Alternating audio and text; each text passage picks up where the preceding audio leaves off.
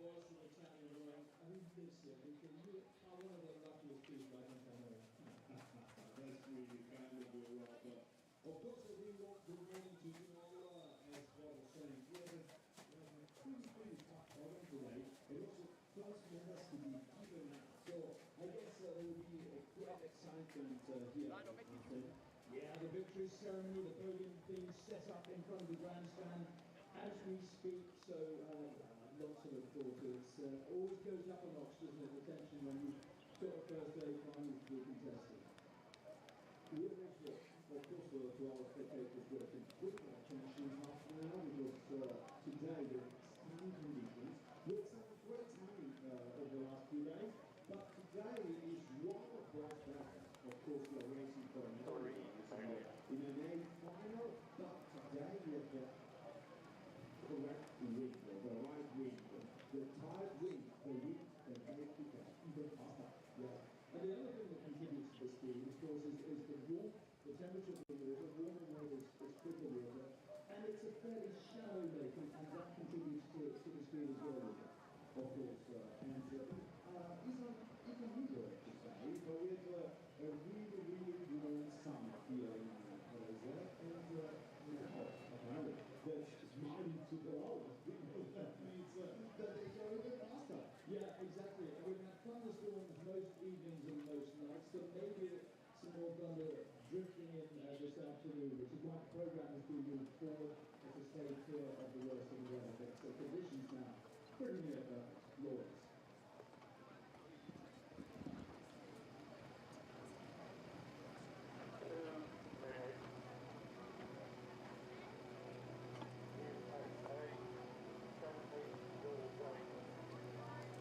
Ladies and gentlemen, the repechage of the under-19 men's Coxed 4.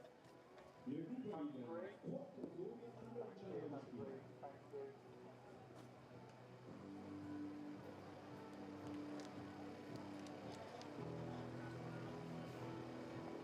In lane 1, the United States of America, Andrew Wilkinson of Varese, Charles Richards in the 2 seat, William Jett in 3, William Deutsch from the 3rd, stroke, Coxed and then Sculls. Lane 2, Germany, Manuel Wietschel, Christian Baker, Lars Vanderstedt, Yannick Stadler, Coxed Semifinal. Lane 3, Italia, Santos Capuro di Palamancini, Jacopo Sartori, Ugo Zuccarare, Lorenzo Bacchi. Lane 4, South Africa, Anthony Womberg, Brendan Howard, Cristiano Freitas, Orlando Sarr, and Fox James Johnson. And in lane 5, Hungary, Marek Zakharyan, Marcel Paranzio, Adela Christie, Zentkiski, and Oliver Boris, Stroke, and Lola Pagoras. No, non mi affido, aspetta. Se vuoi tu tutto, dito che tu tutto.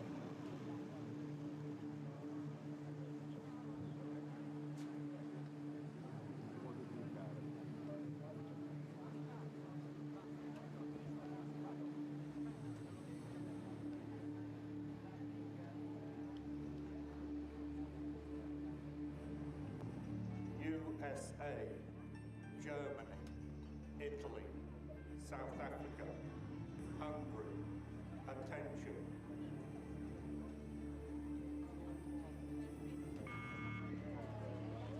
Good morning and welcome to the first race of the morning. This is the under-19 men's Coxed 4s repechage, the 9 a.m. race. Delighted to be back with you. Out of lane 1, it's the United States. Lane 2, Germany at 45 strokes per minute. Italy out of lane 3, South Africa and Hungary participating in this repechage. My name is Colleen Seville. Thrilled to be bringing you the racing this morning. It's truly a privilege to watch these under-19s compete, the absolute best in the world. I'm joined by my teammate and colleague, Andrea Prosek, a 4th-seat in the Canadian women's gold-winning 8 in Tokyo. Andrea, good morning. Good morning. What a day to be here, too, as we see the crews just cruising out of the start blocks here. Yeah, it's a fantastic start, isn't it? And in the men's Coxed 4, the under-19s and the repechage, well, this is their last chance to get into the A final. The A final where they'll contest for positions 1 through 6 overall. So positions 1 through 4 are where you want to be, and in this case, well, 5th is the only spot that you don't want to end up in. As we take a look at speed and what's happening in the race in the first quarter, we know that Germany leading up at 39 strokes per minute, so racing this quite high and aggressively. It's Germany at the moment so tightly packed in positions 1 through 4. Maybe Hungary, the only crew just slightly off the pace as the times come in at 500 down. The Italians had the fastest times in their last race here, so a little surprising to see them in 4th, but it's early days still. We can see them coming down so strong in the men's Coxed 4. You'll be able to hear that Cox, in which Colleen will be able to tell you all about. They'll be calling the race plan as they come down. So in the start here, as we come towards the first red buoys here, past the 500-meter marks, they'll be settling into their race rate, finding their rhythm. It's going to be a long race here, full 2K needed. And as Colleen said, the last spot is where you don't want to be, but who's in that place right now? Yeah, it's looking really good, isn't it, for the crews out in front. Germany continuing to hold a really solid advantage over the field.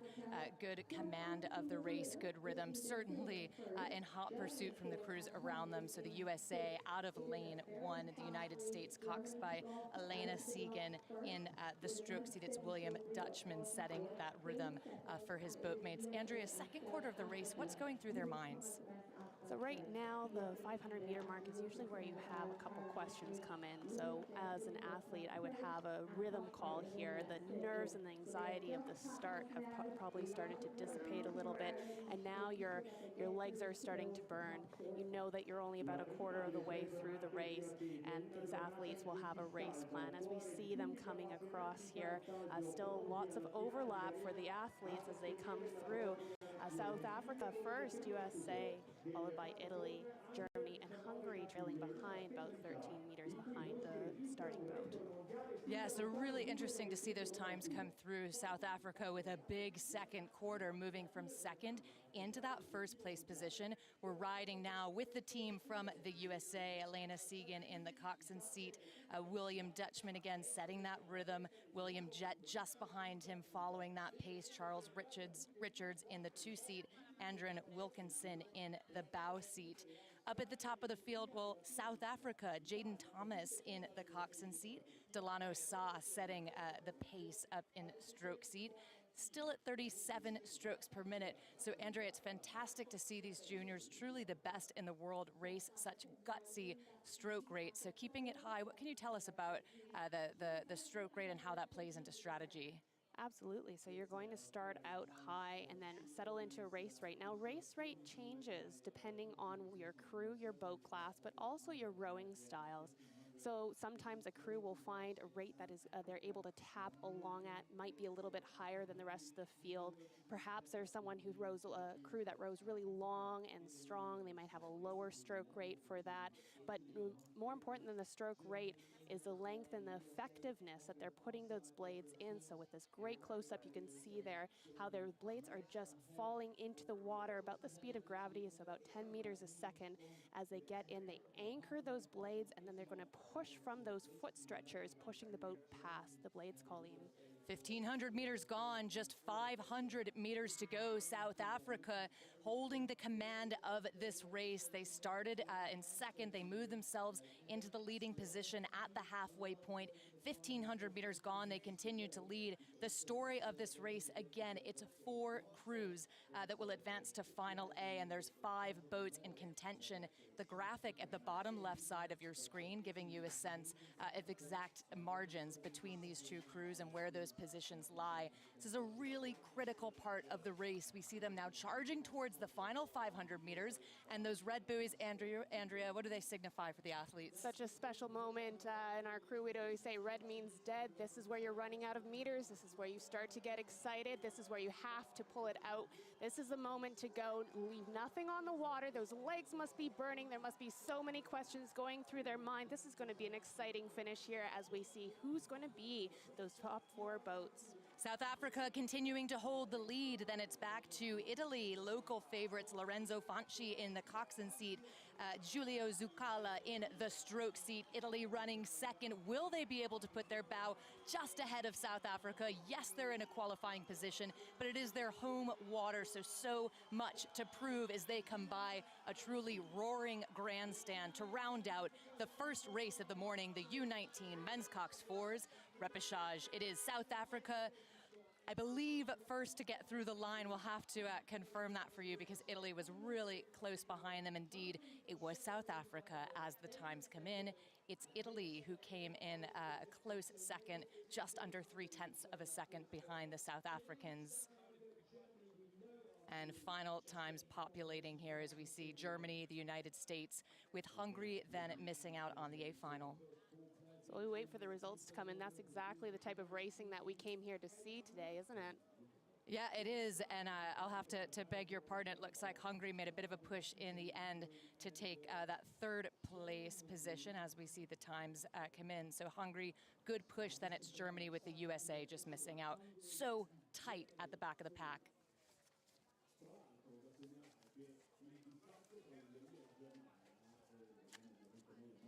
So we head back up to the start then,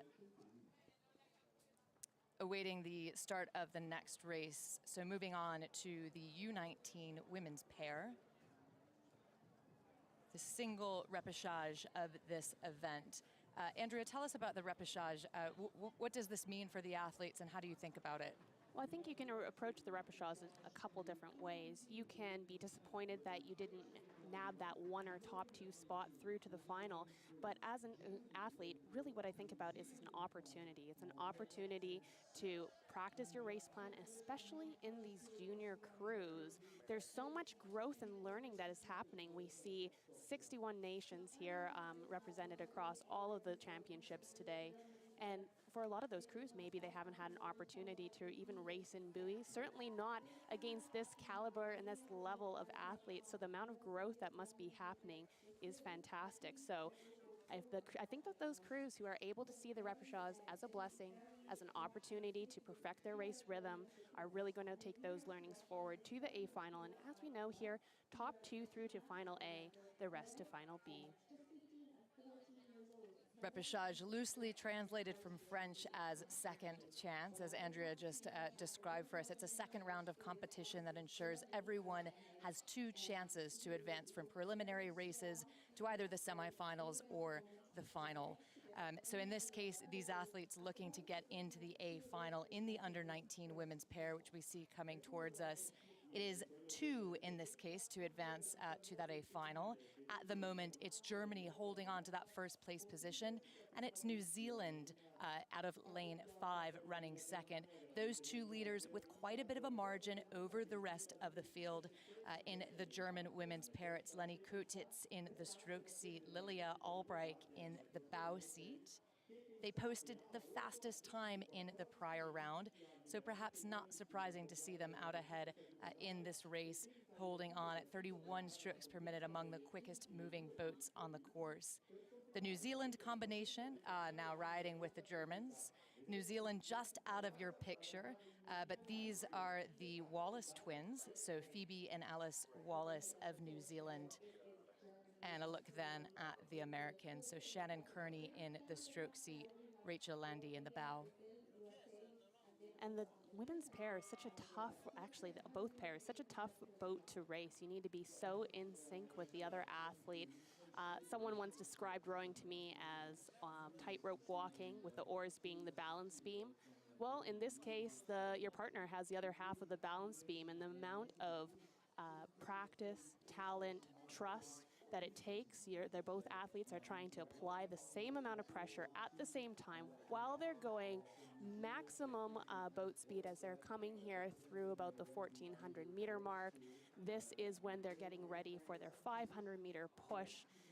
Really going to be exciting here as they come through the 1,500 meters. And let's see who's first through, Colleen. Yeah, it's looking good for Germany in command of this race at the 500, at the halfway point, and through the 1500, with times just popping up in the bottom right of your graphic. Just behind them, well, it continues to be the Wallace sisters of New Zealand. We saw the black unisuits and their backs just a moment ago. To the left of your picture, the Americans. And a beautiful side-by-side look here. Bow.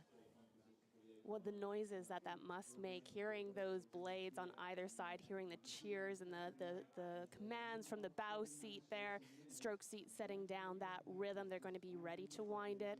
This is where you start turning the dial as an athlete. You want to walk away from the field. Germany had the fastest time in their last rate, and they certainly look to be extending that confidence here as we see them hurtling towards the red buoys. Beautiful overhead drone shot. The yellow, red, black blades of Germany out in the lead at a cool 31, 32 strokes per minute.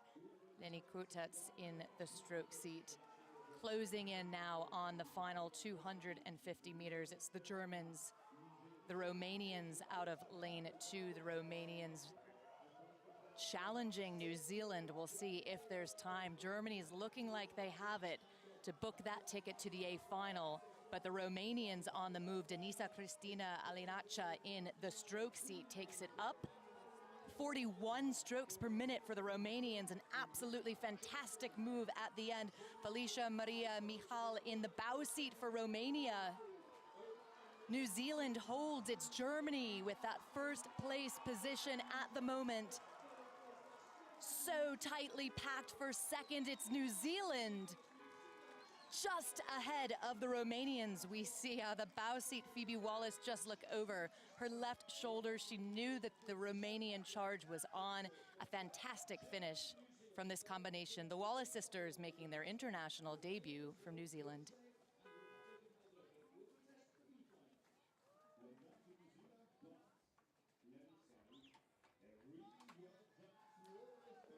Great shot then of Germany cooling down Lilia Albright in the bow seat.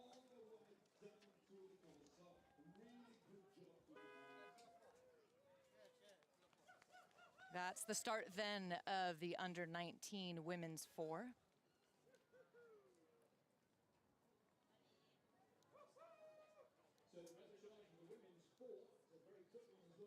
Repechage of the women's 4. So that was the start that we saw, the replay.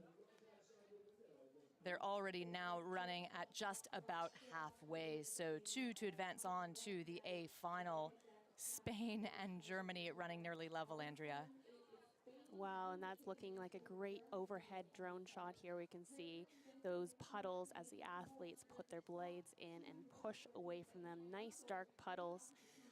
And we can see there on the far side, Canada and that nice sharp red boat there pushing through. They were chomping at the bit last night to be racing, but it looks like they have a little bit of work cut out for them here, Colleen. Yeah, it's just 2 to advance on, isn't it? And that's a good look at the Canadians as they come through. We'll pan over then. Now riding with Greece out of lane 2. Spain with the quickest time in the prior round, second quickest time out of lane 3, but leading. Over to GB, Zoe Beeson in the stroke seat for GB. That's a look then at this German, this young combination from Germany, 5th in the junior women's 8. So they've picked up Paula Blanca Esperanza Linares in the stroke seat, just 16 years old. Great shot there of the bubbles that the boat is creating as it cuts through the water. The synchronicity that we can see right here on display, bow for bow. Look how close those are as they surge forward together. Their arms going into the recovery. That's where the boat is moving the fastest, when those blades are out of the water. So the athletes really want to make sure that they're in unison. There's 1 part poise, 1 part raw power in these boats, Colleen. GB puts their bow just ahead of Spain. GB 36 strokes per minute. The Spaniards up at about 38, 39. So Great Britain clearly with somewhere to go. This is a young combination making their international debut for GB. Great Britain holding on to that advantage and in fact building upon it. It's 2 to advance directly into the A final. They're now well into the red buoy zone. GB just overhauling Spain. So a bit of a patient race for Great Britain. Bit of a patient race strategy. Third at the 500 mark, third at the 1,000. Moving in to second at the 1,500 meter mark, and as they close into the final 20 strokes, GB putting their bow ahead. Zoe Beeson, Isabel Magé, Emma Newton, Maise Aspinall in the bow. Quite a mature race plan for some under-19s, I'd say, from GB, knowing that the second half is exactly when they'd go. So GB then through the line, Spain to capture that second qualifying position. They booked their ticket to the A final, the remaining crews relegated to the B final.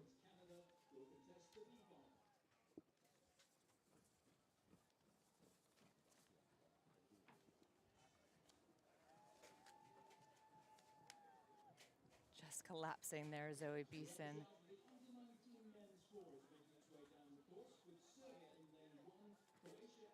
And we move on then to the junior men's 4. It's a replay of the start quick off the starting blocks. And we join them at about 750 meters gone. It's the black unisuits of New Zealand. Cameron McGivory in the stroke seat. Adam Wilson, Nicholas Bryan in 2. Henry Kirk in the bow.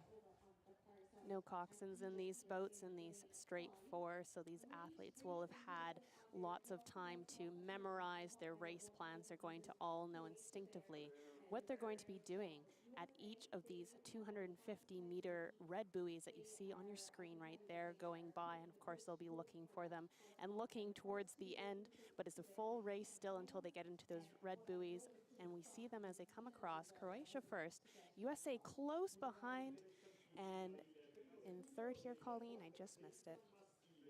Yeah, it's quite tight, isn't it? As we look across, it's another fantastic repechage. Tight racing, so much tight racing this week, and translating to the program for today, no surprise there. It is Croatia leading, then it's back to the USA, New Zealand running 4th, because 3rd, well, that's Serbia. Serbia having a good second quarter at the 500-meter mark. Serbia running 5th.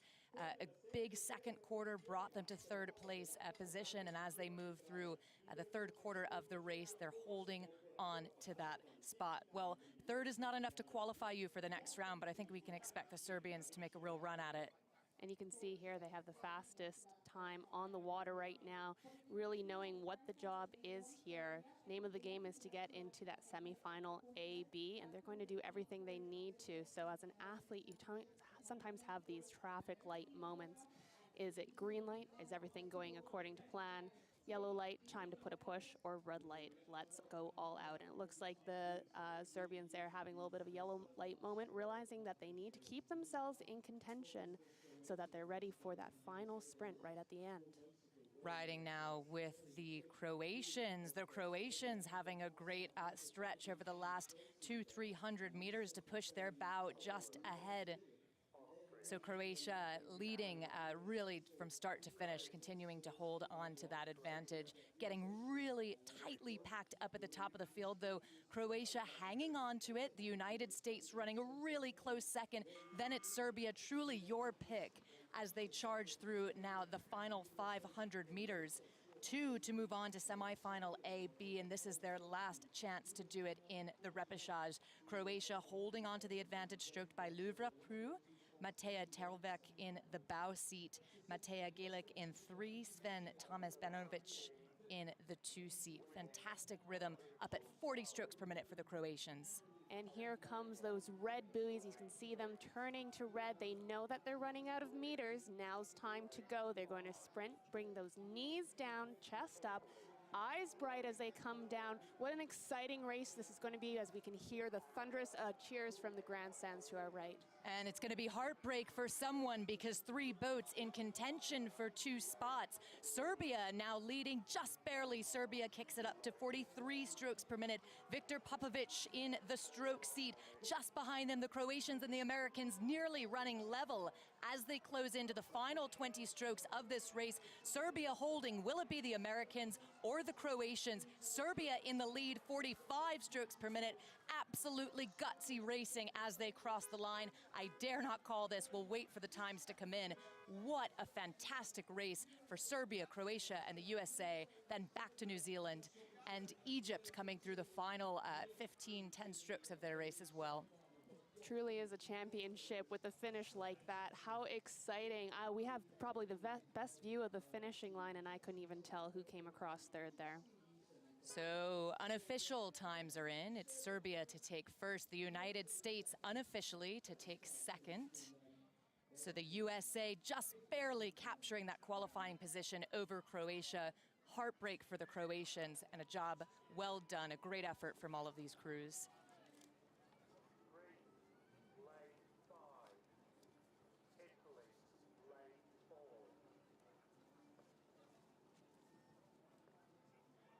Moving on then to the second repechage of the under-19 men's 4. What a finish in the first round. We'll see how this race develops. We joined this race just about 750 meters in, currently riding with the Swiss. The Swiss at 500, running 6. There's your times, stroke rates at the bottom and margins between these two crews. So we see it's the Austrians leading up at the top of the field. And a great shot there of Canada. If you look closely, you can see the Canadian maple leaf on the blade. Those maple leaves only going on the blades of the Canadians during World Championships or Olympics. So special moment for them to have that on, and what a reminder with every stroke of what's at stake here as they come down the course. Yeah, it's a great honor, isn't it? It's a really nice tradition.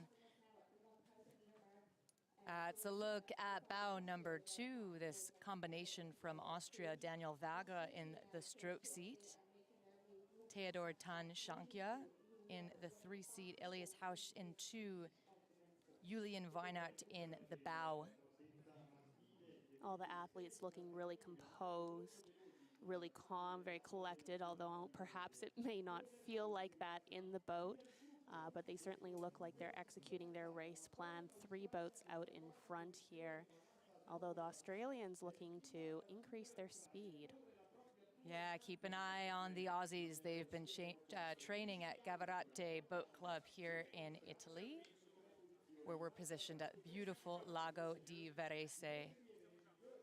See a couple looks out of the boat there as the athletes check in where they are with the rest of the field, making sure no one walks away on them, making sure that there's room in their race plan to throw in a little extra push if they need to. The name of the game is to stay in contention here so that you are able to go with the rest of the field as we come through with those final 2 spots only going on to semifinal AB.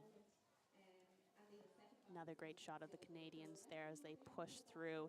A lot of these athletes are going to be racing at the Canada Summer Games in just 2 weeks. So I'm sure that they're going to be taking a lot of this learning at this world-class course forward with them. That's a look then as they move through the 1,500 meter mark. 15 gone. The Austrians continue to lead the Canadians just barely. Only 2 spots to advance. It's Australia in closest contention for that, to take that spot away from either the Austrians or the Canadians. Up at the top of the field, those 2 crews, well, they're nearly running level, so the Aussies will have a bit of work cut out for them. Just behind them, we see this combination from Poland, stroked by Mateo Kozlovich. Vachniki in the 3 seat, Kot in the 2 seat, Sendelraki in the bow seat for Poland.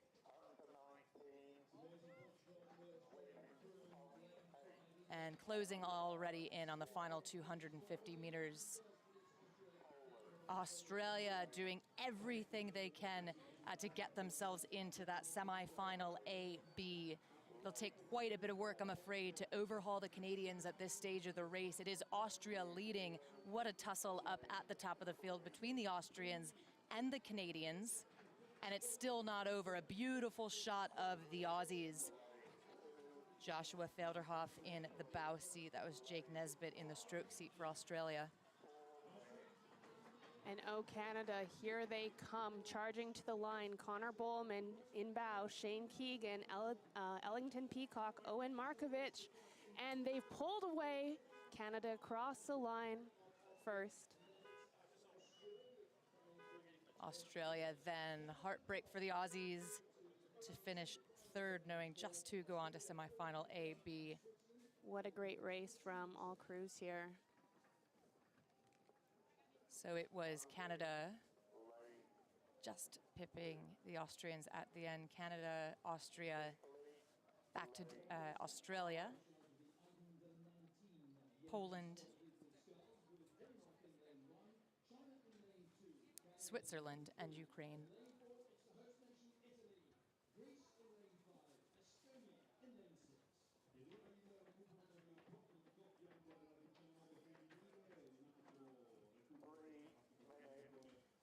Back up at the start, that's the replay of the first few moments in the under-19 women's quadruple sculls. Beautiful shot of the backs of the Italians currently leading. Matilde Palolette in the stroke seat, Giorgi Gregoruti in the 3 seat, Agnes Desani in 2, Melissa Shin-Cariol in the bow.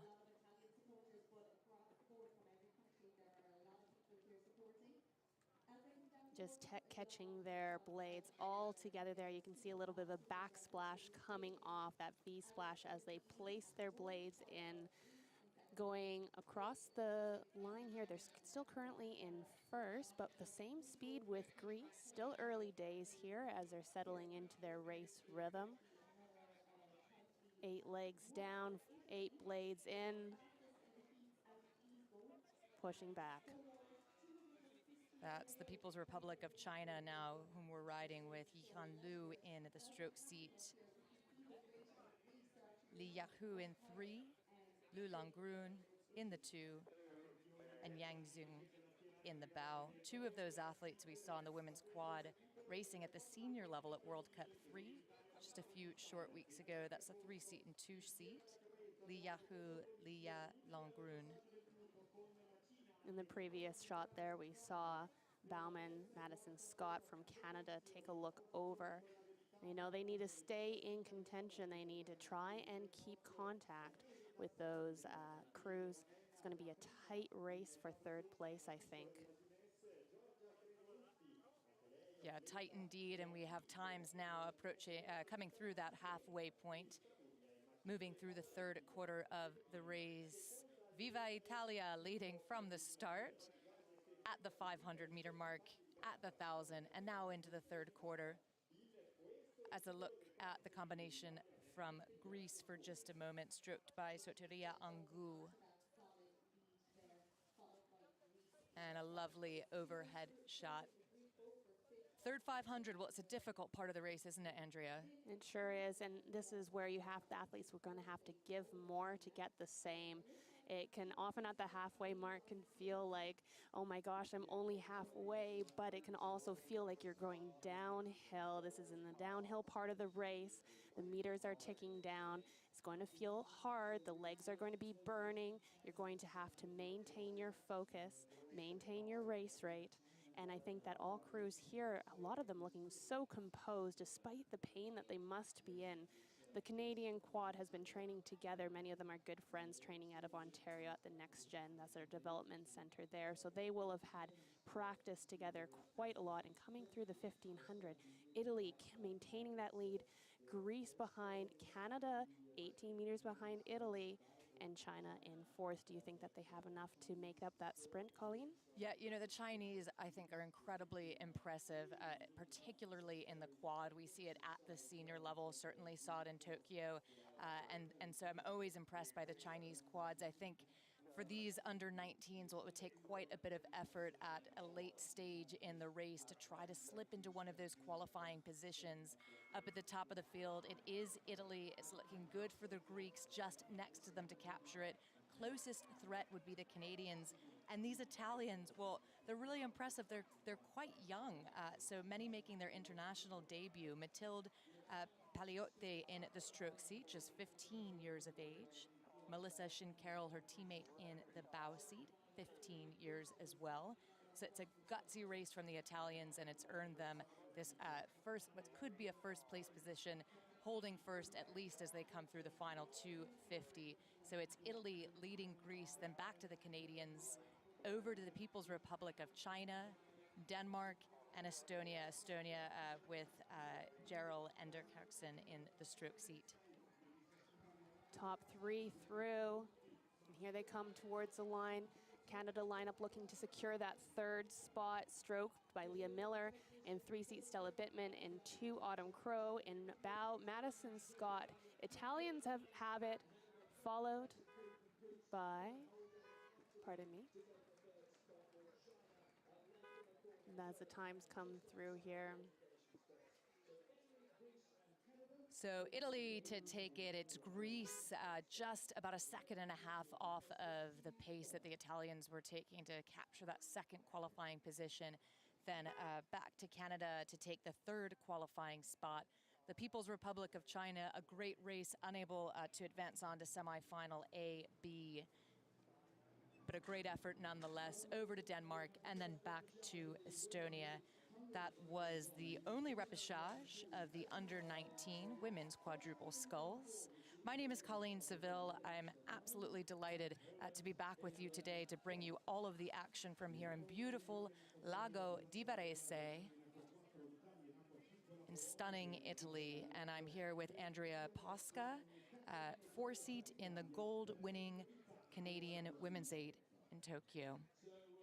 And how excited am I to be here and to be able to watch some Women's 8 racing, a thing that Colleen knows one or two things about as a coxswain. So she knows what it's like at the start here. The athletes are going to be winding up their rate. What a great shot there from behind of Italy as the bodies move in time together. We're 2.5 minutes into the race. What the athletes must be feeling here, Colleen, you know that very well. Yeah, it's a really, the 8s are just an absolutely incredible event.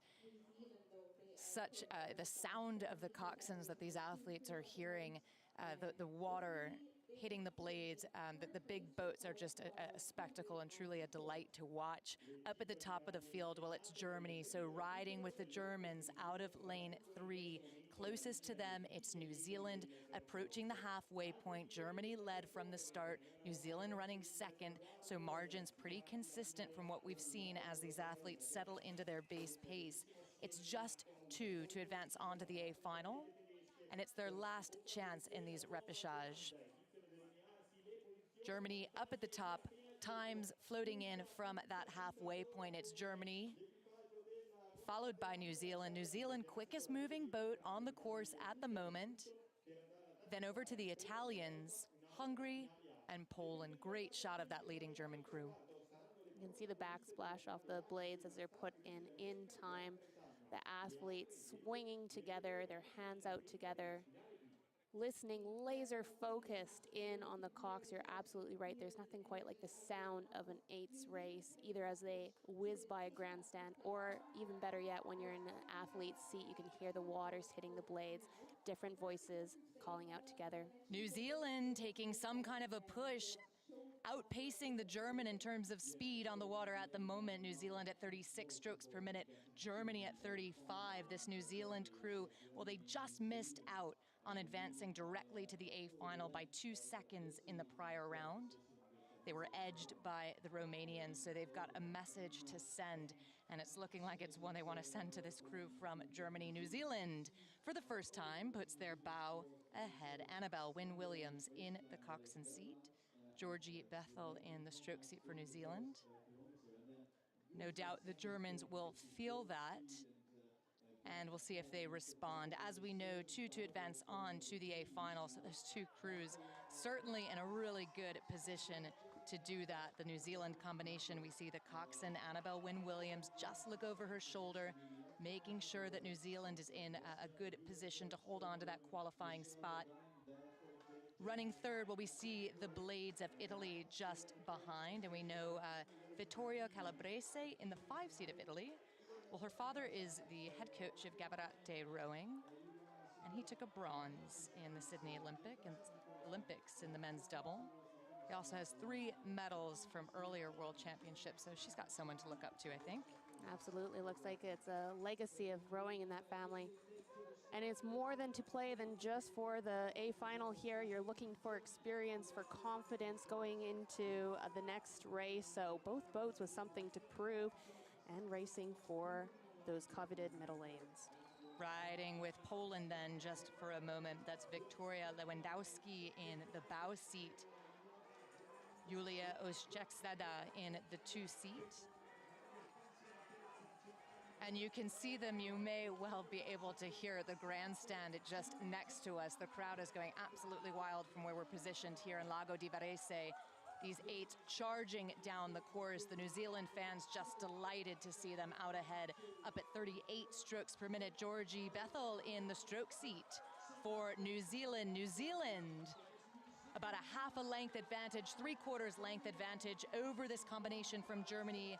Emma-Laurie Merna in the Coxed seat, Michelle Leiband in the stroke seat. It's New Zealand and Germany to capture the 2 spots for the A final. Italy to take 3rd. On the far side, that's Hungary with Poland.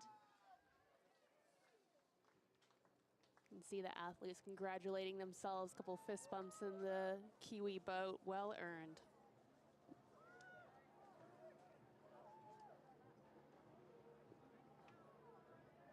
So New Zealand and Germany moving on to the A final in the under-19 women's 8s. On to the second repechage then of the women's 8 with Australia in lane 1. China taking up lane 2 with Romania. Moving on to the under-19 repechage 2 of the women's 8s with Australia in lane 1, People's Republic of China in lane 2, Romania lane 3, and the Czech Republic in lane 4. The Aussie crew, coxed by Jessica Rowell, Ellie McClure in the 8 seat. You can see the Aussies on the left side of the screen. And just next to them is the People's Republic of China, Zhang Quanru in the Coxed seat and Zhu Ziqi in the stroke. See those long strokes as they push their legs down, lay back as they accelerate their hands towards the body. They're trying to get their blades in as far behind and pull it all the way through. Those are long blades, about a little over 3.5 meters long, and they want them to really anchor in the water and push the boat as far as they can past. And right now we can see Czech Republic, Romania matched for the top speed, but Czech just out in front. Yeah, the Czech having a really nice race so far. We see the times coming in for the halfway point. The Czechs led 500 down, leading now at the halfway point. Still riding with the Romanians, then back over to the Aussies. That's the back of bow seat Charlotte Ball. In the bow, Lucy Richardson just in front of her in 2, Victoria Trenton in 3, Olive Pesco in 4, Tiffany Crossthwaite in 6, Katie Jackson, Ellie McClure, again Raoul steering them on. Czech Republic continues to lead. Closest to them is this combination from Romania, 2 to advance on to the A final. I love watching the Romanians in sweep boats. At the senior level, there's a lot of dominance, a lot of skill, just pedigree in this event in particular. So these are the rising stars of the Romanian senior team, and we're seeing evidence of that now as they move through the 3rd quarter. It's the Czech Republic leading, but under threat from the Romanians. Those are our 2 at the top of the field. Romanian 8, certainly a fast crew. In Tokyo, they set a new world record. I know because I lost second to them, but got back in the A final. So they have an amazing sprint, the Romanians, and I'm looking forward to seeing the junior crew execute that in the final stages. But still a little ways to go here. Right now, the athletes are going to be right in the middle of their race pace, staying loose. Lots of power, but lots of relaxation as well as they move together in perfect synchronicity here, Colleen. That's the Romanians on the left side, and that perfect synchronicity indeed just next to them. The Czech Republic so close, but the Czechs continuing to hold that advantage. Coxswain Lucy Vainolova whom we saw just a few moments earlier, and the 7th seed Karolina Horevkova, returning from the bronze junior women's 8.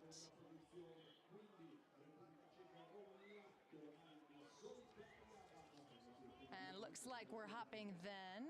Maybe that was a quick pan over to the men's 8s who've just started their own repechage. For the women, though, we'll ride with them all the way through to the line. It is the Czech Republic just ahead of the Romanians. About 2-seat advantage, a hard-fought race for the Czech Republic. They'll move on to the A final along with the Romanians. Coxing Lucy throwing her hands up in the air in celebration. They seem very pleased with that. They have secured their ticket to the A final. Congratulations to those athletes. People's Republic of China and Australia then will contest the B final.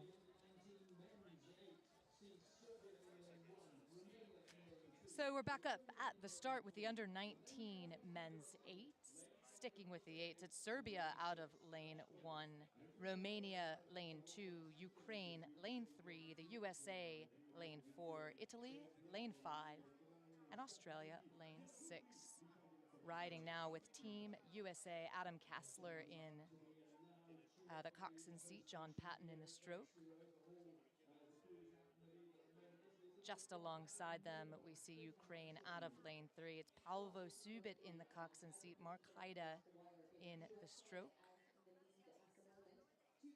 And it's the USA leading this race. The United States dominant in the 8s. Last year, certainly that was the case at the juniors. We'll see how that pans out again for these teams coming into the 2022 season. The best in the world at the under-19 level.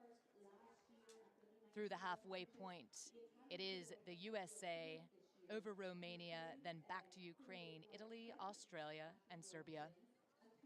Those coxswains with their hands on either side of the shell, not only are they in charge of executing the race plan, encouraging their athletes on, but most importantly, they're also steering those boats nice and straight down the course, making any adjustments for winds, although it looks like fantastic conditions for racing today, Colleen.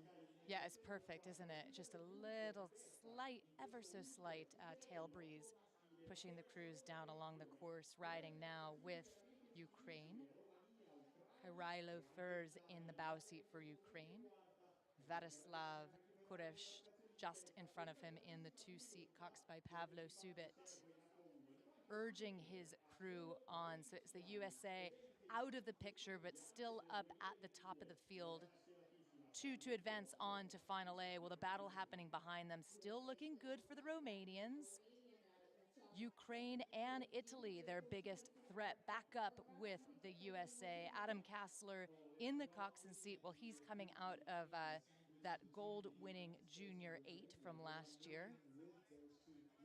He's paired back up with his stroke seat. So John Patton was the stroke seat of that gold-winning Junior Men's 8 the year prior as well.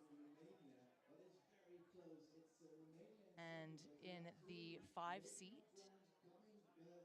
Jordan Dykema, gold medal in the Junior Men's 8 last year too. So great experience, returning athletes, new combination, making the best of it, up at 38 strokes per minute. It's the USA, Romania, and Ukraine. It's getting tight just behind them. You could see that great shot of Italy, the determination on the faces of the athletes as they know that, and indeed they're the fastest moving boat here, clearly making a push neck and neck with Ukraine, pushing into contention. I think the Romanians had better watch their back here as other crews are barreling towards them. No one letting off as we're into the red buoys. Yeah, what a sight to behold as the 8s move into the final 250 meters. The USA continuing to lead. They take it up to 40 strokes per minute. John Patton in the stroke seat for the USA. Ukraine kicks it up to 41 strokes per minute. Mark Haida deciding now is the time to go, putting their bow ahead of Romania. And Italy pushing themselves into that second place position. An absolutely fantastic fourth quarter for Italy. Francesco Gariuccio in the stroke seat. It's the USA to capture that first place position. what a patient and mature race strategy for Italy. Such excitement in the last quarter for them. They moved from 4th at the 500, at the halfway, 1,500 down into 2nd in the last 500 meters. Absolute elation from the Italian boat here as they throw their hands up. So much disappointment in the other crews, but what an amazing sprint there. The determination on the athletes' faces, really pulling off a great sprint. Well done. The Italians then overhauling the Romanians. Heartbreak for Romania. Running 2nd for the middle 1,000 and falling back to 4th towards the end. Hard-fought race and a job well done to all of these athletes, the best in the world. We head straight back up then to the start. It's the under-19s men double sculls, and it's quarterfinal 1. So the job to do, well, that's to come in the top 3 positions to qualify for semifinal A, B. So the last chance to get into the first 2 finals.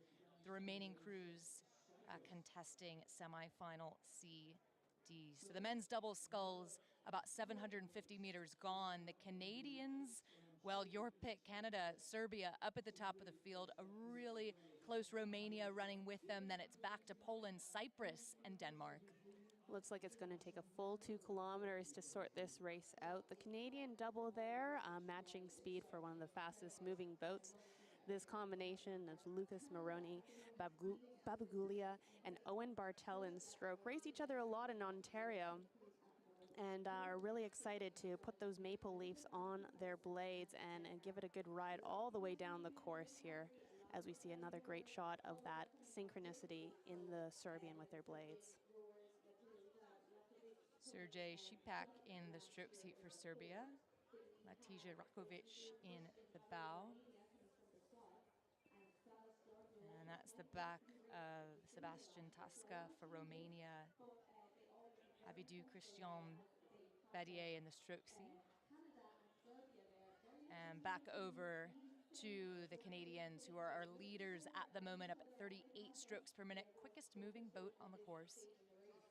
1,000-meter mark. This is where the athletes are going to really have to give a little bit more pressure here to maintain that boat speed.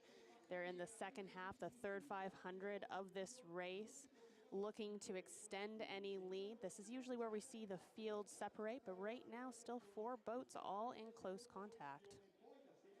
Yeah, it's really close contact, isn't it? Times are in for the halfway point. The Canadians moving from 3rd at 500 down into 1st. So a bit of a patient first 500 and a real surge in the 2nd quarter to get that edge over the rest of the field. Closest to them, well, it's the combination from Serbia. Šipak and Rakovic in the bow. Sees a suspension there on the athletes as they push, leaving their hands nice and straight until they accelerate that finish in the final little bit, pushing, bringing every little bit of power out. You can see the boat surging up and out of the water there for Serbia. Another great look there of Canada as they know what the job is, top 3 to semifinal A-B. Canada clipping it down the course. Owen Bartel in stroke seat. Lucas Moroni, Babuglia in the bow. Canadians holding on to that advantage. Serbia pretty consistent with where they stand. Looking like they're content to be, certainly content to be in the top 3, content maybe to be 2nd now. We'll see if they take some kind of a push. To attempt to overhaul the Canadians would take a bit of work, and they'll want to conserve some energy for the next round.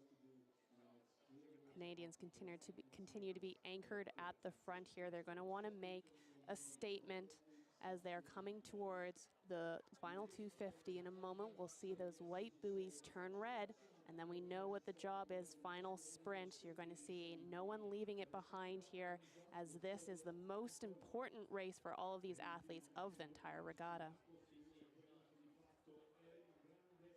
So looking pretty sorted for the top 3, barring any disasters in the final 250 meters. The Canadians lead the Serbians Then it's back to Poland. That's Daniel Galeza in the stroke seat. Piotr Slinwicki in the bow seat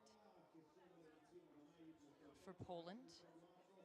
And Poland and Serbia now having their own private tussle just behind the Canadians.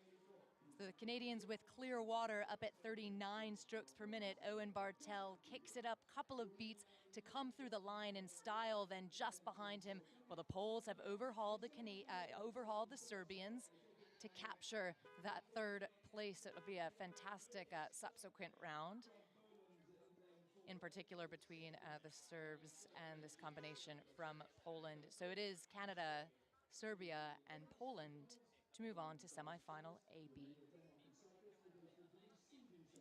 Great race. You can see those Canadian Maple Leafs there. This combination really looking true north strong. Can't wait to see what they pull out in the next race. Just off your picture, but coming through the line, that was Cyprus. So Savas Georgiou in the stroke seat, Roman Grebninin in the bow.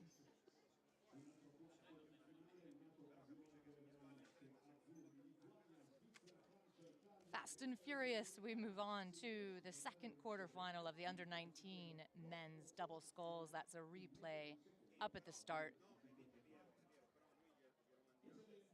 We'll join them at about 750 meters gone, picking up this Italian combination, Marco Selva, Marco Dri in the bow seat.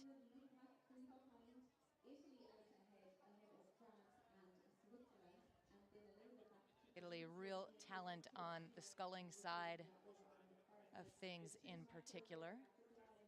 And that talent currently keeping them up at the top of the field. So 3 to move on to semifinal A, B. And as the margins start to come through the graphic, bottom left, of your screen, you'll get a sense of who those leaders early stages of the race are looking to be. So Italy, France, Switzerland running a close third. Then back to Greece, Lithuania, Slovenia. And we're seeing a lot of depth and talent in these small boat races, especially. Lots of tight margins as the athletes come down. In these boats, these athletes will be calling to each other, encouraging each other, knowing what the plan is. Probably have a race plan broken down into, say, 250 marks, knowing exactly what they're going to do at each stage in the race. And as they come through the 1,000-meter mark, this is where they're going to refocus, push the pain out of their mind, hang and snap, pressing those powerful legs down as they bear themselves down the course, fighting for those top 3 spots. This Italian combination of Marco Selva, Marco Dri in the bow. Selva just 16 years old and leading a gutsy race down the course in his home nation in the second quarterfinal of the under-19 men's double sculls. That's the back of the Greek combination. Gutsy indeed, and you know that you need to be brave in these races. Your mind is maybe telling you, we can't do this, the questions are going to start coming. But so nice and long in that crew that we see right on the screen there. Yeah, the Greeks, so it's Makregiannis in the stroke seat, Koupidis in the bow seat for Greece. The Greeks just out of contention at the moment to advance for that semifinal A-B as they close in on the final 500 meters. Now riding with the Swiss. The Swiss running in a close second to France. So Switzerland, Yvan Lepef in the stroke seat, Andre Zidek in the bow.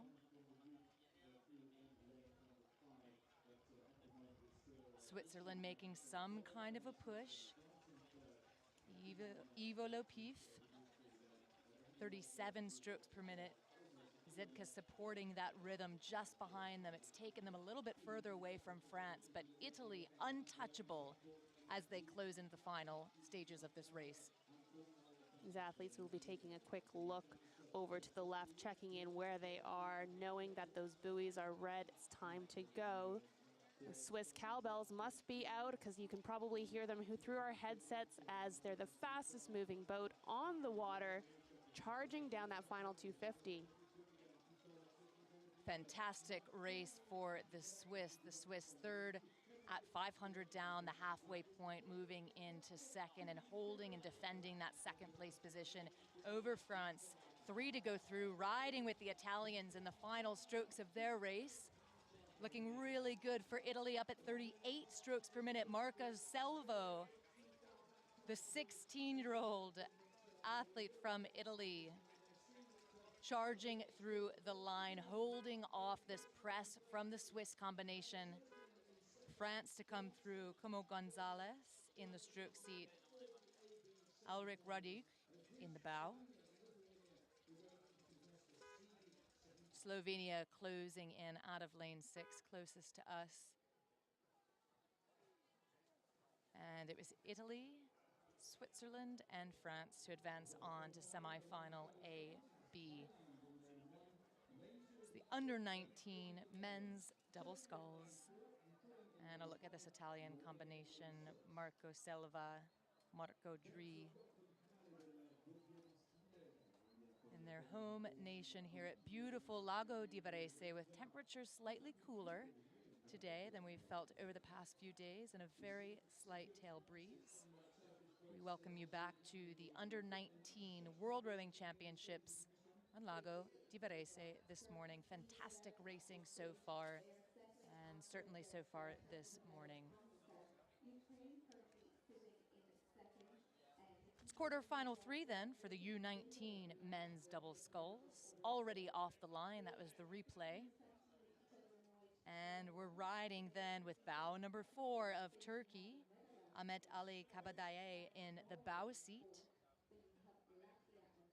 Halikan Koroglu in the stroke seat, setting the rhythm. Early stages of the race, Turkey leads. And these athletes know what the job is. Top 3 through to semifinal A, B. We know that these doubles are going to be tough combinations. We expect some great racing up ahead. Turkey's first through the line, followed by Ukraine, and then Netherlands, currently in third, but Norway not to be forgotten. I think we can expect a little bit of a push from them. Yeah, we can. The Norwegians also talented scullers at the senior level, all the way down to the junior level. Tightly packed across the board, and in this race we have a tour around the world. Thailand out of lane 1. Wachara Pangtong in the stroke seat for Thailand. Out of lane 2, out of your picture, is Latvia, Andres Klavins in the stroke seat. That's a look then at Ukraine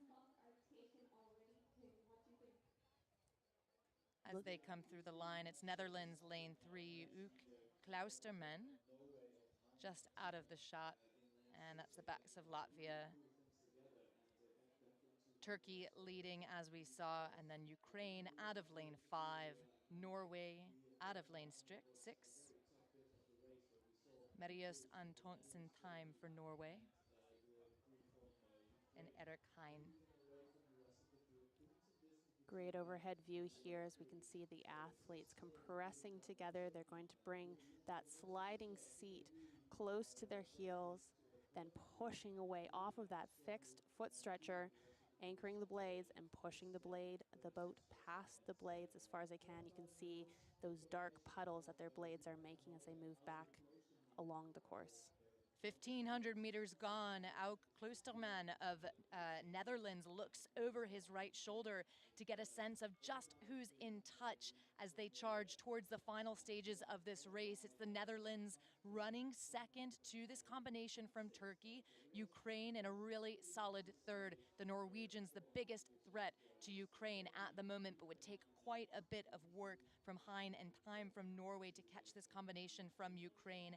Leonid Sheaben in the stroke for Ukraine, Nikita Puzhalov in the bow. Turkey charging down the course, center lane. Absolutely beautiful shot as they move towards the final 250 meters. We ride now with Norway, Marius Antonsen time, Erik Hein in the bow. but I think just out of time, I'm afraid, Andrea, for the Norwegians. I think it would take something pretty spectacular. So you can see here the athletes, you can already see the strength on their faces as they really try everything here. They'll be racing for that final third spot, but if not, to put down a statement going into their next race. And we can see indeed the athletes out in front are trying to make a statement there as they glide towards extending their lead over the rest of the field.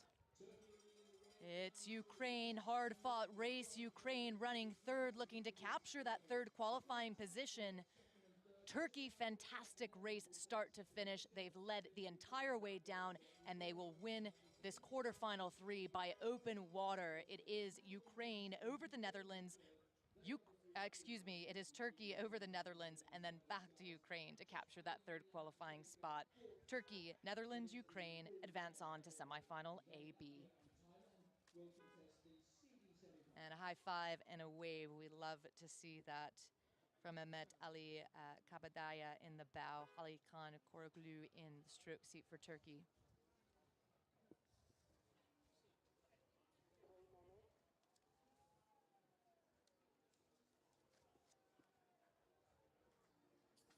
Quarterfinal 4 of the junior men's double, a testament to the depth of this field that we have 4 quarterfinals to contest. It's Japan lane 1, Ireland lane 2, Germany lane 3, the USA in lane 4, Croatia lane 5, New Zealand lane 6. And we join this race 7:50 in, Jakob Geier in the stroke seat for Germany, Ole Hanek in the bow. Beautiful rhythm that they're setting down. And it's earned them the front spot, top of the field, currently leading this race. Quickest moving boat on the course at 37 strokes per minute. Yes, they're looking quite decisive there as they move down the field. Great shot there of the umpires. We'll be watching them as well. And the USA charging down here in the middle of it. Getting towards 1,000 meters, so excited to see what those splits are going to be. They're about to come up in the bottom right-hand side. Germany, as we expected, first through the line, followed by Croatia and USA, but Ireland, almost nothing in between them. Back up with the Germans, complete dominance over this race as they approach the second half. Germany leads. Closest threat to them as we look across, well, that would be Croatia. Croatia having a good first 1,000 as well. Croatia second at the 500 mark, second at the halfway point. This Croatian combination, Ivan Talajaja in the stroke seat, Marin Smoljanovic in the bow for Croatia, coached by Luka Srcic. 3 spots to advance on. Germany holds that top spot. That's the Croatian combination. Even Talia in the stroke seat. Clean rhythm, good suspension as they move through the third quarter of the race. You can see those hands moving right along that horizontal plane. What a great shot. The little bubbles at the bottom of your screen along the bottom of the shell as the boat cuts through the water. And we take a larger view here. Yeah, so the real battle happening just outside of your picture, but now starting to get a sense of the larger view. It is Germany up at the top. It is Croatia holding on to second, but there's 3 qualifying positions, and the USA and Ireland are having quite a battle to see who will capture that third spot. Ireland, USA nearly running level. The Americans at 39 strokes per minute. Ireland at 37 strokes per minute. The USA kicks it up to 40 strokes per minute. In the under-19 men's double sculls.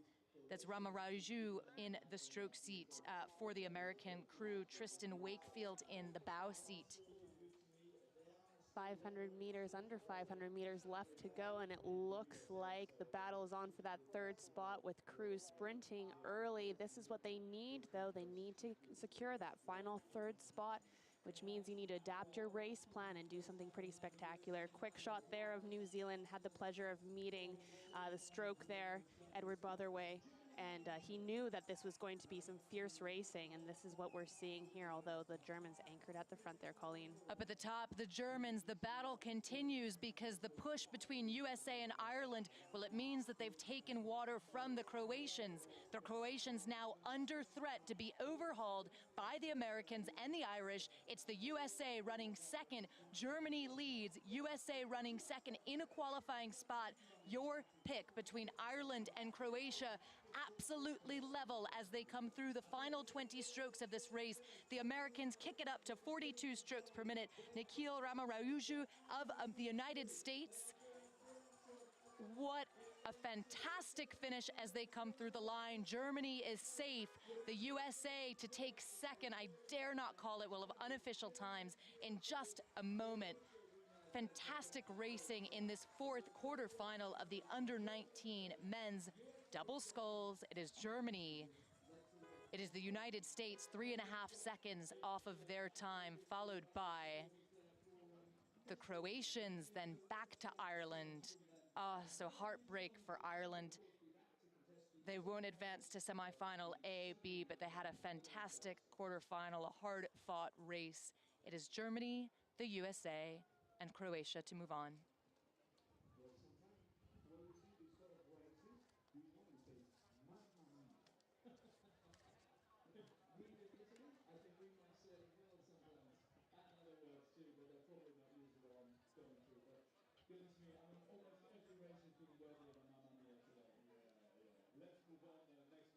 Let's move on then to the junior men's single sculls. It's the first quarterfinal. Kazakhstan in lane 1, Paraguay lane 2, Egypt lane 3, France lane 4, Belgium lane 5, and Moldova lane 6. Currently riding with Pierre Molins of France. And taking a look across the field, he's our early leader. First to the 500, leading through the second quarter of the race. It's 3 to move on to semifinal A, B. His closest threat, who at this stage isn't truly a threat, it's Belgium just behind him. Absolutely, those athletes looking so strong. Moldova still up at the highest stroke rate there, certainly going for it, making sure that he's staying in contention. You can see those long strokes there as they place the blades behind them, suspend through the body, legs down first, body opening up, then arms, and across 1,000 meters. We have France well ahead, looking very comfortable, followed by Belgium, Moldova. Riding up once again with our leader, Pierre Molins from France. 31 strokes per minute, really good suspension. The 17-year-old making his international debut here at Lago di Varese at the Under-19 World Rowing Championships. A testament to the depth of the field here.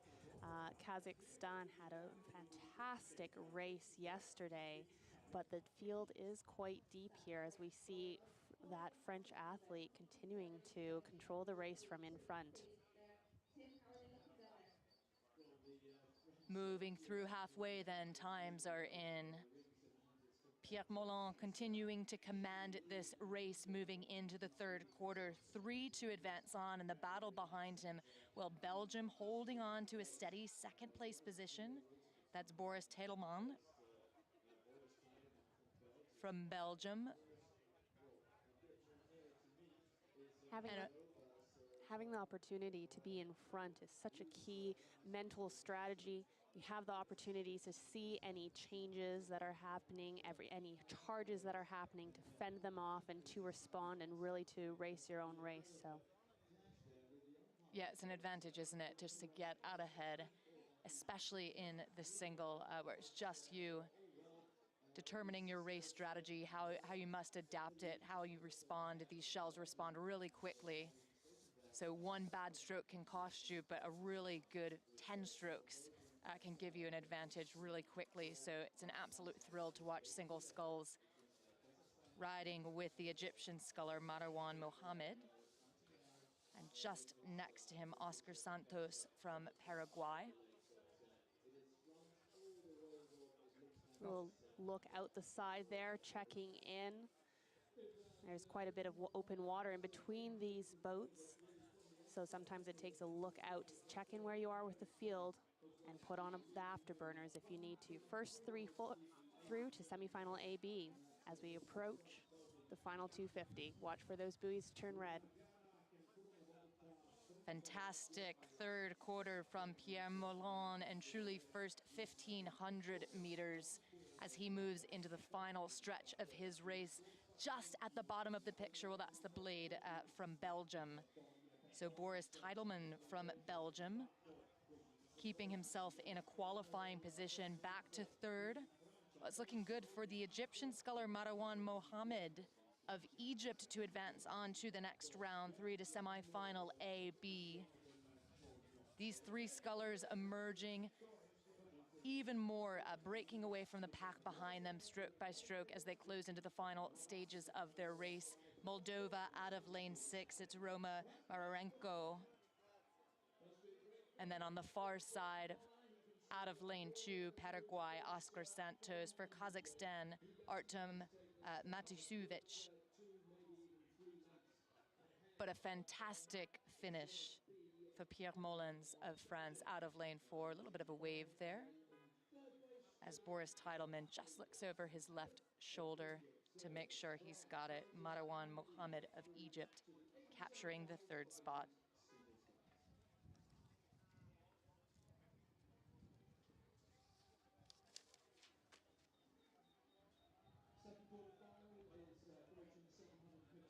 And a quick replay there of Pierre Moulin.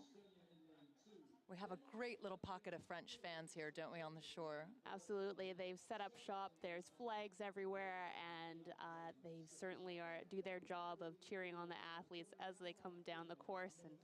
And certainly as an athlete myself, I can tell you what a difference that makes to hear your home country cheering for you.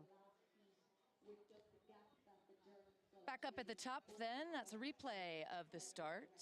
Second quarterfinal for the under-19 men's single sculls. Great depth in this category. It's Taipei out of lane 1, Estonia lane 2, Denmark lane 3, Germany lane 4, Serbia, Vuk Mudrinic, whom we're riding with now, out of lane 5, and Uruguay, Christian Reger, lane 6. Halfway through, and it's looking good for Germany. That's Cornelius Conrad holding the lead. 3 to advance on to semifinal A, B, and at the halfway point, it is Germany. August Wilhelm from Denmark in that second qualifying position.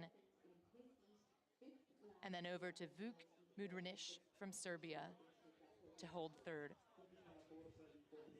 In these in these U19 categories, almost many of these athletes, this is their first time putting on the unisuit of their country, being able to wear your national colors with pride.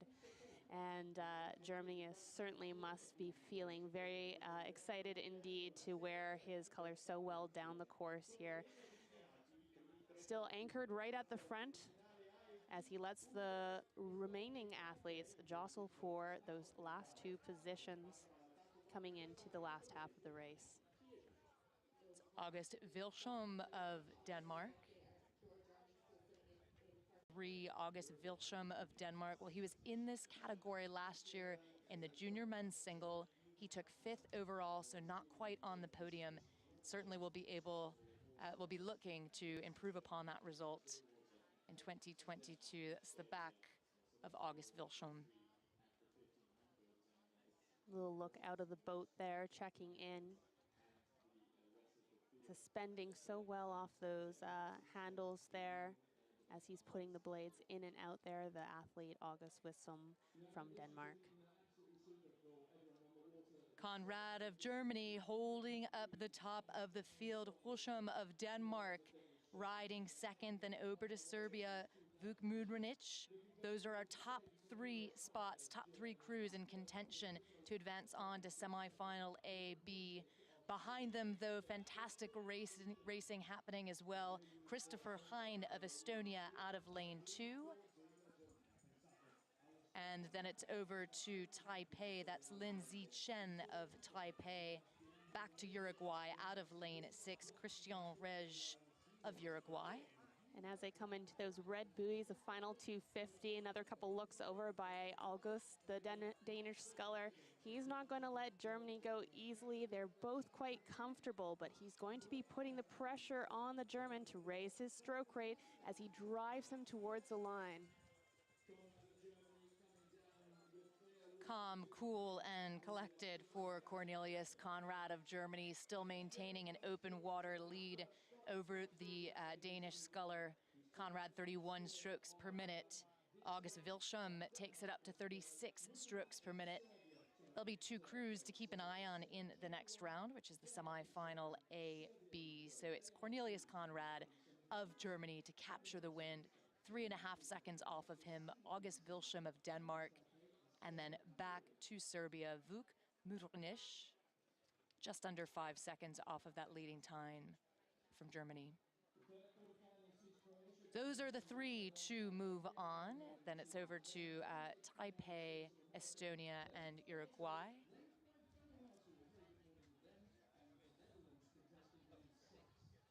Cornelius Conrad just cooling down, a little bit of a tail breeze. And we head back up to the start for the 3rd quarterfinal of the under-19 men's single sculls, which sees Croatia, Bulgaria, the United States, Italy, Vanuatu, and the Netherlands. Riding now with the Bulgarian sculler, Ivan Yordanov, a real talent for the Bulgarian under-19 team. Halfway point. Italy leading up at the top of the field, Marco Pratti of Italy, his home nation, setting a fantastic pace and daring others to keep up with him as they approach that halfway point. It's Italy leading Bulgaria and a really close 3rd at the moment, 3rd in the favor of the Netherlands, with the United States sitting 4th, over to Croatia, then back to Vanuatu. You can see the Dutch athlete Klaas Boud taking a look out there. It's going to take the full 2 kilometers of this course to secure that last 3rd spot. Right now, the athletes will be thinking about being in calm, being in control, well within their race rhythm, executing their race plan. You can see the Dutch there up at the highest stroke rate of the field, making sure that he keeps himself in contention. But the USA, I don't think will let him go easily. Charles Bolt of the USA out of lane 3. Charles Bolt running a really close 4th at the moment. So it's Italy over to Bulgaria, then the Netherlands. Klaas Boud of the Netherlands back to the United States. The USA, Charles Bolt keeping in really good touch with the Dutch sculler. Up at the top, though, riding now with Marco Pratti. We see him not even look over his shoulder, just his eyes dart to his right to get a sense of the rest of the field. On the other side of him, the USA, Bulgaria, and Joshua Nikocia of Croatia. It's the back of Charles Bolt. The 17-year-old making his international debut here at Lago di Varese. As times roll in at the 1,500-meter down, Italy, Bulgaria, the Netherlands. This will be the moment where Bolt will need to go. Absolutely. You have to have a good turn at the last 500. This is where the athletes begin walking away, turning the dial, as we like to call it in Canada, pushing towards those red buoys, and a decision has to be made. Are you going to go for it? Are we going to sprint early? Marco Pratti, the 18-year-old, leading this race all the way down the field at every timing mark, continuing to hold on to that. He was in the A final last year in this very event in the junior men's single at the Junior World Championships. Certainly this year in his home nation, he'll be looking to get on the podium. That'll mean so much for him, I'm sure, to be on the podium in Italy, in Lago di Varese. Well, the Lago di Varese wall of noise certainly will be in full effect when he's ready for his race. And the calm demeanor of these athletes in the last few races, anchored at the front, really has me excited for this final. It's going to be good quality racing. But first, on to semifinal A3, AB, 3 through. Italy leads, Bulgaria holding on to a really close second. The Dutch sculler, Klaas Boud, charging now. It's looking like trouble for the American. That's Charles Bolt, who is just out of contention at the moment. Italy holding on to it. Marco Pratti of Italy, 29 strokes per minute, charging towards the line, but just behind him, the battle continues. The Bulgarian sculler, Ivan Yordanov, holding on to that qualifying spot. We'll wait for times to come in.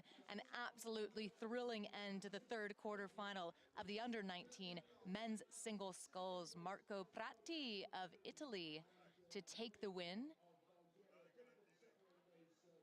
Klaas Boud of the Netherlands to capture second. Heartbreak for Charles Bolt, the American sculler, because Ivan Yordanov has taken that third qualifying spot to move on to semifinal A-B, which means the United States will contest in semifinal CD along with Croatia and Vanuatu.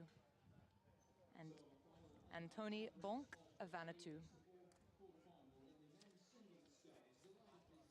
Moving on to the fourth quarterfinal in the men's single sculls, the last quarterfinal.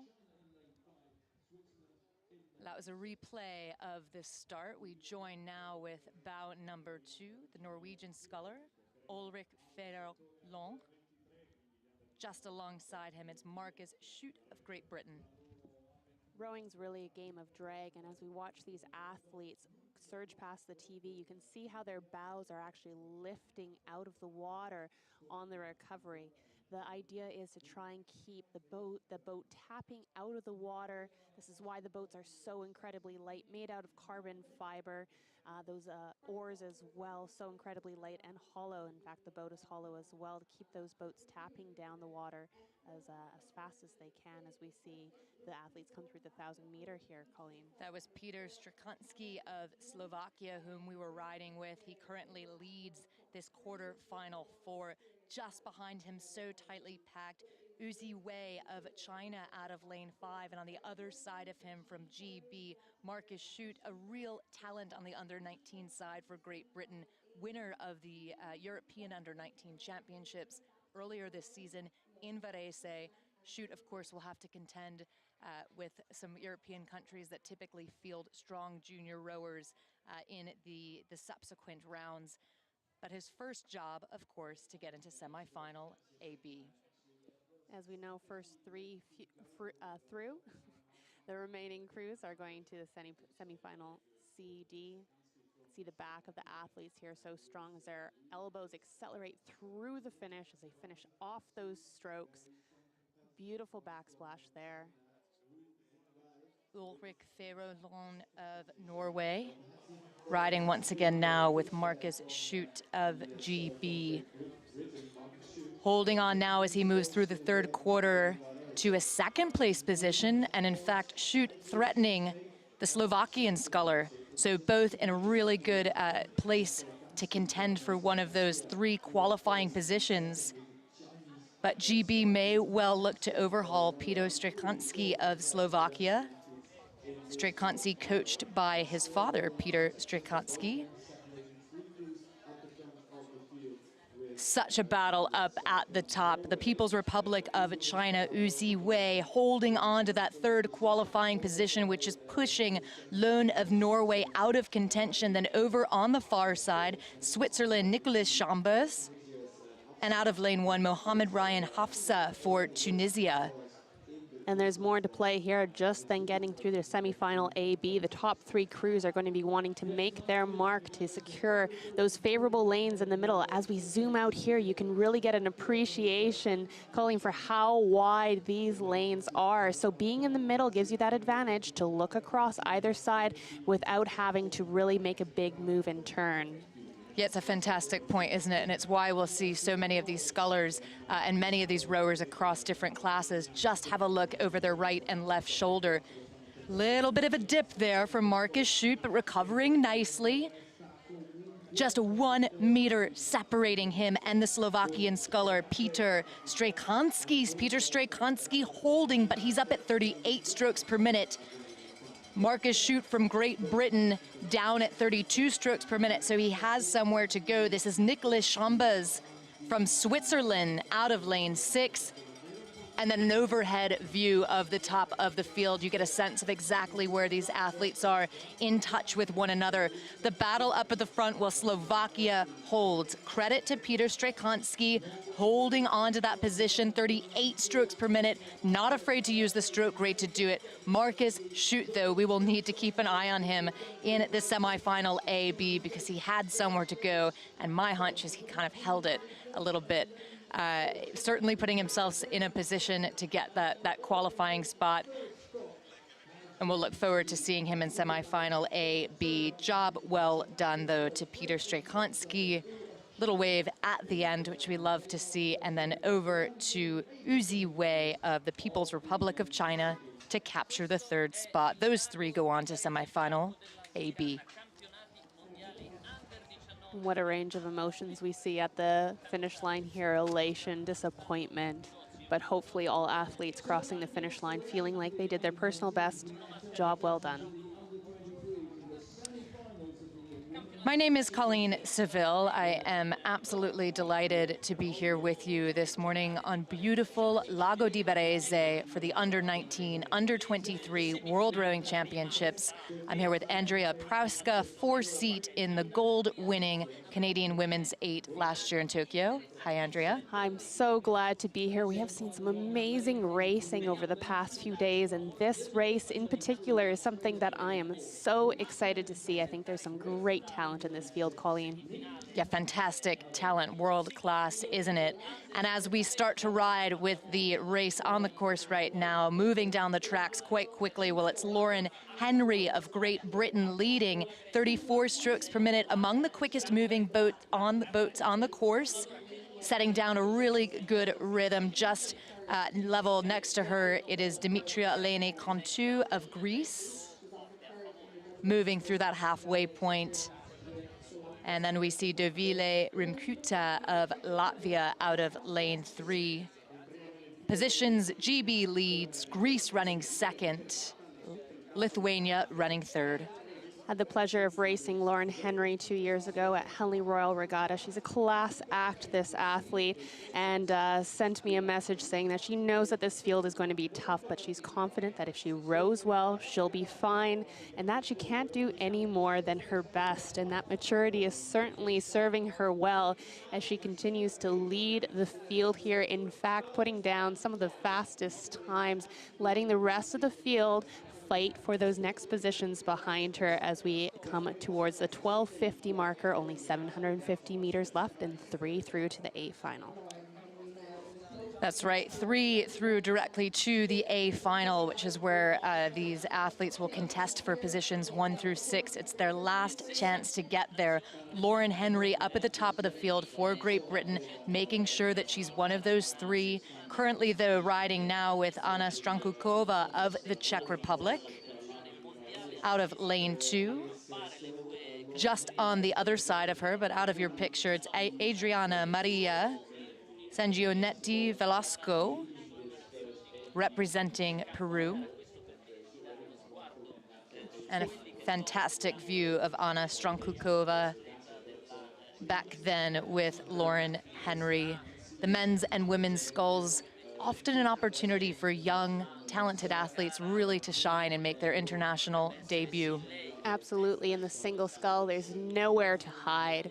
All of your successes are your own, all of your failures are your own, as we watch Lauren Henry there continue to race through the course, although not out of danger yet, as the rest of the field will be jostling for those important middle lanes in the A final.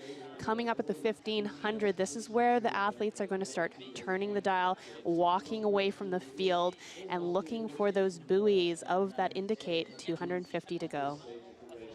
Lauren Henry in control of this race. Just behind her, though, she'll need to have an eye on Dovile Rimkute from Lithuania. A fantastic third quarter from this athlete from Lithuania. She was third at the 500 at halfway, moved into second, and has now put her bow just ahead of Lauren Henry for the first time to hold on to first place position. Closing in on the final 250 meters, that means it is Lithuania running first, GB, Great Britain, running second, and then over to Greece, holding on to that third qualifying position, Dimitria Elena Cantu.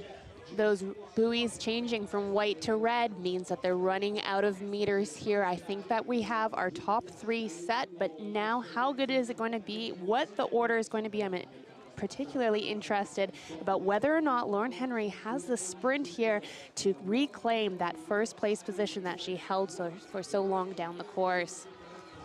What a fantastic third quarter for Lithuania. Dovi Rimkute representing Lithuania, charging towards the line, 32 strokes per minute. She's overhauled Great Britain. Lauren Henry will know at this point, or perhaps maybe not, that she's safe to advance on to the A final, although nothing's ever really safe, is it? It's Lithuania to move through first. It's Lauren Henry to capture that second qualifying position. Greece running with them. Will have unofficial times in just a moment. What a finish to the first semifinal AB for the under-23 women's single sculls. It is Lithuania to capture first, Lauren Henry of Great Britain to capture second, and Greece to capture third. Dimitria Elena Cantu. Australia holding on to fourth, that's Laura Gorley. Then back to the Czech Republic, Santrukova, and rounding out with Peru, Sanguinetti, Velasco.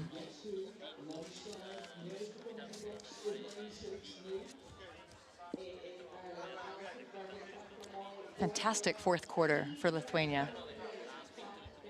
Absolutely. I had the pleasure of speaking with the Lithuanian coach earlier, and he says they're putting a lot of emphasis on small boats and developing a crew for the seasons ahead.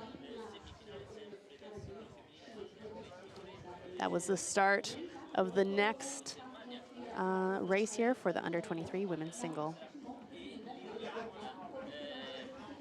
Joining this race at 7:50 gone. So tightly packed up at the top of the field. So currently riding with Alison Bergen of Team Ireland out of lane 6. She's running level with Aurelia Maxima Janssen of Switzerland, a big talent on the under-23 side for the Swiss. So many Irish supporters here. I saw some parents on the sidelines who made the trip to support their athletes. Absolutely on the edge of their seats. Hard to tell who's the most nervous before a race, but I imagine that there will be several people with their eyes glued to their laptops. Thanks for staying with us here wherever you are in the world. That's a look at the back of the German sculler who's managed to put her bow ahead. Alexander Foster, another talent for Germany. So just fantastic depth in the women's single sculls at the under-23 level, of course, at the junior level that we saw earlier. Alexander Foster, patient race strategy. She was 4th at the 500-meter mark, 3rd at the 1,000, and she now leads this race. 3 to advance on to semifinal A, B. Looking good for Germany, for Janssen of Switzerland. Alison Berger keeping herself from Team Ireland in there as well. Spain under enormous threat at the moment. That's Esther Briz Zamorano from Spain. She'll need to keep in really close touch with these leaders. Yes, this is a decision moment as the 4th boat when you know that there are only 3 through. This is where your race plan may have to change. You might have to go early, and in fact, I think that we will see that happen here. 6 meters behind Ireland. Spain is going to want to do everything she can, go really deep, perhaps to a place of pain that you're hoping as an athlete you don't have to go to, but that's what's needed, as we know that the name of the game is to get into that medal A final to race the best in the world. 24 nations have entered this boat class, so fierce competition, expected, it was anticipated, and we're seeing it right before our eyes.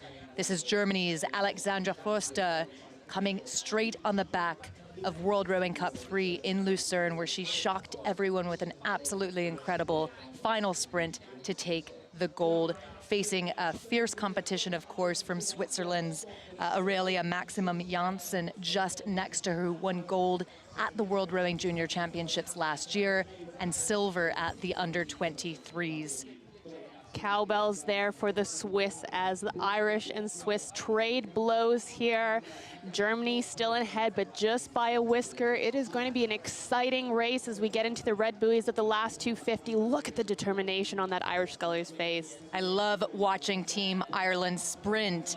Alison Bergen takes it up to 40 strokes per minute, dead level dead level with Alexandra Foster of Germany. Ireland, Germany just next to each other.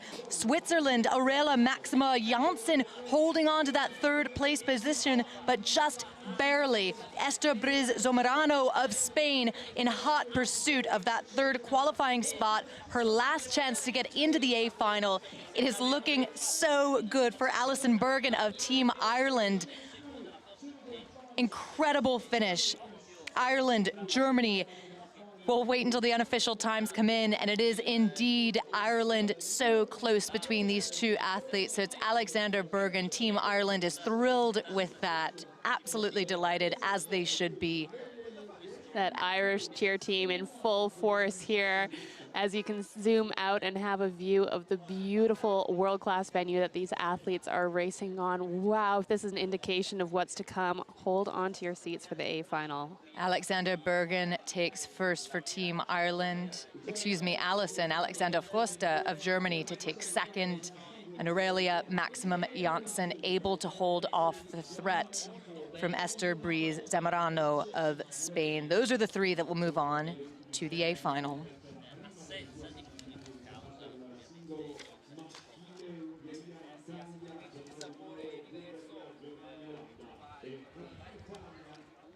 We head back up to the start then for the under-23 men's single sculls, semifinal A, B, which sees Hungary, Italy, Bulgaria, Germany, Netherlands, and GB. Riding now with Jonas Gelson of Germany leading this race at about the halfway point. 3 to advance on to the A final, the last chance to get there, the last chance, Andrea, to contest for a medal. Absolutely, and as we look at the race, looks like spots 1, 2, and 3 have been playing a bit of musical chairs here as they trade positions, jostling for those top 3 spots. Coming through towards the 1250, Germany ahead, followed closely by Bulgaria and Italy. It's going to be all athletes at a 36, which is quite high in this boat class. It is quite high, isn't it? It takes a lot of skill, precision, really purposeful strokes and good control of the boat. Taking a look, that's the back of Callum Dixon. Callum Dixon, a real talent for GB, who stormed onto the scene. He impressed at the World Cups this season, including a 4th place finish in Belgrade, the first World Cup. So look at the back of Gennaro Di Mauro from Italy, out of lane 2. Just on the other side of him, but out of the picture, it's Ben Skalenska of Hungary. In lane 3, Emil Nekov of Bulgaria, Jonas Gelson, whom we saw and are now riding with from Team Germany. On the other side of Gelson, it's Weitz Moreau of the Netherlands. And out of lane 6, Callum Dixon. Great shot there of the leader. You can see the sliding seat as he compresses in and pushes off the foot stretcher here. They're at the 500 meter, looking to start to walk away from the rest of the field, challenging not just for those 3 top seats to the A final, but also for the lanes. Looking at the back here of Bulgaria as they come towards the final 250.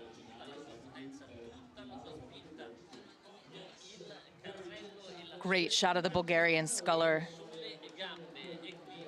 Emil Neikov, the reigning world champion at the under-23 level in the under-23 men's single sculls, so defending his title.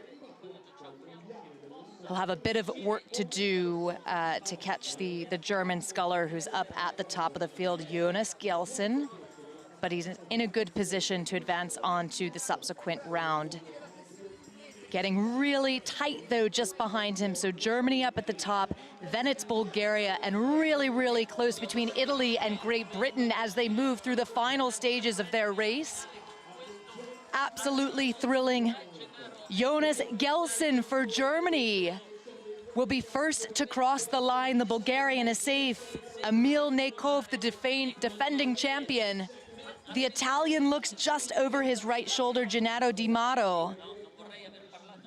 But Callum Dixon, Gennaro Di Mauro will have unofficial times in just a moment. No doubt it is Germany to capture that first place qualifying position. Bulgaria takes second. Italy takes third. Heartbreak for Callum Dixon of Great Britain to finish fourth, just out of the A final.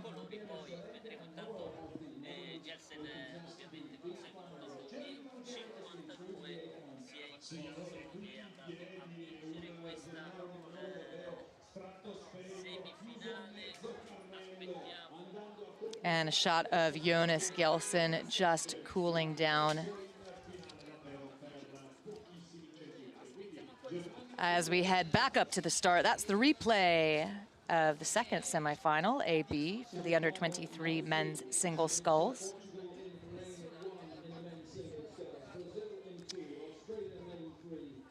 And a great look then of Australia. Yes, that's Cormac Kennedy Leverett from Griffith University in Surfers Paradise. Excited to watch this. We've got some great talent in the field, including the French Romain Harat, who was second at the French trials, second only, in fact, to the Tokyo Olympic champion. So riding with the Aussie Cormac Kennedy Leverett, it's Portugal out of lane 1, just on the other side of him, Brazil, Tomás Levy.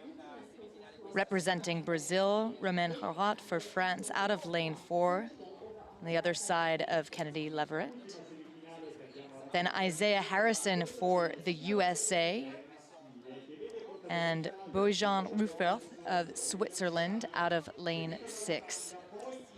1,000-meter mark, third 500 of the race. The athletes need to give more to get the same. The legs are burning. You're well into the thick of it here. Questions coming, but these athletes keep on having to answer with a resounding yes, we can, as they push into the last half of the race here.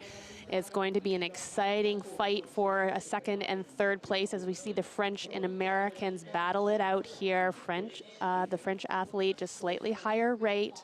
The USA athlete looking nice and controlled as they jostle for position, trading blows here on that left-hand corner of your screen. Cormac Kennedy Leverett, the Australian sculler, a great talent for the Aussies. In his junior years, he took the silver in the junior men's single. He competed at the Youth Olympic Games in 2018, taking a bronze. Took a gold in the junior men's double back in 2017 at the Junior World Champs. We saw him at the under-23s back in 2019, where he won the B final in the men's single sculls. So Team Australia back training in Italy, in Gavirate. And we see all of that training and pedigree really paying off for Team Australia. As Cormac Kennedy Leverett leads this race, the Brazilian Tomás Levy just looking over his right shoulder to see who's in touch. Top 3 to the A final. Those are the times at 1,500 meter down. Australia, France, and the USA, Isaiah Harrison, in contention for spots in that A final. Last 500 here as they come towards the crowd, which lines the entire shoreline here all the way up to almost 750 meters. So they will be hearing the encouragement of the team. No doubts, cheers of Aussie, Aussie, Aussie, oi, oi, oi. fans will be thrilled to see that athlete in front. But as we've seen in the past races, anything can happen in this final 500. And we're going to be looking for those white buoys to turn red as the athletes enter their final sprint. A little look over his shoulder there from Australians Cormac Kennedy Leverett. Let's see how this unfolds as you can see those buoys turn red, Colleen. Cormac Kennedy Leverett in control of this race the entire way down and now well into the final 500 meters. That's a look at Bojan Ruferith of Switzerland. And the Swiss fans and their incredible cowbells. We love to hear those as the Swiss athletes come down to the line. But it's all Australia. Just behind him, Romain Harat of France. And it continues to be Isaiah Harrison of the USA making his under-23 debut. He was bronze in the men's single at the Junior World Championships back in 2021, putting himself in a position to advance on to the A final. So through the line, it is Cormac Kennedy Leverett for the Aussies. Back to Romain Harat from France and Isaiah Harrison for the USA. Quite a comfortable win for Cormac Kennedy Leverett. Despite being the youngest athlete in his race here, certainly conducted himself with a lot of professionalism as he taps it across the line. Great shot there of him cooling down.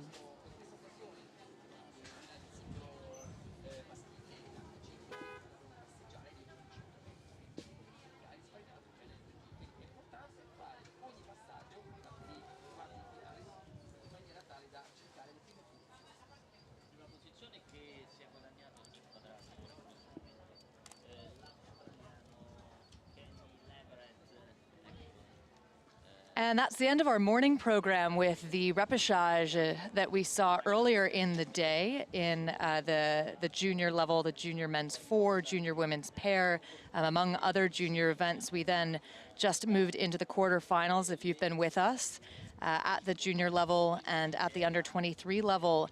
And we now move into the A finals.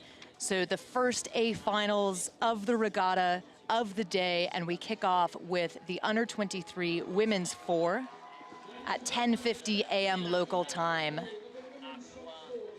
The A final of the under-23 women's Coxed 4 out of lane 1. It is New Zealand, Annabelle Wynne-Williams in the coxswain seat, Isabel Ilades Watson in the stroke seat.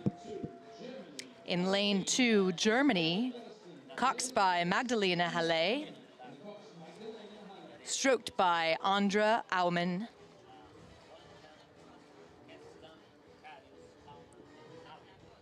In lane 3, it's Italy, Alessandra Falea in the coxswain seat, stroked by Alice Codato.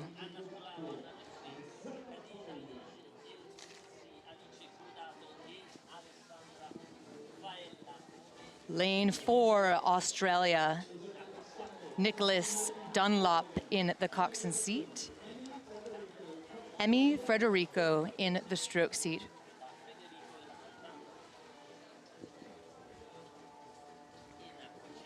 Lane 5, it's the United States, coxed by Caroline Rickson, stroked by Angelina Szabo.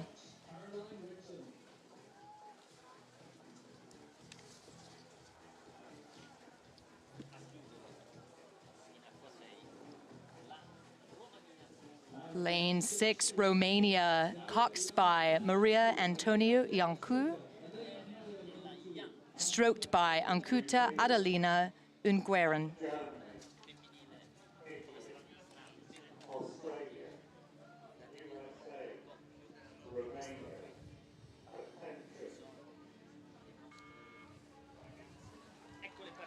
And that's the buzzer, the first final of the week. It's the under-23 women's Coxed 4, New Zealand, Germany, Italy, Australia, United States, and Romania.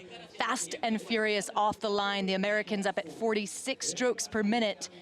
But it's the Romanians who make the best of the first 100 meters, 200 meters, charging. It's the Romanians leading, still so early.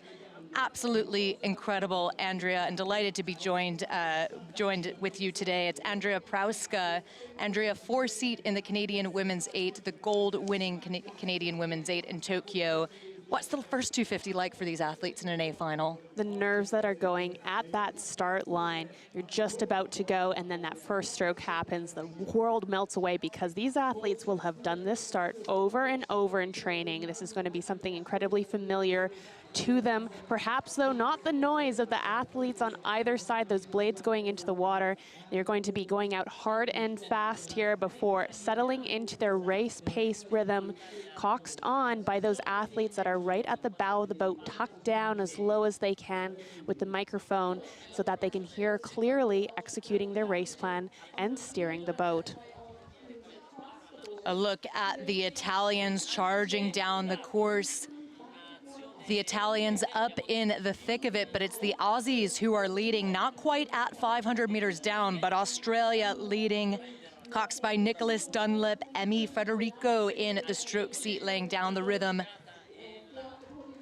And a look at the backs of Italy. Italy currently running second with a running third. Romania running second. Truly your pick, because these two crews, Italy, Romania, just behind the Aussies, quite level. The Americans riding with them too.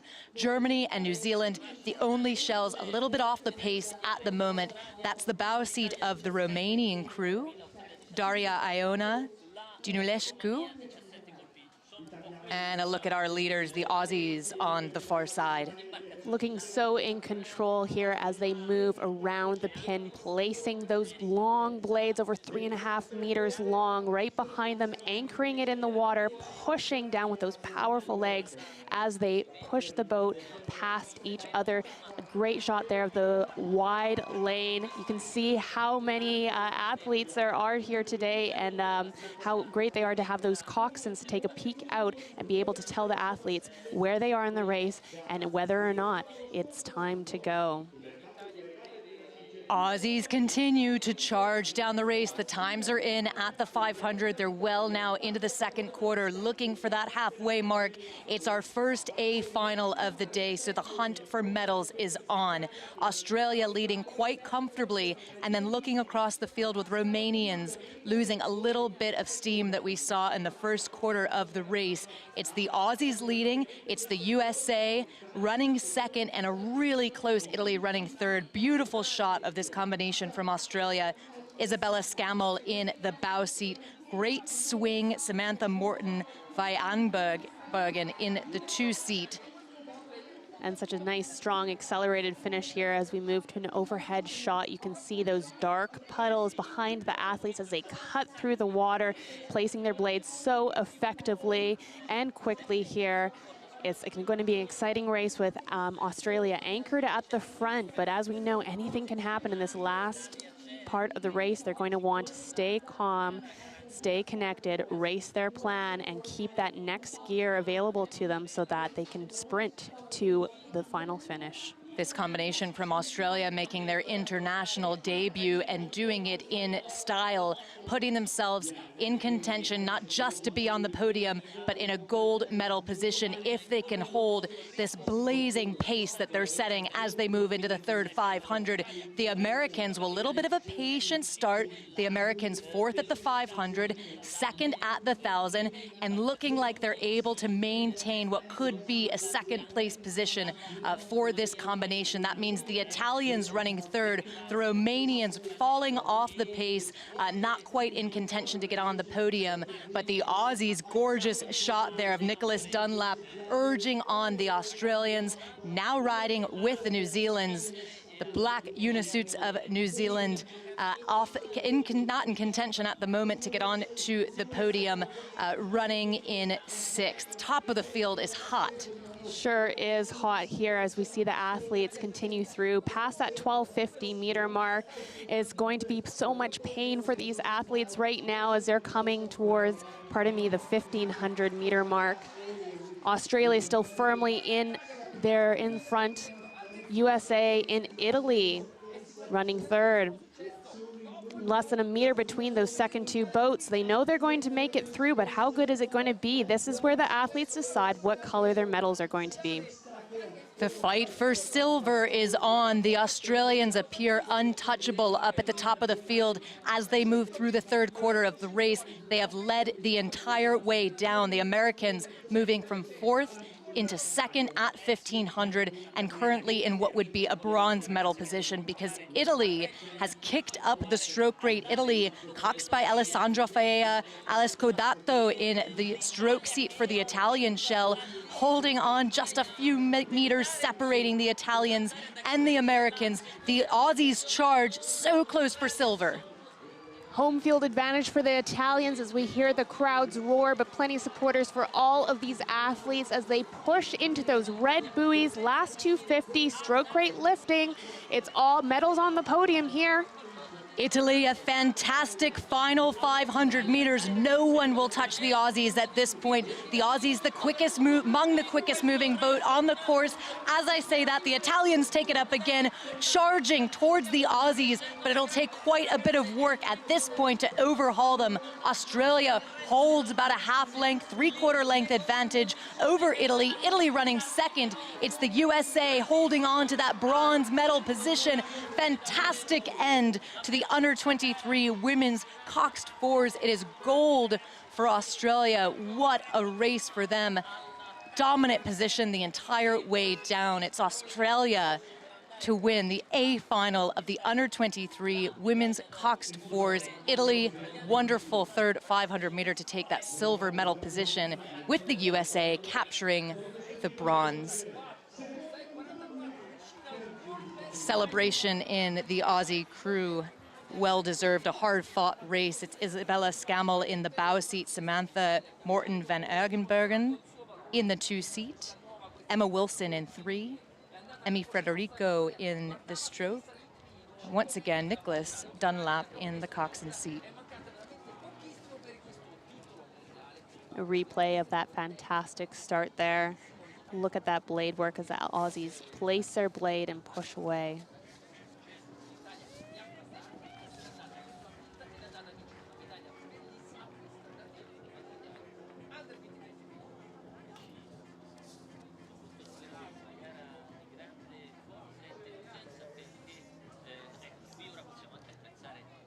The Aussies through the line, celebrations at the end.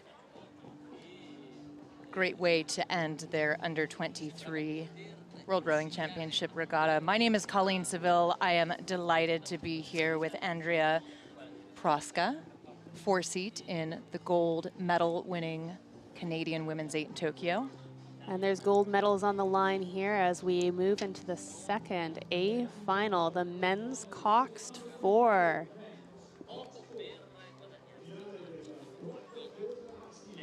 The A final of the under 23 men's coxed 4. In lane 1, Italy, coxed by Filippo Weissenfeld, stroked by Ivan Galimberti. In lane 2, it's the USA, coxed by William Dempsey, stroked by Eric Spinka.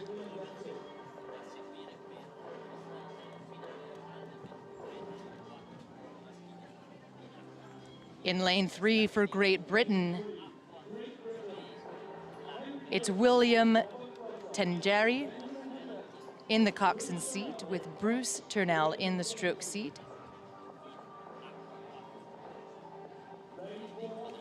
Lane 4, Germany, coxed by Till Martini, Frederick Brauer in the stroke seat.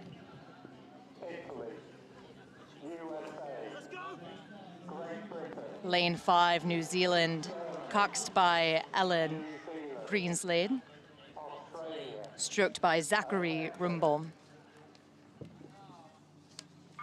And in lane 6, Australia, coxed by Hannah Cowup, stroked by Miller Eagle Row.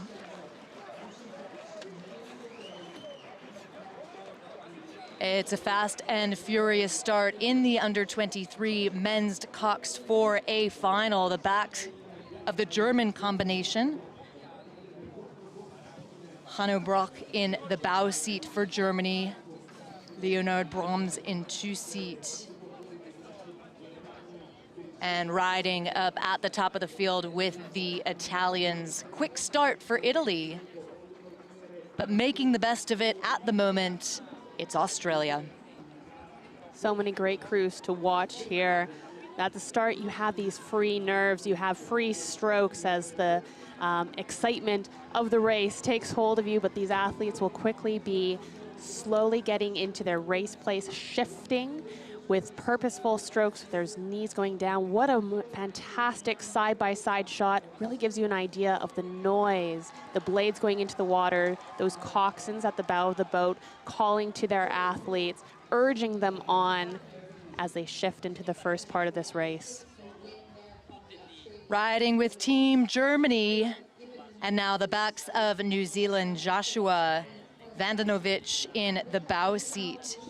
And we see just the cap peeking out of Ella Grensley for Team New Zealand. Still tightly packed as they move into the second quarter, but through that timing mark, it is Italy, Australia now running second, over to New Zealand, Great Britain, back to the United States, and Germany running sixth. So many great crews to watch here.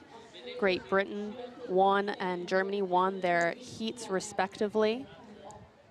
USA having the fastest time in the repechage. But as we know, it all comes down to the day of who can execute on the day. And we're 750 meters into the race here. As we see the crews are in close contention, promises to be another exciting A final race. That's what we're here to see. World Championship best quality. Italy holding on to the lead, coxed by Filippo Weisenfeld, stroked by Ivan Gambaleberti. At 41 strokes per minute, 750 meters gone, approaching the halfway point. Italy refusing to settle that stroke rate and that effort, giving them the advantage over the rest of the field. As a look at this combination from Italy, absolutely aggressive racing, attacking the second quarter. We see Aninello Sabatino just look over his right shoulder, getting a sense of where he is against Great Britain. GB just in touch with the Italians, and in fact, GB now putting their bow ahead of the rest of the field through the halfway point. GB moving from fourth at the 500 down to first at the 1,000-meter mark, so a really big second 500 for Great Britain. Coached by Brian Young. William Denegri in the coxswain seat, Bruce Turnell in the stroke seat, Benjamin Heenves in the 3, Robert Prosser in 2, and Henry Pearson in the bow. GB leads. And this is the type of racing as an athlete, Colleen, that I can tell you just live for, this side-by-side racing. All medals still up for grabs here. As we move towards the 1250 meters, the athletes are in the last half of the portion. The legs are going to be burning, your lungs are going to be gasping for air, but they will have a practiced race plan. They know what they need to do to execute, feeling that next gear that's available to them that they can kick into when they get towards the last 300 meters. Great shot there of the coxswain for US, William Dempsey, urging his athletes on. Yeah, fantastic view, the Northeastern University coxswain. In the under-23 men's coxed 4, this is the A final. Great Britain putting themselves in a position not only to get onto the podium, but to capture the gold. Italy keeping in really close touch as the times come in at 1,500 gone. Italy refusing to settle. They are holding 41 strokes per minute the entire way down. A punishing rhythm set by Ivan Gambaleberti of Italy in the stroke seat. That's a look at this crew from Great Britain. 38 strokes per minute, quickest moving boat on the course. The Americans in contention for what could be a bronze. The Americans still in touch for the silver medal, but looking so good for GB, third quarter of this race. Well, if they can hear it through the blood pumping in their ears, they're about to hit the Varese wall of noise here. GB continues to be the fastest moving boat, but whose guess as to who's going to get second or third? Your pick. It's going to be so exciting. Italy still up at that punishing rate here. They have the home field advantage. We can hear the crowd from here. Yeah, absolutely incredible. Great Britain holding on to that gold medal position. 40 strokes per minute just behind them. The battle for silver, absolutely incredible. Will it be the Americans? Will it be the Italians? The Americans with a very, very slight advantage, no doubt about it. This combination from Great Britain, Bruce Turnell in the stroke seat, leading his crew to a gold medal at the Under-23 World Rowing Championships. It's looking good for silver for the Americans.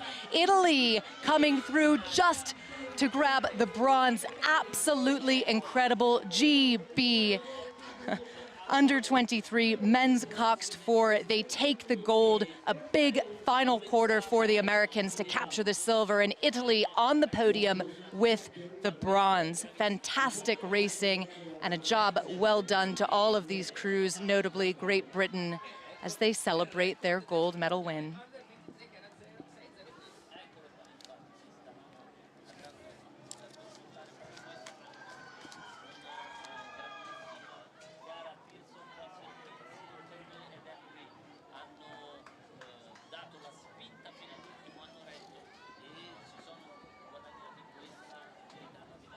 And a replay of the start for the Under-23 men's Coxed 4.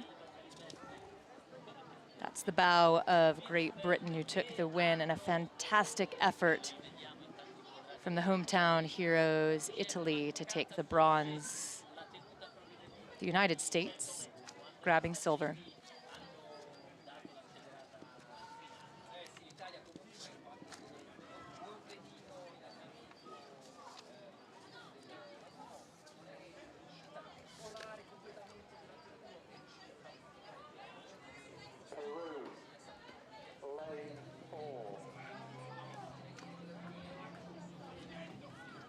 Results are in. That was the A final for the Under-23 men's Coxed 4.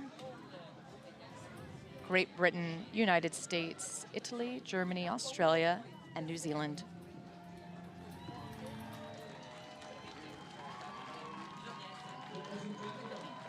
That's the paparazzi.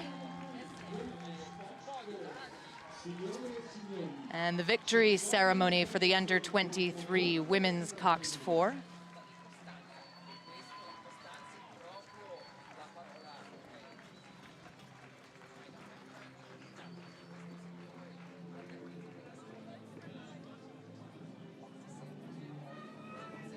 Winners of the bronze medal, vincitori della medaglia di bronzo, the United States of America.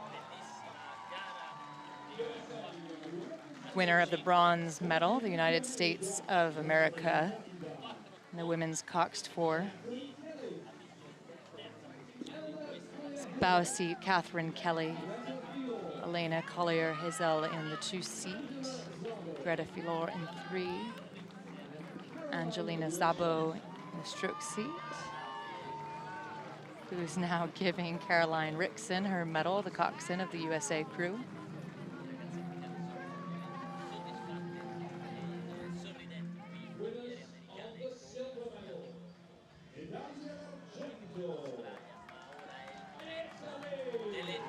Oh, the jump, the Italians, winners of the silver medal. Fantastic to see this at Lago di Varese, hometown, home water.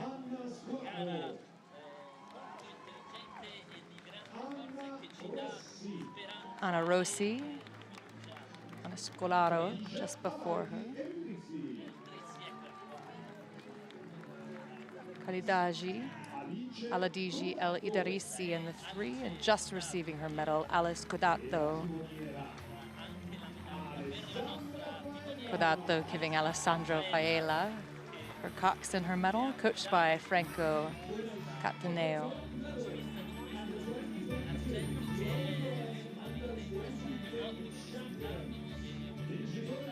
And of course, the gold medal winners. Australia, fantastic win in the Under-23 women's Coxed 4.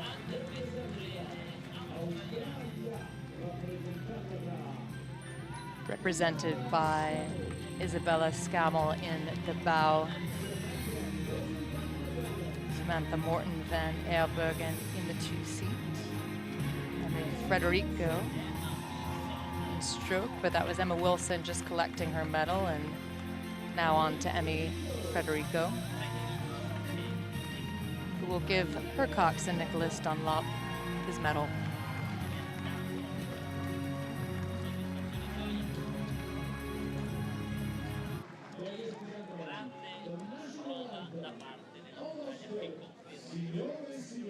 Love that kangaroo. I've seen that around the boat bays a bit this week. Certainly brings a great atmosphere to the area, as do the cheers of Aussie, Aussie, Aussie, oi, oi, oi. What a moment for these athletes. World champions.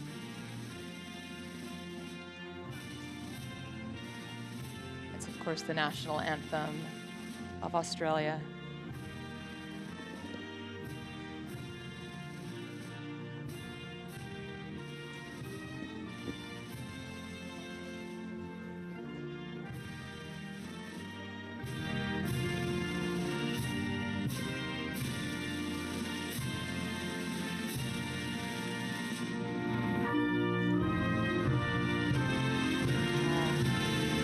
Job well done to Team Australia.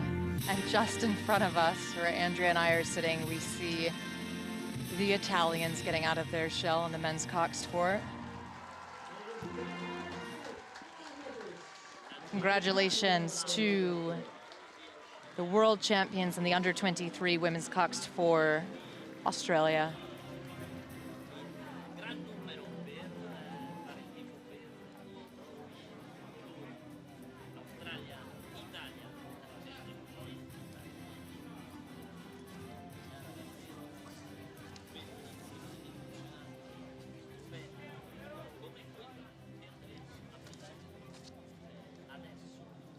Awaiting the start then of the 11:15 a.m. local time race, the under-23 lightweight women's pair A final.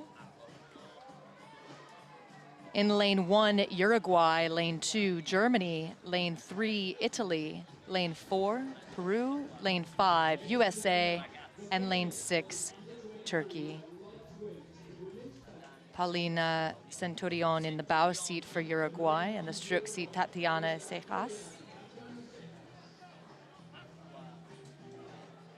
For Team Germany, Cecilia Sommerfeld in stroke seat, and a Handel in the bow.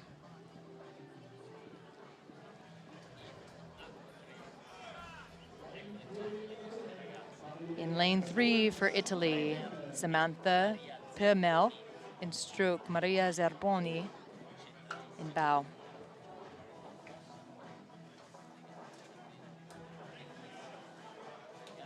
For Peru, Palacios sisters and twin sisters, Alicia Palacios, Valeria Palacios.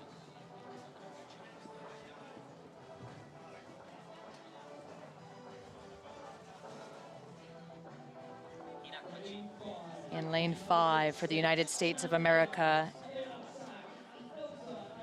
Elsa Andrews and Ava Sack.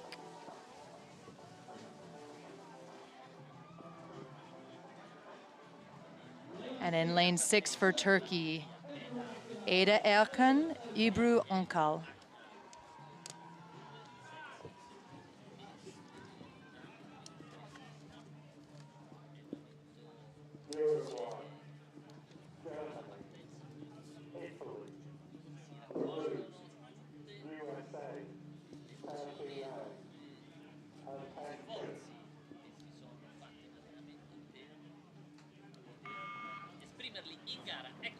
And that's a start for the 11:15 a.m. race, the under-23 women's lightweight pair A final. It's a race for medals, and Italy making the best of it off the line at 49 strokes per minute. Yes, this Italian combination are the defending championships, qualifying through by winning their heat back on Tuesday. Peru also not to be missed, won their heat. on Tuesday as well. So it promises to be some really exciting racing here as we zoom out and watch these athletes pull away from the starting block up at the high rate as they race into the first part of the race before they're going to shift into their race rate rhythm. But that Italian crew not looking like they're going to be shifting anytime soon here as they take a decisive lead already on the field. Attenzione, Italian fans. Italy on the charge and making an early statement in the first quarter of this race. Under 23 lightweight women's pairs. All of these athletes will have weighed in and met the requirement for the lightweight women's weight. They're here, they're racing, they're attacking the first 500. Italy continues to lead, a really close Peru just behind them, then back to Germany, so close. Turkey running right with this pack as well. Uruguay, really early stages of the race. And Andrea, lightweight rowing, often the case, I mean, especially in an A final, but you'll see these athletes maybe closer than you might expect, especially in the early goings and throughout. Absolutely, these athletes are all have a very even playing field in terms of weight. So the way to move the boat is by being as effective as they possibly can. A really tight field in the lightweight women's crew here as we look at this sideways shot here. Beautiful rowing as they're getting nice and long around those pin. Over to the USA here. None of the athletes letting off just yet as we see that backsplash. Look how quickly those blades are just disappearing in the water as the USA pushes forward, Colleen. Yeah, it's fantastic. Those catches just working for them, setting that rhythm. Up at the top of the field, though, the Italians continuing to lead. They're first to the 500-meter mark. Peru running just behind them. The twins, the sisters, Alessia and Valeria Palacios, from Peru, holding on in good touch with the Italians. And then back to Germany. The battle to get to the podium is on. So Germany, the USA, riding in a close fourth. It is Turkey holding on to third as we close into the final stages of the second quarter of this race, chasing down the halfway point. Italy. Maria Serboni in the bow seat. Samantha Primel in the stroke seat, coached by Franco Catano. Up at 38 strokes per minute and showing no sign of slowing down. Yes, they certainly look commanding here as they tap it along, absolutely straining against the weight of the oar as they balance each other perfectly. In a pair, you have to apply equal pressure, equal pressure curve to the blade in order to keep that boat running nice and straight. And as we look at that shot of Peru, you can see that green stroke coach in front of the bow, and they're going to be looking down and making sure that they are on the right splits, that they're making sure that they are going to be negative splitting this race. Through the 1,000-meter, Italy continues to be first. Italy setting a punishing rhythm up at the top of the field. The Peruvian sisters, Alessia and Valeria Palacios, we saw them last year in this very event where they rode the pair together. They were off the podium, finishing 5th overall at the Under-23 World Rowing Championships back in 2021. They're in contention to capture what would be a silver medal, so no doubt they'll want to be on the podium this year. It'll take a bit of effort to hunt down the Italians, but they're certainly keeping themselves in touch. The Italians with an open water advantage over the rest of the field. Fantastic for Team Italy, 38 strokes per minute up at the top. And then what's happening behind them? Well, Germany just ahead of Turkey, then back to the United States and over to Uruguay. The Italians continue to lead. But as we know, anything can happen in the final stages of the race. The athletes will be wanting to stay loose, stay strong, keeping their eyes clear despite your body telling you that you cannot, absolutely cannot maintain this punishing rate. And looking at the Italian stroke rate, you imagine that they must be under an immense amount of pressure, but they are not letting off at all, coming down towards the wall of noise here in Lago di Varese, and they have home field advantage as well as almost open water. Yeah, this Italian combination, the defending champions in this very event. They took gold at the Under-23 World Rowing Championships back in 2021, so they're here to defend the title. The Peruvian sisters, Alessia and Valeria Palacios, well, they may not have made it onto the podium last year, but the Italians certainly did, and in their home nation, on their home body of water, looking to defend that all the way down the course. Well into the final quarter of the race, the time's already in for 1,500 meters down. It is the Italians running first, Peru holding on to second, and Germany moving from fourth into third place. They were fourth at the halfway, moved into third in the third 500, and looking to get onto the podium themselves in what could be a bronze. Closing in on the final 250 meters, it's Italy.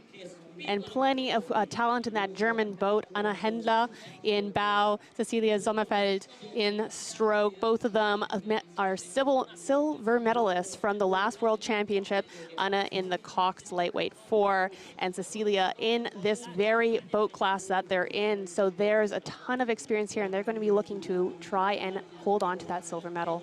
Italia charging down the course, the reigning world champions in this event and looking to defend that title. Samantha Primerl in the stroke seat for Italy takes it up to 40 strokes per minute, putting themselves in a position to capture the gold if they can maintain this pace. Just behind them, well, the sisters Alessia and Valeria Palacios from Peru, fifth last year, looking to put themselves onto the podium as well for what could be a silver medal as they move into the final 10 strokes of their race. Germany in contention for the bronze. Italy on their home water. Fantastic race for Samantha Primerl and Maria Zerboni of Italy. It's a gold for the Italians. Peru takes the silver, Germany with the bronze.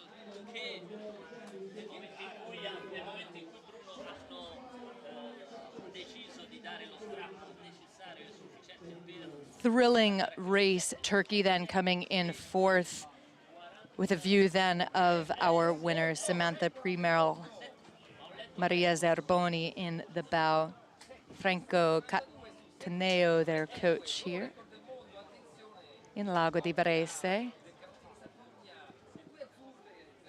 And the quickest way to cool down, Andrea, legs out of the boat, just get the feet in the water, cool the body down, yeah? Absolutely, and I imagine plenty of race strategy for cooling down once they get off the podium with those cold tubs, ice being stuffed down your unisuits, cold drinks, slushies, whatever it takes. We've been seeing some hot weather here, although I'm sure all the athletes are going to be thankful for the slightly cooler temperatures we're seeing today. A replay of the race we just saw, and the Italian fans, absolutely fantastic.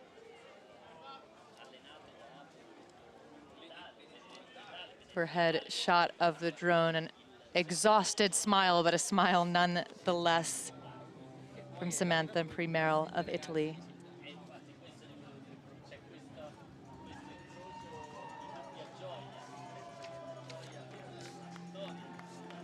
And it's time then for the victory ceremony of the Under-23 men's Coxed 4.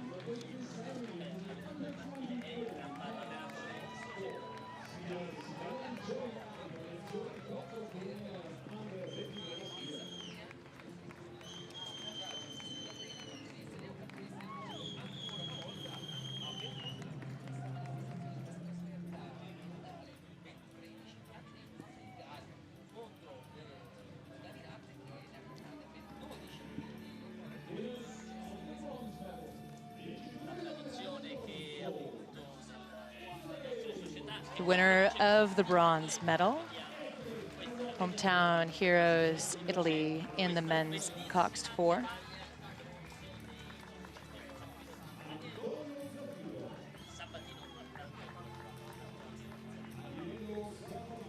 That's the bow seat Antonio Saviero, Aniello Sabatino.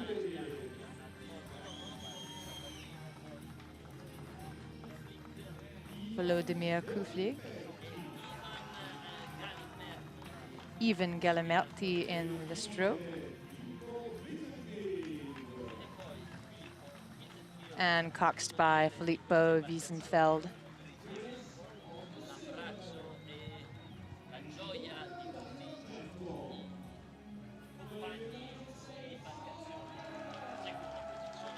Silver medal winners, the United States of America. Coxswain William Dempsey. Embracing his bow seat, Zachary Vachel. Benjamin Dukes in the 2, Nathan Phelps in 3, Eric Spinka in the stroke seat.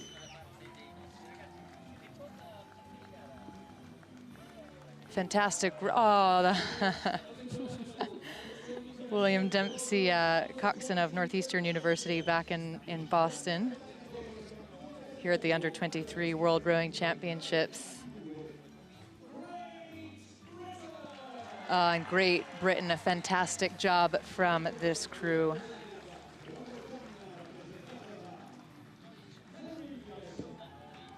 Henry Pearson in the bow seat. Robert Prossar in the 2. Benjamin Hevens in 3.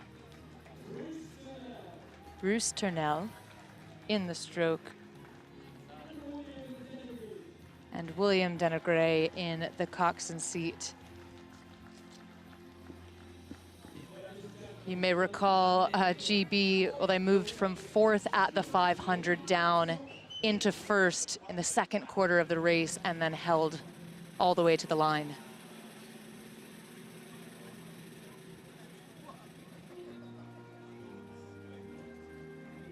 And it's the national anthem for GB.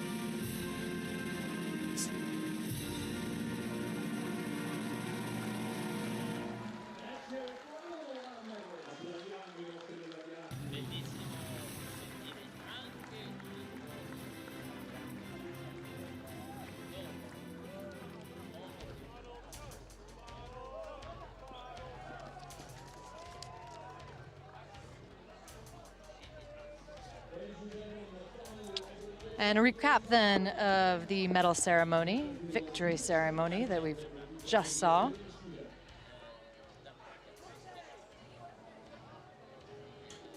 And moving on then to the under-23 lightweight men's pair, the start list. In lane 1, we have Hungary. Lane 2, USA. Lane 3, China.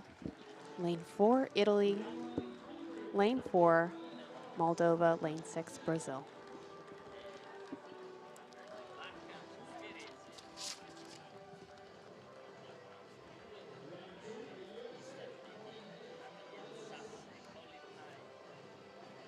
In lane 2, the United States, that was Colin Hay and Nathaniel Sass. Just before them, Hungary. Lane 3, Chile, Rodrigo Paz, Manuel Fernandez Antri.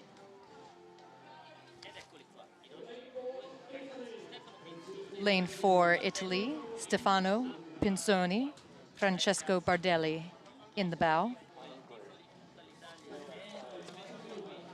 Lane 5, the Republic of Moldova, Dmitry Zinchenko, Nikita Namuchik. And lane 6, it's Brazil, stroked by Faria Luiz Felipe, Iago Rodrigues Costa in the bow. And they're underway, the lightweight men's pair A final. Great look at the start for Moldova. Zinchenko, and Namchik. Italy in the 50s. These Italian crews do not hold back off the start. The blood must be going here. The adrenaline must be pumping as they have the noise of the crews on either side of them. Lots of great people in this field here. Lots of great experience. We see the defending world champs in lane 3 here. But Italian crews not to be overlooked with plenty of experience, especially sweep experience. Bow Francesco Bardelli with a silver in the junior men's 4, and stroke Stefano Pensone with a 5th in the junior men's 8, both making their U23 debut here and wanting to make a statement, I'm sure. Early goings of the race awaiting the times at the 500-meter mark, just shy of crossing that red buoy indicating the first 25% of the race gone. Great start for Italy, up at 40 strokes per minute. Stefano Pinzoni, Francesco Bardelli in the bow seat, and a beautiful shot here of the combination from Moldova. Nuchita Namchuk in the bow, Dmitry Zinchenko in the stroke seat. USA, Colin Hay looks over his right shoulder just to get a sense of where these crews are, making sure that they keep in good touch. Italy leads nearly dead level between the USA and Chile for second, with a really close Brazil and Hungary just behind, then slightly off the pace, Moldova. And Chile will want to defend that world championship from last year. It's all to play here for gold. Very exciting as the crews get underway, but still early stages of the races. Little look out of the sides there to make sure that they're still in contention as they push those starting blocks away and get settled into their race rhythm. Yeah, Tomas Chinge of Hungary in the stroke seat with his partner Balind Boros in the bow seat. They raced this event last year at the Under-23 World Rowing Championships. They made the A final but finished 6th overall. They're back in the A final this year.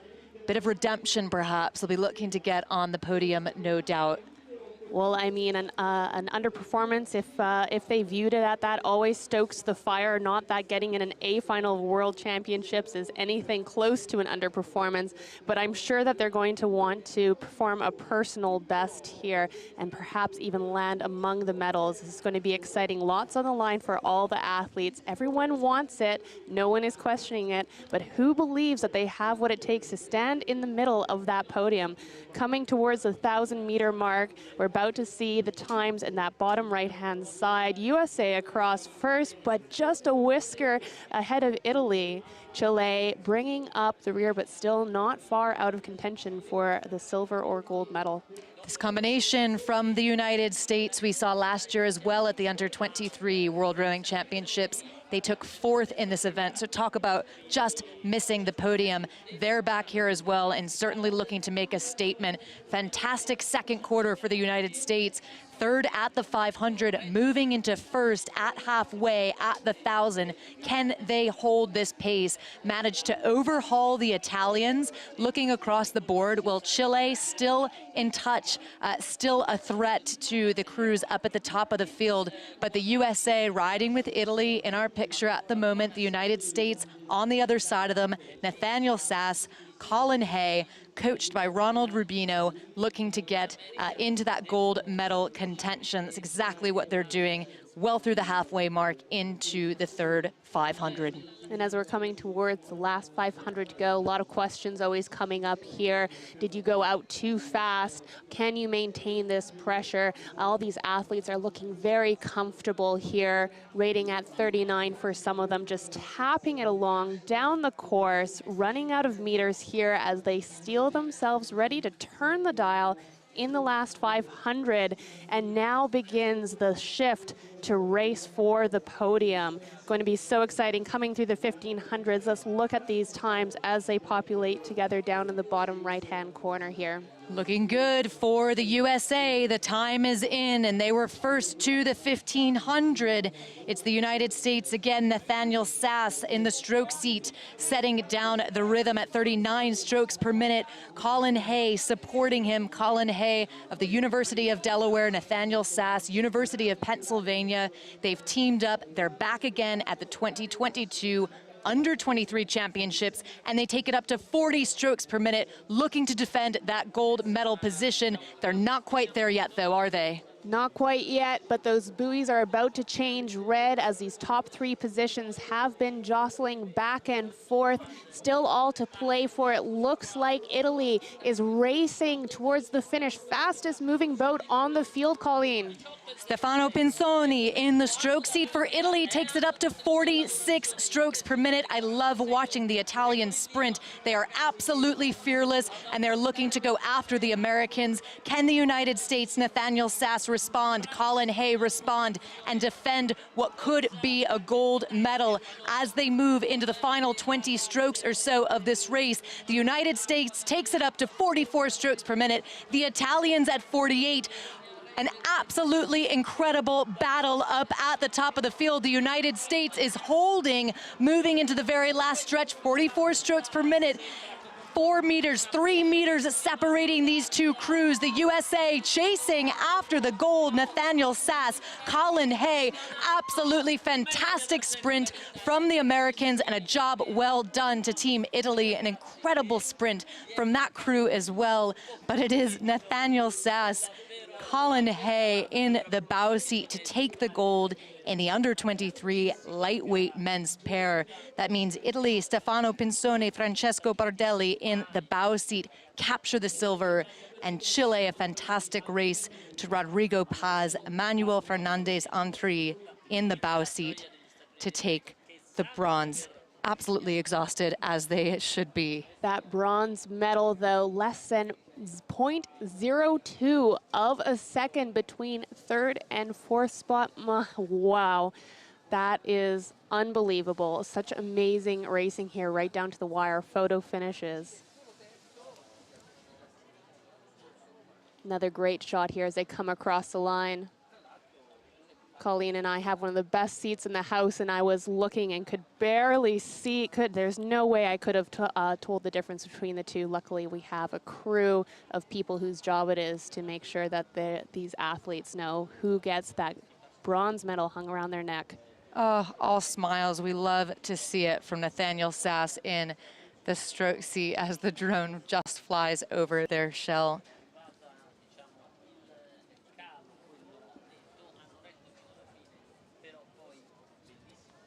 Incredible racing here at Lago di Varese at the under-23 World Rowing Championships. We hope to catch you online on social media. Use the hashtags World Rowing, WRU19CH, World Rowing Under-19 Championship, WRU23CH for World Rowing Under-23 Championship, and tag us.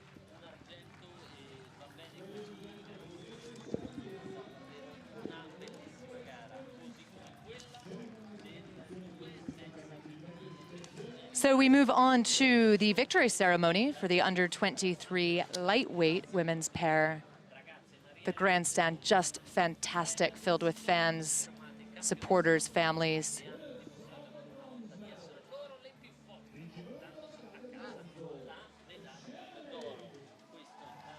And winners of the bronze medal, Cecilia Sommerfeld and Anna Handel of Germany.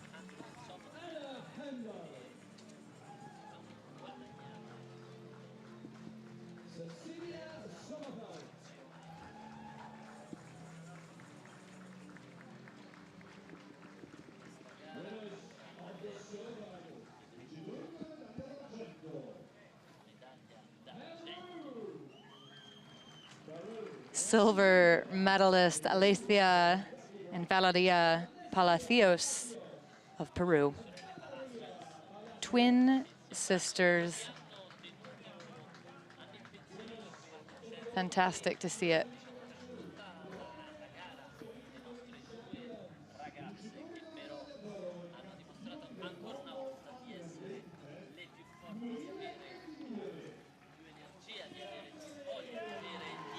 And the winners of the gold medal for the under-23 lightweight women's pair, Italy.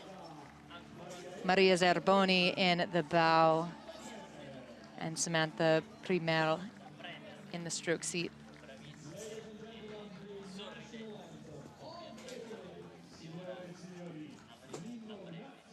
And the national anthem of Italy.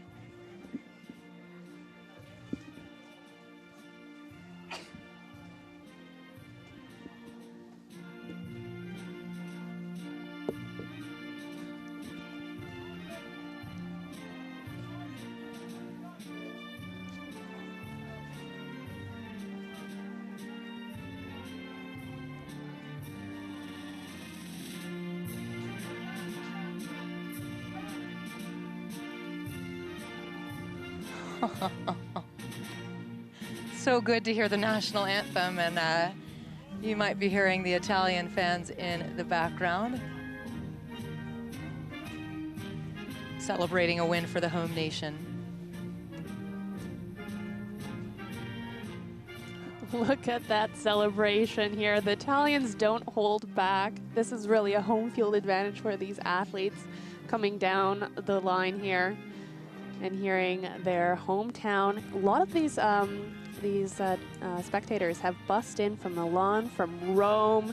They're bringing their families, and they are lining the entire course all the way up to about 750 to go. The under-23 lightweight women's pair. Italy with the gold, Peru with the silver, and Germany with the bronze.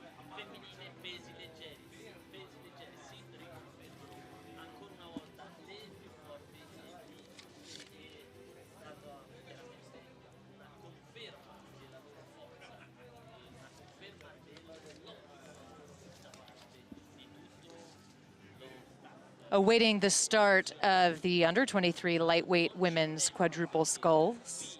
It's the USA out of lane 1, stroked by Kathleen Love. Caroline Bruchette in the 3 seat, Eva Gombel in 2, Claire Friedlander in the bow.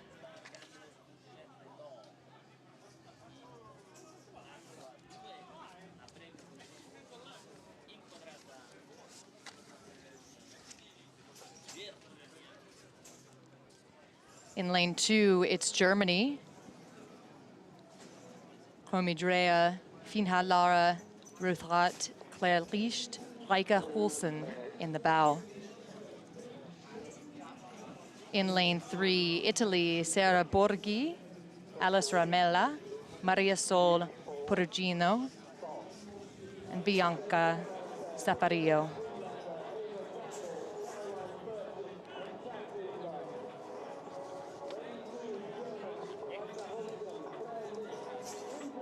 And a look at that German crew. Perfect pink matching hats.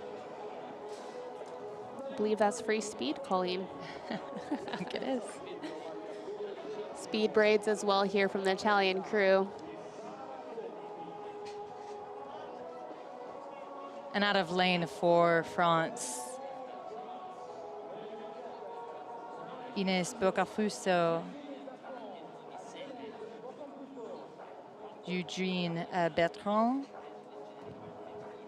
Marion Chagnon, and in the bow, Nomi Sepp.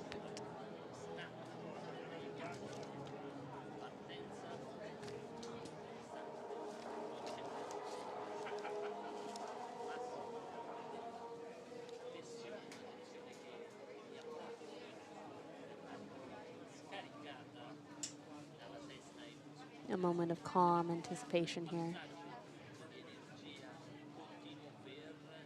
All crews focused on the first stroke.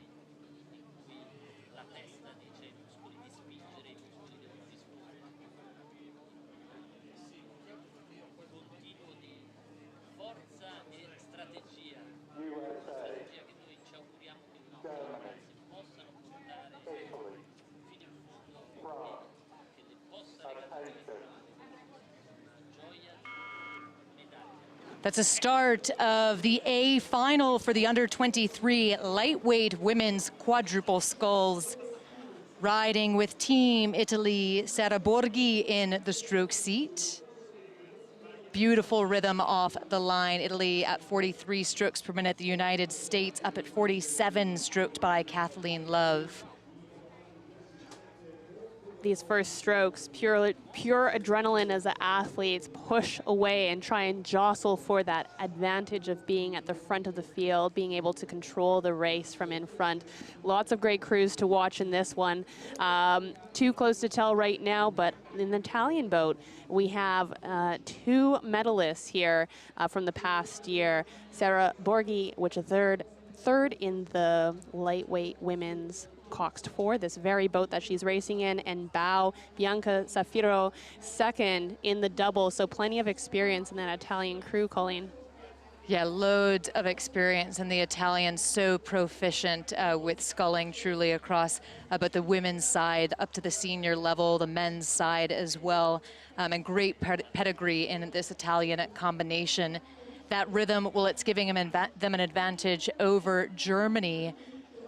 Germany pretty quick off the line, but the Italians able to establish a rhythm right away and hold.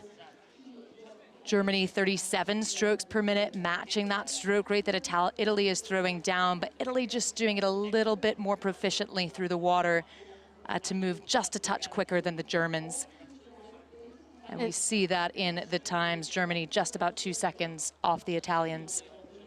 And we see while Italy has put their experienced rowers in the stroke and bow, Germany has followed suit with a second in this same event. Romy Dreher in stroking that boat down the line here, and in bow we have in the lightweight women's double Ulrika Husen, who came fourth, and fourth does nothing but stoke the fire, so she is going to be after a better result than that, perhaps even gold around her neck. Do you think, Colleen? It could be. That's certainly the mission, isn't it, as they move through the second quarter of this race. One thing at a time, looking at stroke by stroke, 250 by 250 meter stretch to get themselves closer and closer towards the finish line. The Italians, well, they're just flying. Sara Borghi, Alice Ramella in the 3 seat, Maria Sol Perugino in the 2, and Bianca Safiro in the bow seat. So home water here in beautiful Lago di Varese, holding on to quite an advantage that they're continuing to open up over Germany, France, and the USA. Still a long way to go in this 2K race here as they're hurtling towards 1,000 meters. The quad is such a technical boat to race.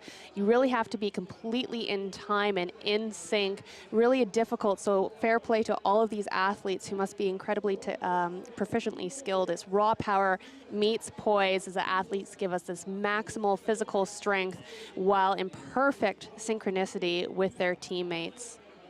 Stroke seat of the Italian shell, Sara Borghi. Saw her last year at the Under-23 World Rowing Championships, where she picked up a bronze medal in the women's quad.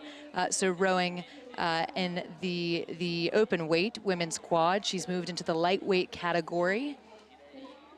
Loads of experience for her, and certainly that leadership paying off with her 3 teammates just behind her, matching that rhythm ever so nicely. Italy looking so smooth. So smooth, Colleen. Look at their hands moving in perfect time together here as they're just anchored at the front. We can see a couple of the athletes encouraging each other, looking to wring every ounce of power through the stroke as they're well into the race here. The pain on the face there, you can see they're really giving it their all here in that crew. Wow, so strong. This is going to be an exciting finish. So 4 boats contesting in this A final. 3 medals still up for grabs, so the gold, silver, bronze. Italy well on their way to capture what would be a gold medal again on their home water, riding now with this French combination, putting themselves in a position for the bronze. Unless they can overhaul the Germans, would take quite a bit of effort as the times roll in through the 1500. no surprise, Italy to get there first. About 6 seconds off their pace, it is Germany, 35 strokes per minute, and then back to this combination from France. Inès Boconfuso in the stroke seat, setting down the rhythm. Eugene Bertrand in 3, Marion Chagnon in 2, and Naomi Sept in the bow. So for these leading boats, mission is to try and stay calm, stay cool, stay collected, stay in control here. As you know, the meters are starting to tick down. We can see them coming towards that final 250. It's time for a deep breath and to sprint. It's all on the line here for this medal. Gold seems sewed up, but how do you read the rest of the race here, Colleen? Yeah, it's a great question because anything can happen over 250 meters. No doubt about it. Italy on their way to capture the gold, riding with the Italians up at the top of the pack, coming through the final stretch of their race. Loads of Italian fans supporting them in the grandstands. Busloads, as our local host Luca told us. Luca, who's a local Italian commentator, he's up in the tower. He said there's just so much excitement all over the country for this event. So Team Italy coming through the line, not quite yet, but in their final 10 strokes. Italy up at 39 strokes per minute. Germany on their way to capture what will be a silver medal. And then the race for bronze looking really good for France, with the USA keeping in touch, but not quite able to get their bow ahead of France.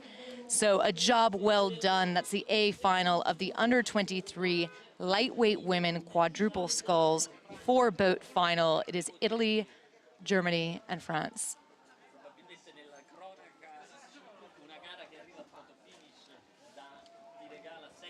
Well-earned celebration here from the Italian crew. What a feeling that must be, world champions. That clean getaway here, hands moving together. Blade slicing into the water.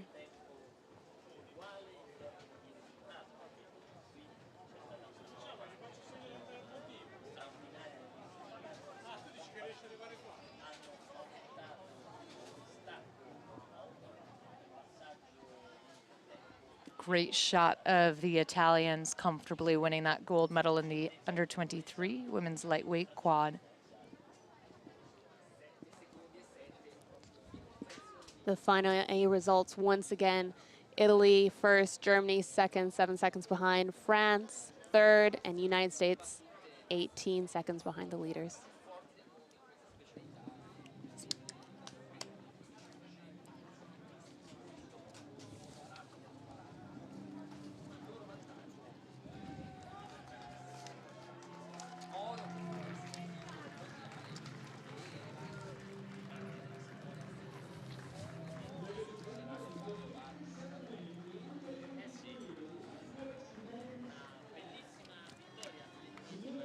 It's the victory ceremony for the lightweight men's pair in the under-23 category.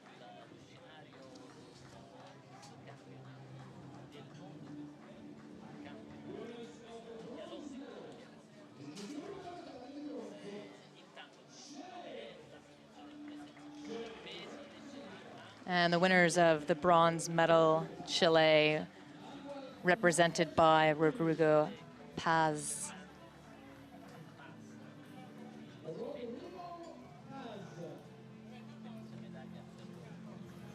And his teammate Manuel Fernandez on 3.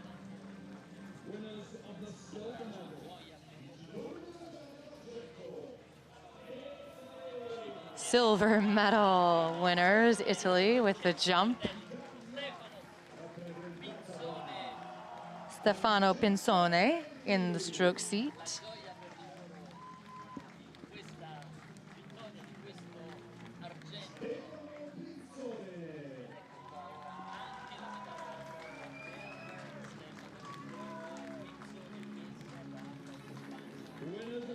And Francesco Bardelli.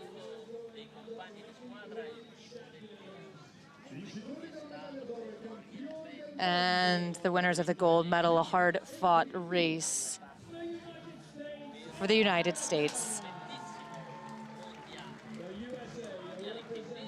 represented by Nathaniel Sass. That's Colin Hay, the medal over his teammate, Nathaniel Sass. I love this moment. Look at the joy on their faces. Oh, that moment's going to live rent-free in their heads forever. They were third at 500 and inch by inch pulled themselves up into that gold medal winning position. Fantastic race, and it's the United States national anthem.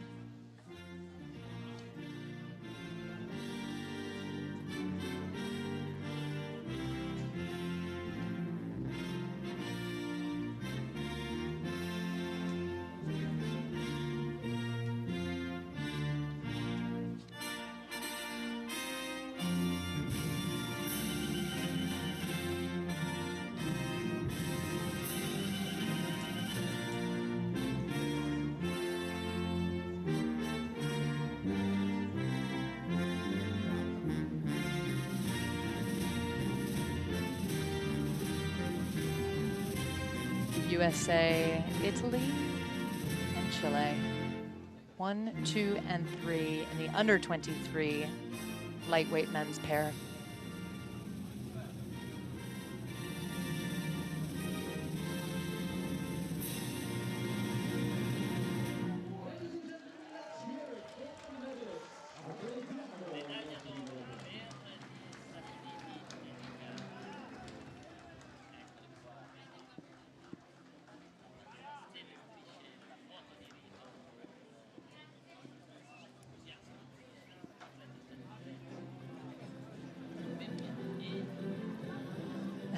A little bit of a tangle with the flags, and all set up for this picture perfect moment.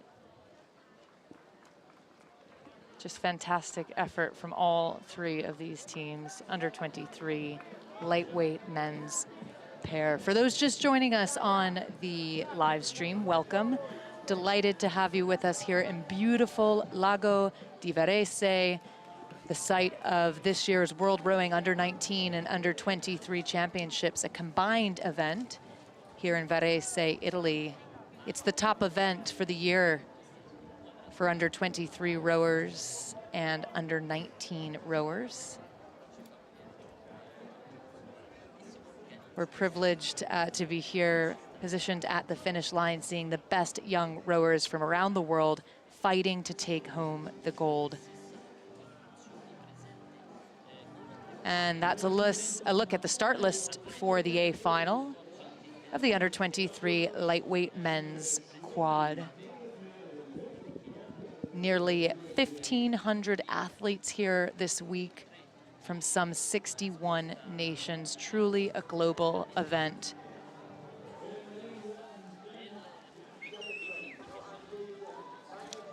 And in lane 1, it's Denmark.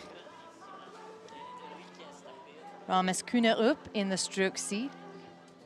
Magnus Udershed in 3. Clement Mariot for France in the stroke seat. France lane 2. Louis Prevost in 3.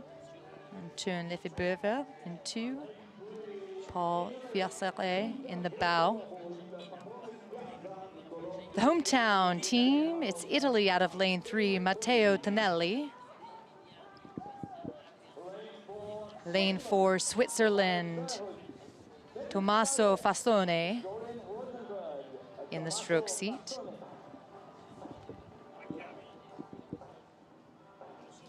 Representing Germany, stroked by Yannick Duo.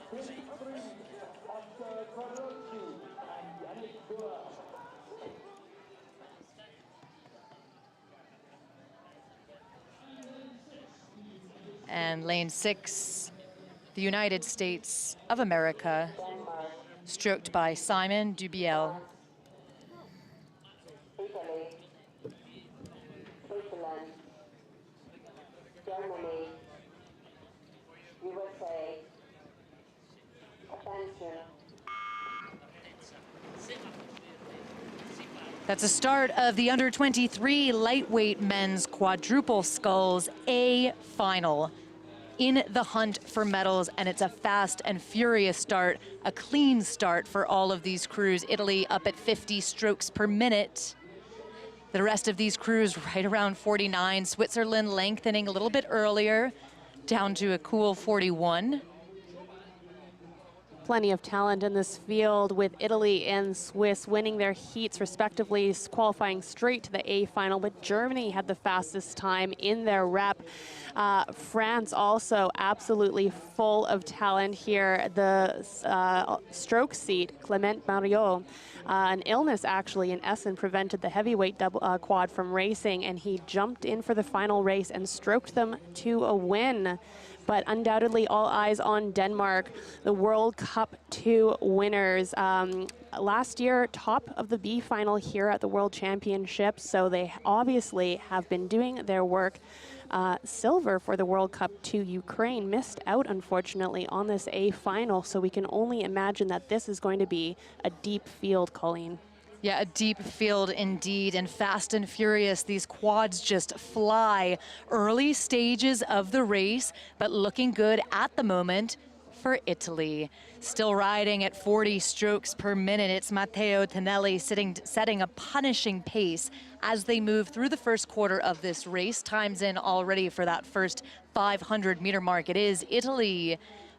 About 2 seconds behind them, Germany, and then over to France. Really, really close. And the field still tightly packed, I'd say perhaps with the exception of Denmark. Ramas Kunerup in the stroke seat, just slightly off the pace. And the USA just a few meters ahead of this Danish crew. Those are the backs, though, of the German athletes. Adrian Reinstradler in the bow. And in Italy, the stroke seat, Matteo Tonelli, obviously using his experience as a bronze medalist in the World Championships last year to lead his crew with that high rate. But look at that rhythm, looks so effortless, just perfect synchronicity as they go up and down the slide, pressing those legs together. Little look out of the boat there for Matteo, making sure that he is positioning them in a strong position, leading early in this first half of the race. In the Danish crew, 3 of these athletes return from last year's under-23 World Rowing Championships in this very event where they won the B final. They've managed to get into the A final and will be looking to improve upon that result. Those 3 athletes, with the exception of their bow seat, rather, from stroke to 2, Kunerup, Oderscheide, and Paulsen returning back and already into the A final, so improving on that 7th place position. But we'll see what they can do to get themselves a little bit closer to the top of the field, because it's burning hot up there. Italy continuing to lead. And into the 1,000-meter, this is typically where we see the field separate, but as you said, burning hot here as the athletes remain in contention with medal spots. We can see them coming down here. Look at that beautiful wide shot there. A couple steering issues there, and I believe that's Italy, if I'm not mistaken, or pardon me, France. But athletes are pushing into the final 1,000 here as there are increasing the stroke rate there, pardon me.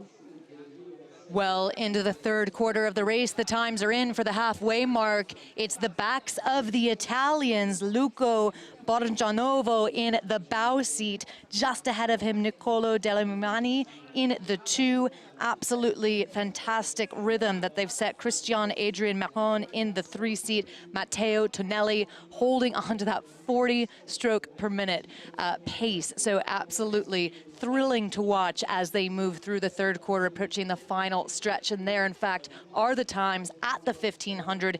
Italy on the hunt for the gold. It's looking good for Germany to get onto the podium, but they'll have to keep an eye out for France. They've got a bit of an advantage over them, but anything can go in the final 500 meters. Italy, though, getting that clear water advantage. Matteo Tonelli looks over his right shoulder to get a sense of where the rest of the field is, but the field's not even there. And France and the US absolutely tied here. This is a race that is over 2,000 meters long, and they're absolutely neck and neck here. And as we see the first two crews too, exchanging blows here, almost at the same speed, almost at the same stroke rate. It's going to be such an exciting finish here as we are about to hit the red buoys. On your feet, here we go. Italy, big swing up to 43 strokes per minute. Matteo Tonelli not afraid to bring it up to secure that gold medal position as they fly towards the line. It is Italy out with an absolutely incredible advantage, truly over the full field. Open water, then back to the Germans, who are desperately making sure that they hold on to what could be a silver. France running right with them, the United States just behind, but it is Germany, then over to France and back to the United States. An absolutely incredible finish to the lightweight men's quadruple sculls. And then on the far side, it is Denmark out of lane one. So first across the line, first the entire way down, it is Italy. Italy takes the gold, Germany takes the silver, France with the bronze. Christian Adrian Marron in the Italian shell stands up for just a moment, and a nice celebration from Niccolò Demiliani in the two.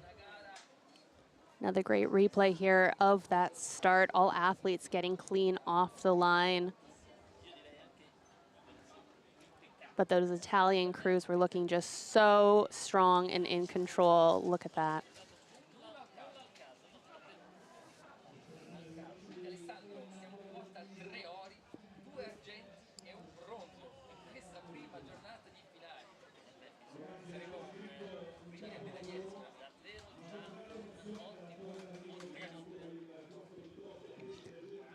And once again, gold for Italy, followed by Germany and France.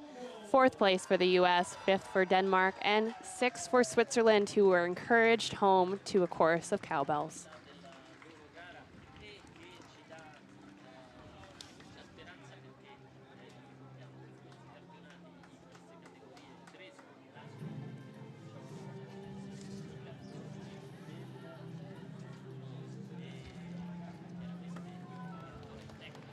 Ladies and gentlemen, the victory ceremony for the U23 lightweight women's Quadruple. Cerimonia di premiazione alla vittoria della 23 presidenza femminile.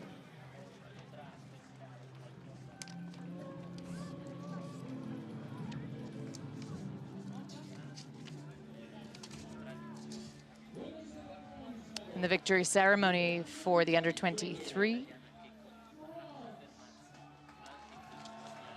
women's quad.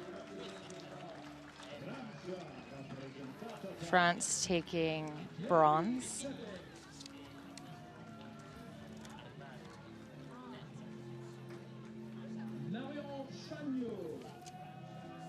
Marion Chagnon. Eugene Bertrand. And Ines Boconfuso. Naomi sucked the bow seat.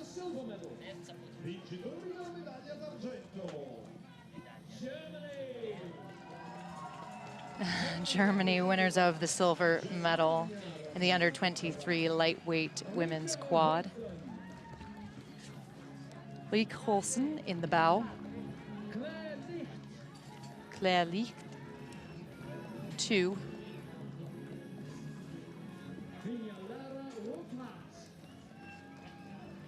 Carolina Bucherat.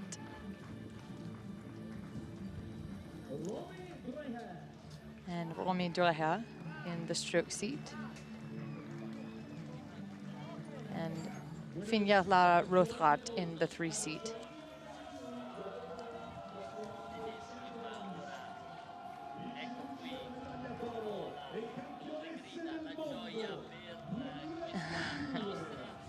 And Team Italy for the win.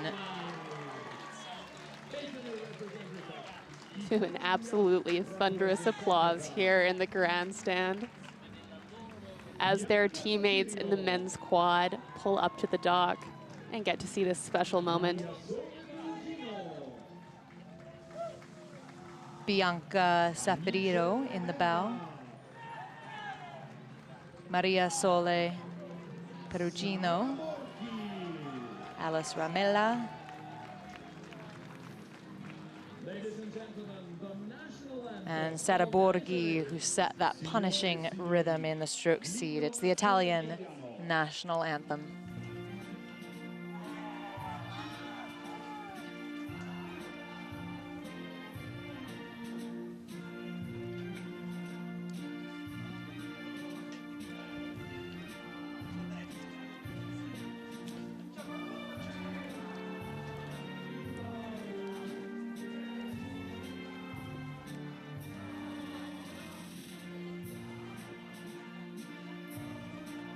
I hope you can hear the Italians singing the national anthem. It's just such a pleasure to hear.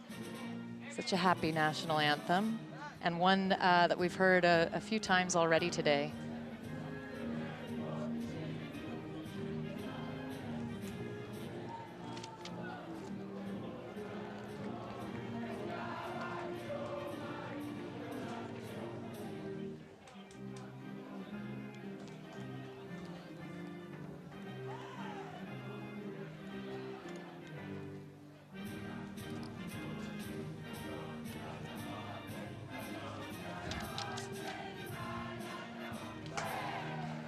Well done, Team Italy.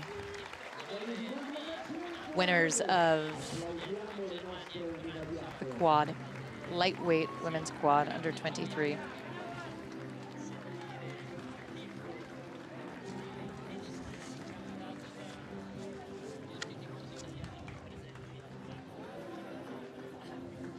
Packed grandstand at the World Rowing under 19 and under 23 combined World Rowing Championships. Lago di Varese has previously hosted the 2021 European Rowing Championships, and they're set to host the 2023 World Rowing Cup 2. It's a fantastic venue, and it's truly a delight and a privilege to be here at the Finish Tower to have the chance to see the world's best under 19, under 23 athletes. I'm Colleen Seville. I'm here with Andrea Proska, 4th seat in the gold medal winning Olympic Canadian 8. Fantastic to have your insight and experience with us, Andrea. So exciting to be here, out of the 4 seat and into the commentator's seat. I'm not sure which brings more pressure with it. I've been, my legs have been absolutely kicking underneath the underneath the desk here as we watch these athletes come through with the best seat in the house right at the finish line. It is, and fast and furious, we move on to the under 23 women's pair: Italy, Germany, Canada, Greece, Lithuania, and Denmark.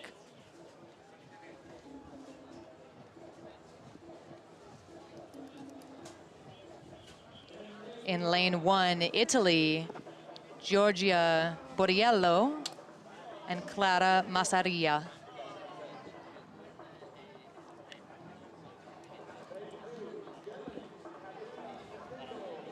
Germany, lane 2, represented by Katarina Kachenko and Luise Schrader.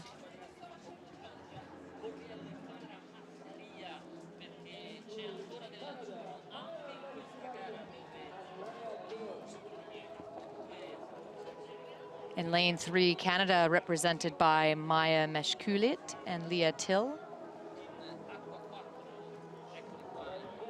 Lane 4, Greece, represented by Evangelia Fracou and Christina Iona Orumpu.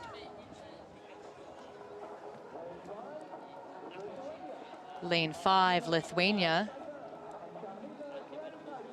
represented by Martina Kazlaskate and Camille Kralikate. Lane 6, Denmark, Mathilde Elizabeth Kielgaard, Christine Amalie Menat Cardell. Germany, Canada, Greece, Lithuania, Denmark, attention.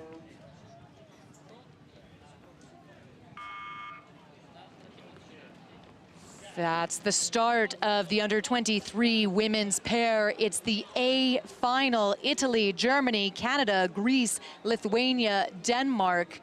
Quick start for the Italians. Lithuania, Greece trading positions, jockeying in the first few strokes. We're riding now with Team Germany up at 43 strokes per minute. Luisa Schrader in the stroke seat for Germany. And starting to get a sense of some early leaders in the race. A fantastic start for Lithuania. Yes, the Lithuanian combination, plenty of U23 experience. Their coach was so pleased with their last race. They qualified through the repechage and, more importantly, executed their plan. So they're going to be looking to improve upon that this race here as the athletes continue to move through the sprint of the start before slowly settling into their race pace. But it is going to be hot and fast. Lots of great crews in this lineup, including Canada and Greece, both qualified straight to the A final. That combination from Canada, Leah Till in stroke, Maya Meshkolite, who celebrated her birthday yesterday, are off of a 6th place A final at World Cup 3 and will be using that senior experience well throughout this race. So exciting to see how this all shakes out, Colleen. Yeah, great effort from Greece in the early goings of the race. Now sees them with a bit of an advantage over the rest of the field.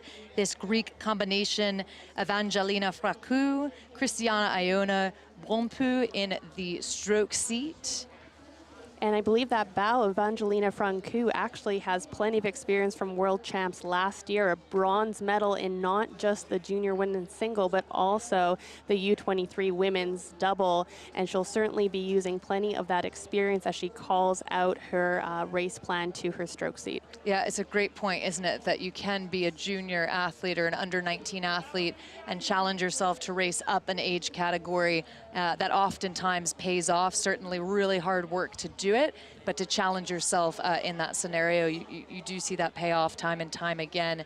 So she took the bronze in the women's double last year. Fracou of Greece, she's moved into the pair, picked up her pair partner Brompu, and they lead through the 500 now well into the second quarter. Through the 500, we are settling into our race plan as these athletes try to perfectly balance each other, each having one side of the oar. They need to pull with perfect precision and execution of power in order to keep that boat moving straight. They do have a tow that will allow them a little bit of steering. However, steering can cost you valuable seconds, so these athletes are going to want to be in perfect time and power with us, and we certainly see that in the Lithuanian combination on your screen right now. Really impressive, this Greek combination. Evangelina Fracou, Christina Iona Brompu in the stroke seat, setting down a solid rhythm, really consistent pacing from this crew.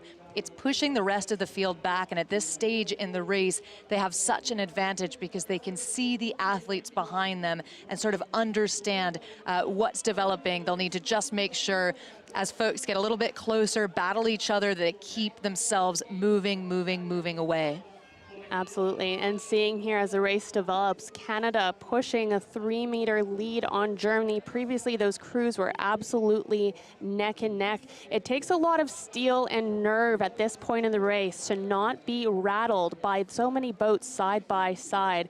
You need to stick to your race plan, get some gritty determination, and understand that you can push through and the second half of the race and have that extra gear available for you for a sprint finish. So a lot of maturity for these young athletes to not go too fast. Greece leading, Lithuania holding on to what could be a silver medal. Canada in a position to get themselves onto the podium, but they'll need to keep an eye on Germany. Germany in really good touch with the Canadians and rowing it a little bit lower, so that tells us that they'll have somewhere to go as the race develops. Times are in through the halfway point. It's Greece leading Lithuania, back to Canada, Germany over to Denmark, and back to Italy.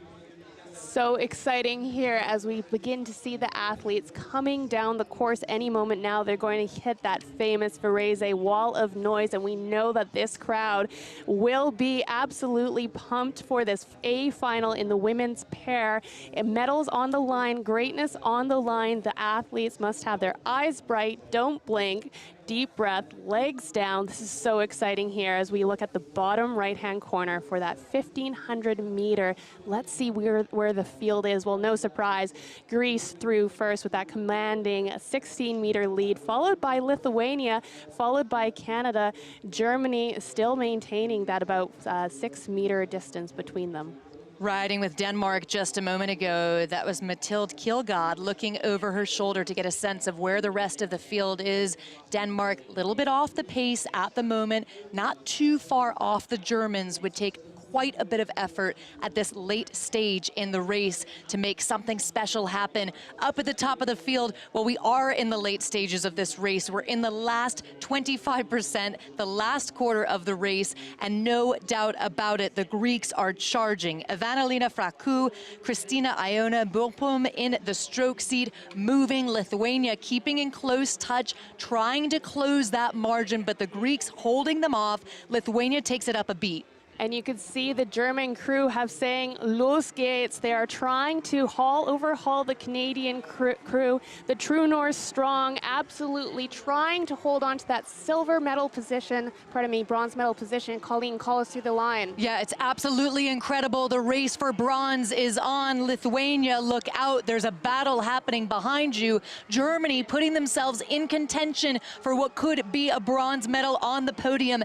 Is there time for them to overhaul the Lithuanians? I don't think so. It's Greece, it's Lithuania, Germany. What a bit of push at the end to move themselves into a third place position. This German combination stroked by Luise Schrader pulls it up to 40 strokes per minute. The Greeks are through. Is the silver safe for the Lithuanians? Lithuania to take silver, a job well done. To Germany to capture the bronze. Heartbreak for the Canadians, but certainly a hard-fought race. Then through the line, out of lane 6, it's Denmark, and over on the far side, Italy.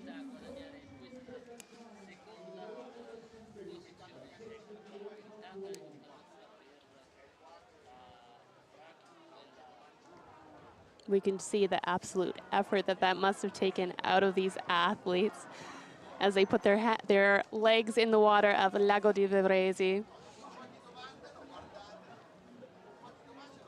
Yeah, and as you rightly mentioned, Andrea, Evangelina Fracou won sculling medals at both the under-23 and junior level at both the World Rowing and European Championships last year. Just loads of experience, and that really paying off, joining up with Christina Iona Burpum to race in Varese this year.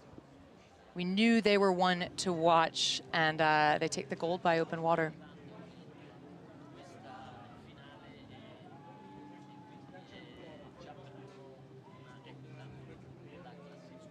So look at the times then for the race that just went by, the under-23 women's pair. Gold for Greece, silver for Lithuania, and the bronze for Germany.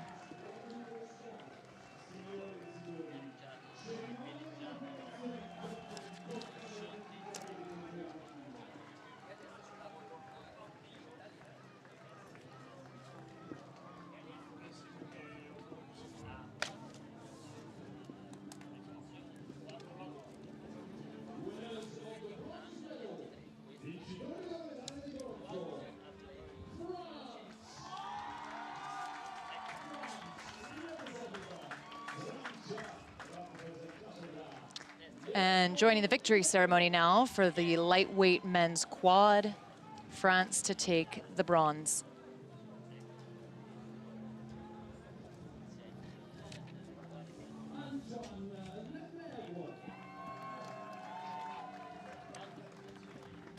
Léopold Fioré,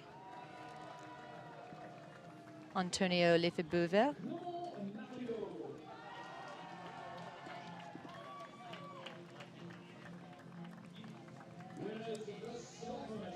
Louis Pivot, Clément Marion, Winners of the silver medal, Germany.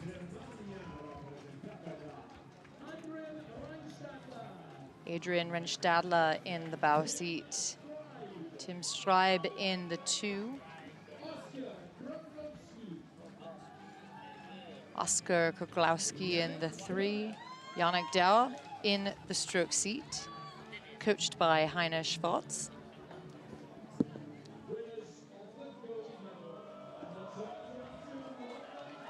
Getting ready for the jump.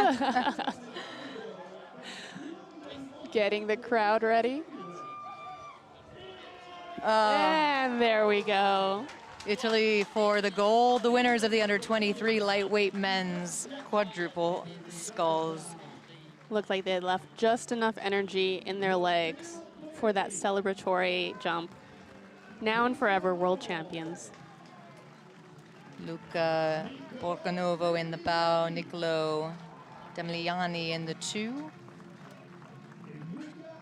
Christian Adrian Meron and Matteo Tonelli.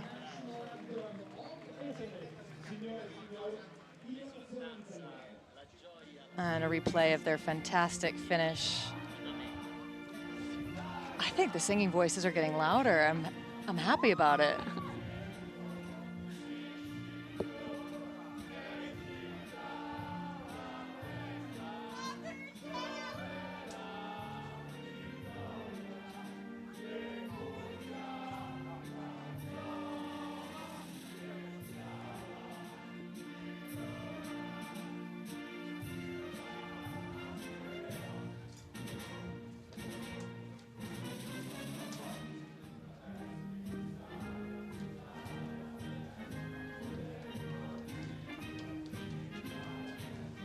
On their home course, nonetheless, really wonderful to see.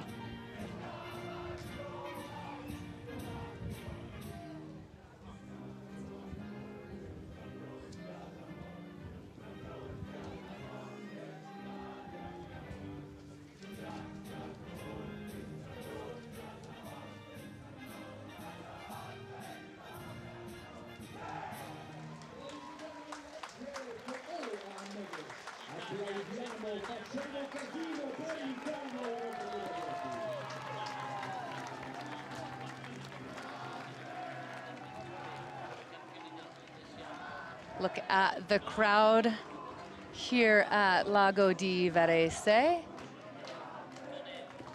We were told by our Italian colleague who's up in the tower, Luca, the voice of Italian rowing, that buses and buses and buses of Italian fan supporters will be coming in from all over the country.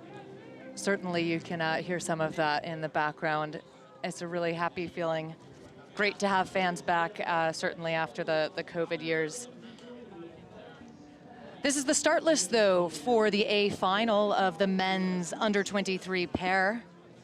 Canada, Lithuania, Romania, South Africa, Uruguay, and Great Britain.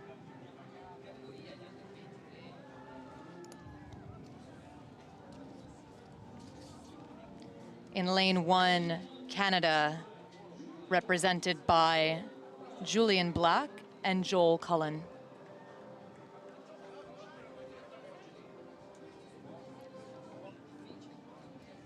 In lane 2, Lithuania, represented by brothers, twin brothers, Dovydas Stankūnas and Domantas Stankūnas. In lane 3, Romania, represented by Andre Mandrila and Claudiu Nimtu. Lane 4, South Africa, represented by Christopher Baxter and Damien Bonhagkoon. Uruguay takes lane 5, Martin Zocalo, Leonardo Joaquin Rodas Correa in the bow seat. And lane 6, Great Britain, Oliver Parrish in the bow, Luca Ferraro in the stroke seat.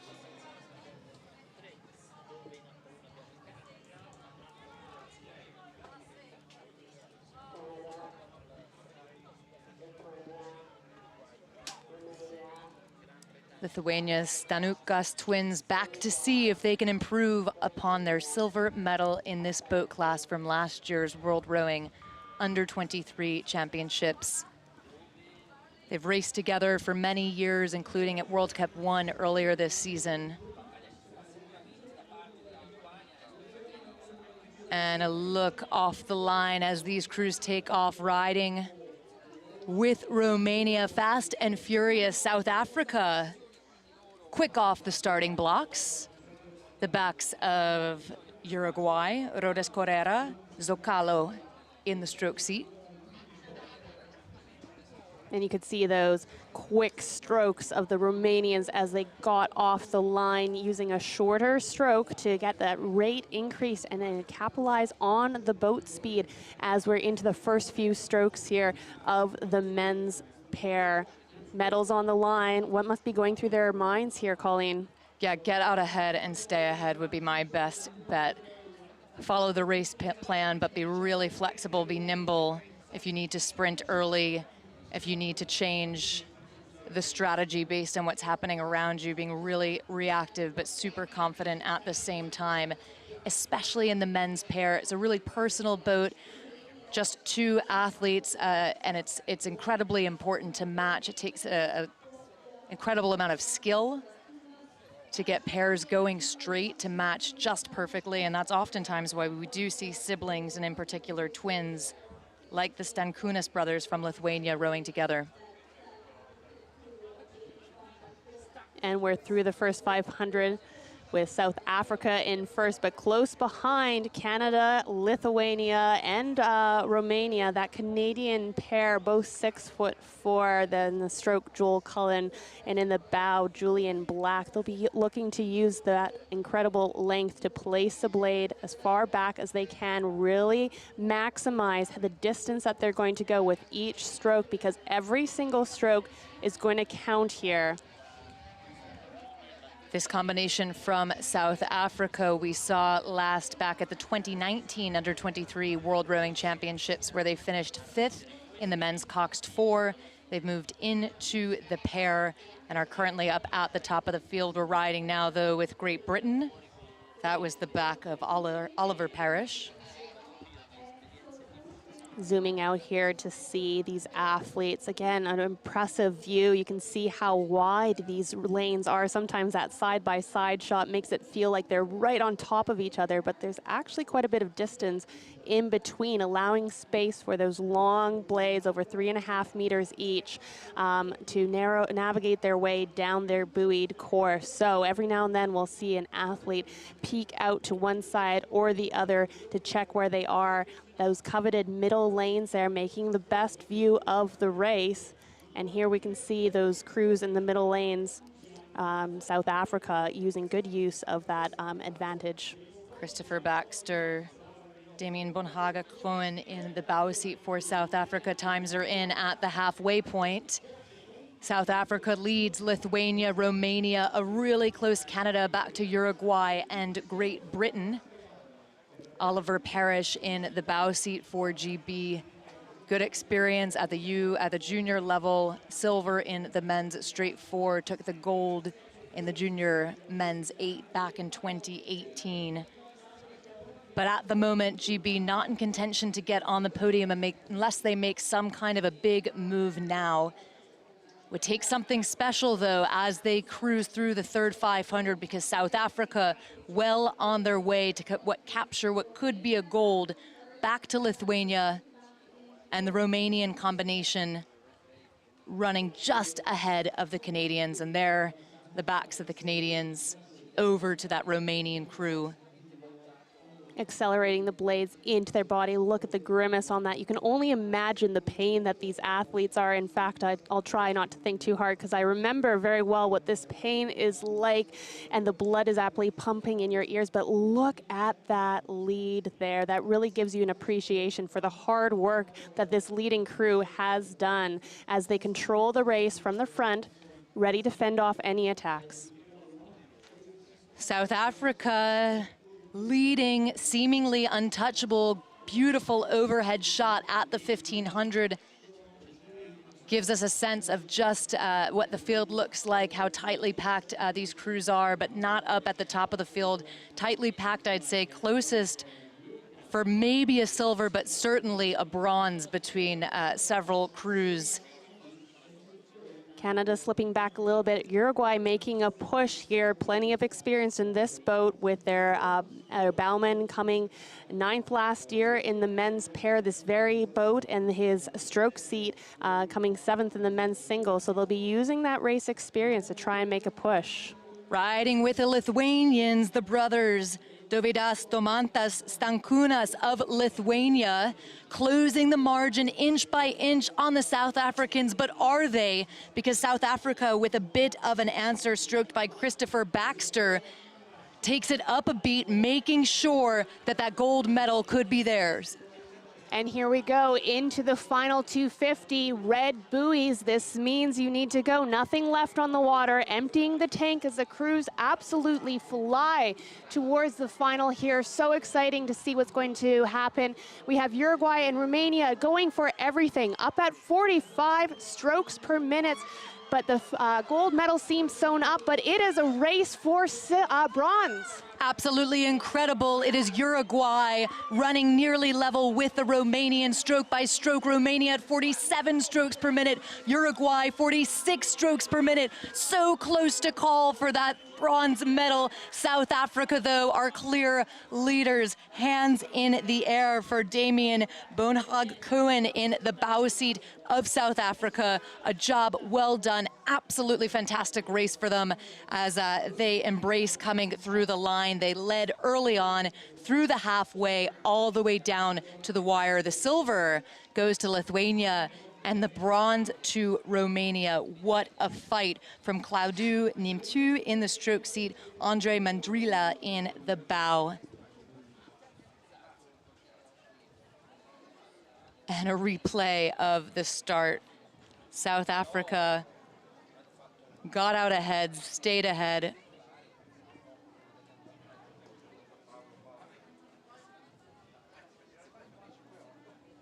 Just maintained control of that race the entire way down.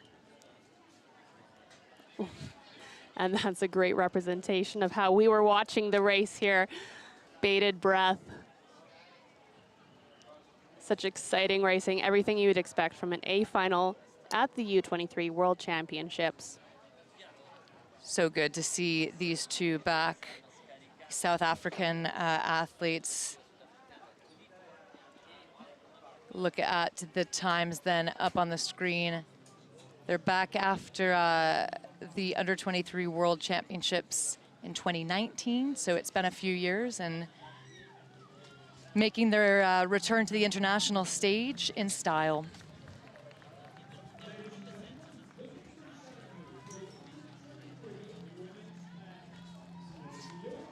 It's the victory ceremony of the Under-23 women's pair.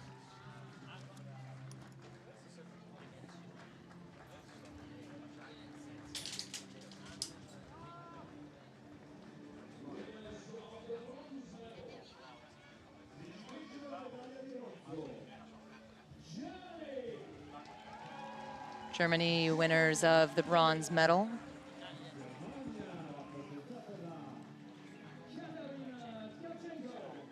Katarina Kachenko in the bow, grabbing the medal for her teammate Luisa Schrader.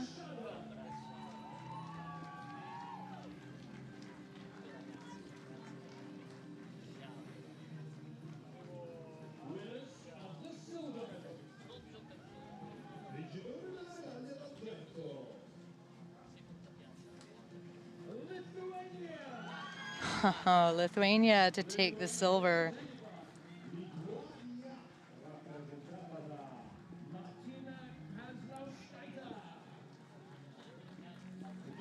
Martina Kazalcheka in the bow. Camille Kalikate in the stroke seat.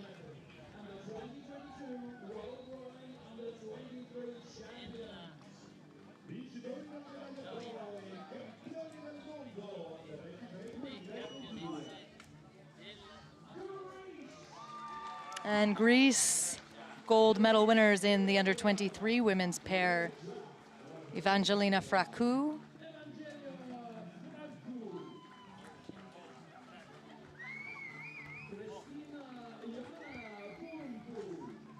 Christina Iona Pompeu.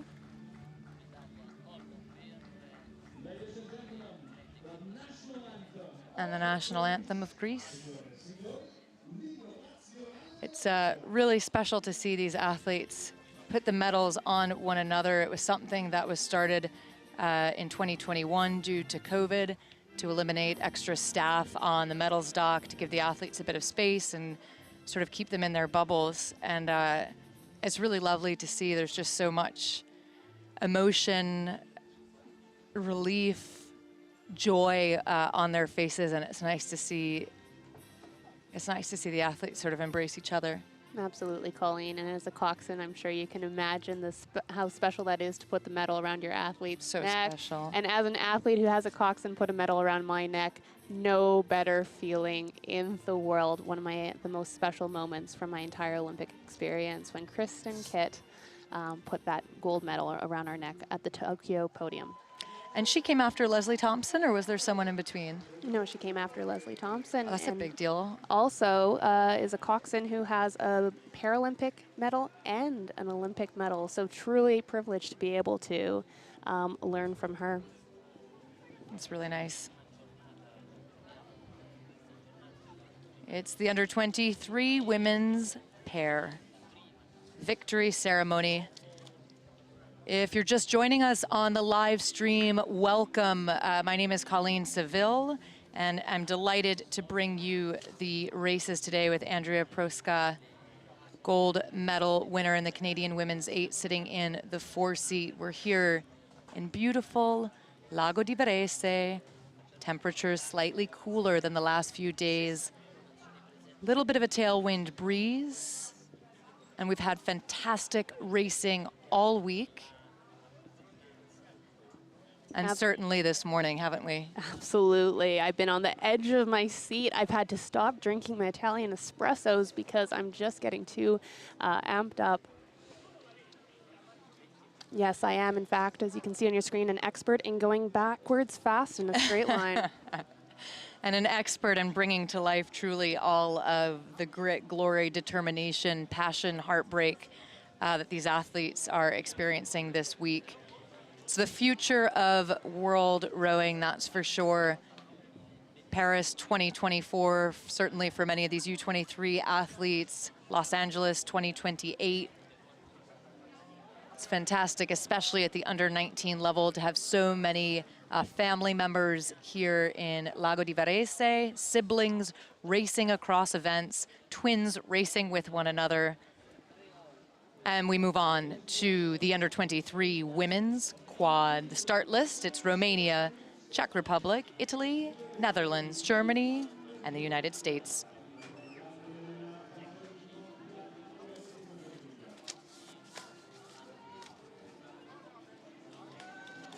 In lane 1, Romania.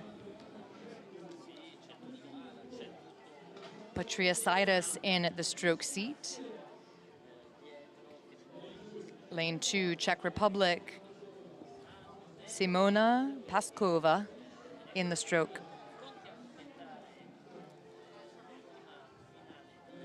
Lane 3, Italy. Alice Gnata in the stroke seat.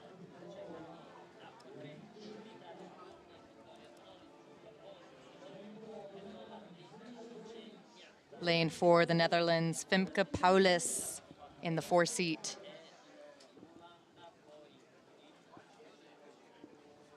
For Germany, lane 5, Rian Lagerpusch.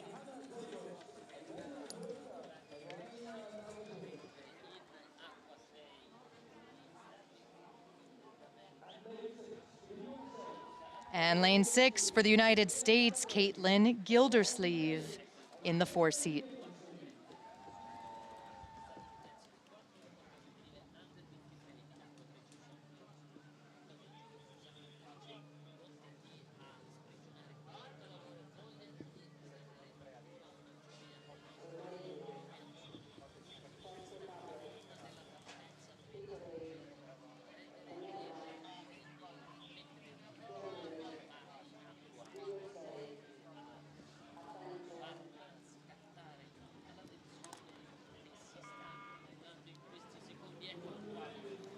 That's the buzzer. They're underway in the under-23 women's quadruple sculls. It's the A final. And a look at Team Italy. Alice Ganatta in the stroke seat. Susanna Pedrola in 3. As the Dutch come towards us. And a look across the full field. Really early stages. Andrea, when does it start to settle, do you think, the sort of placements in those first goings off the block? Oh my gosh, what a great question. I feel like in a race, you never really settle, even though you and I will sit here and say that they're comfortably in their race rhythm. Even race rhythm is maximal pressure here, but those first 20, 30 strokes are really just free strokes of adrenaline. And we have a great side-by-side shot here of that Dutch crew. I'm so excited to watch them race.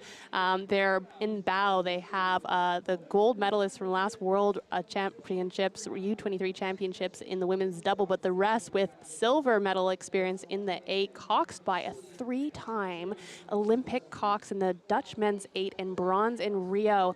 So much experience in this boat, and a winner in their heat straight through to the A final.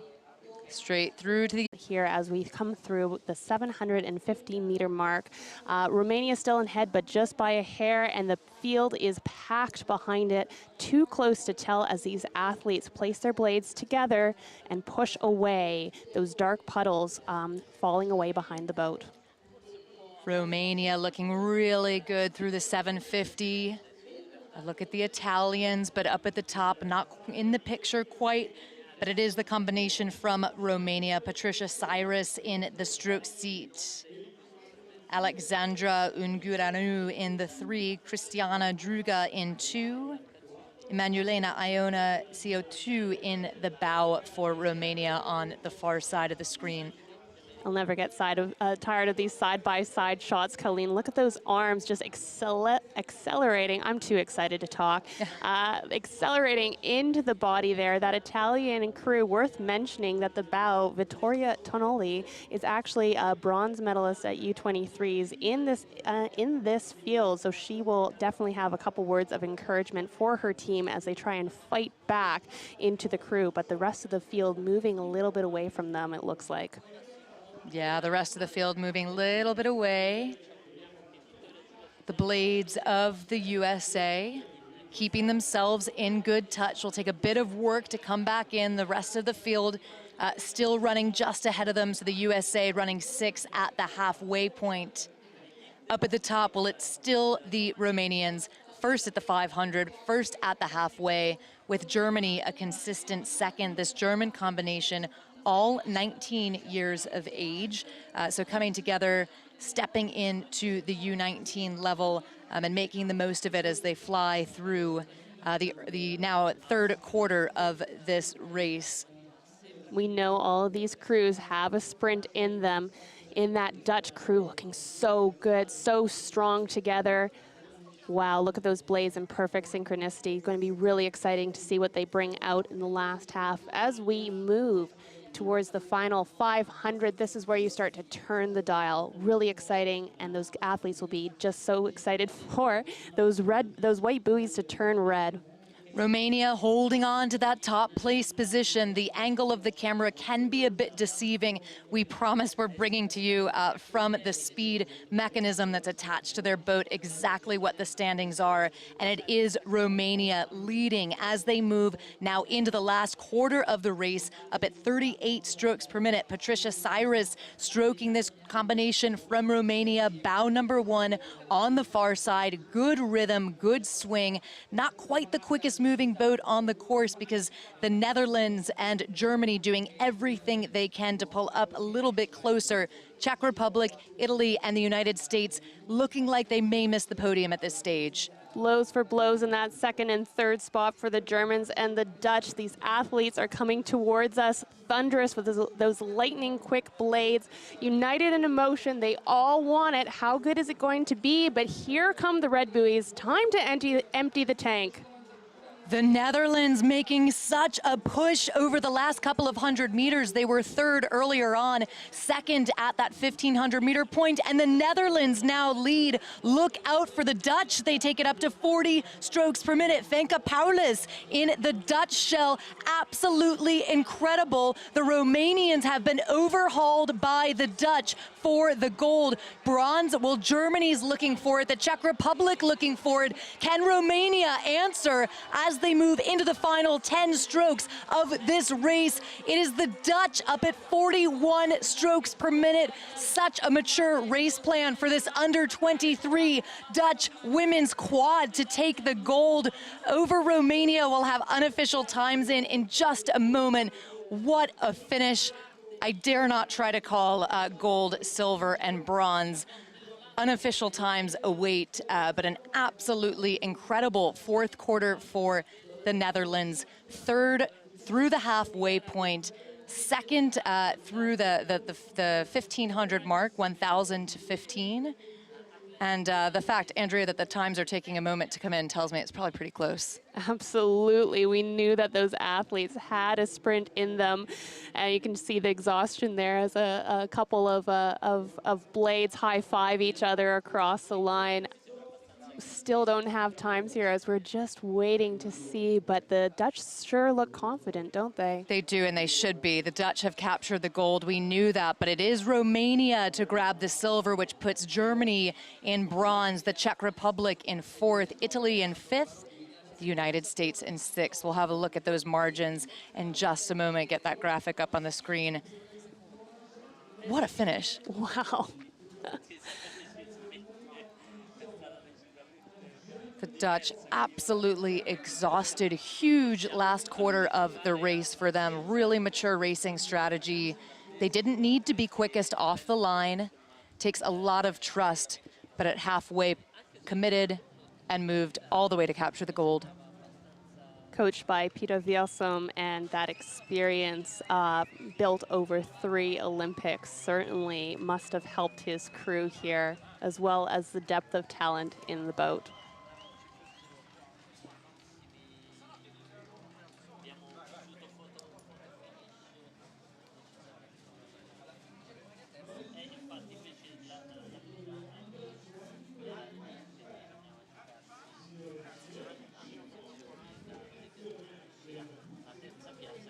Huge effort from the Dutch women's quad.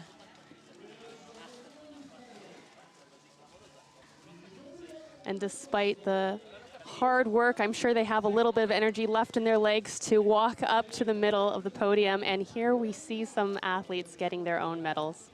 Yeah, that's right. It's the victory ceremony for the under 23 men's pair. That was third place, Romania. Claudiu Nemciu and Andrei Mandrila.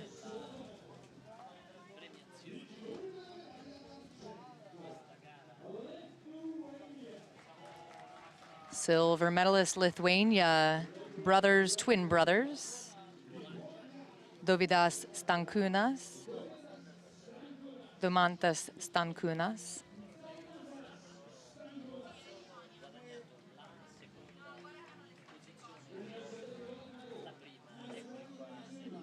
Oh, fantastic for South Africa.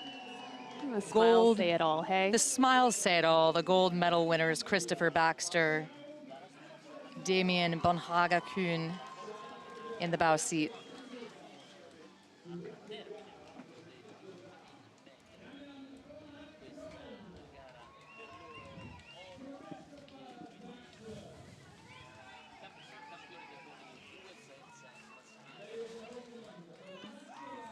And a replay of that just fantastic win. The emotion on Damien Bonhaga-Kuhn's face says it all.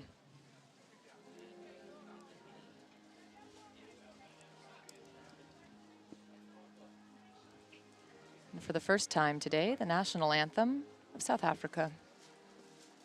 Moments like this, I can't help but think of all of the parents, all of the supporters glued to their laptops across the world, watching this moment and celebrating as we see those flags raised high.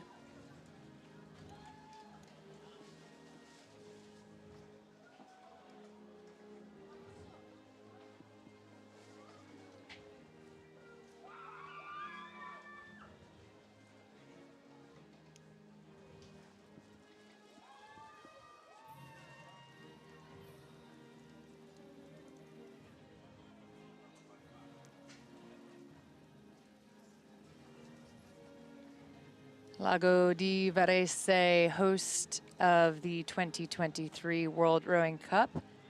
We can expect many of these athletes to be returning next year, especially those graduating from the U23 level into the senior category.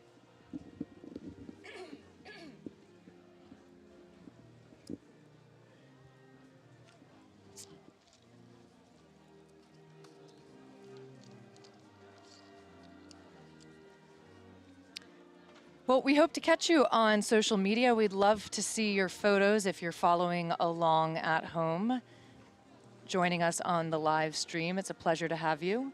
You can use the hashtags World Rowing, Rowing, WRU19CH, which sounds like a mouthful, but it's World Rowing U19 Championships, WRU23CH, WRUCH Varese, and tag us at World Rowing on Twitter and Instagram. We'd love to hear from you. And that's the under-23 men's pair. Gold medalist, South Africa.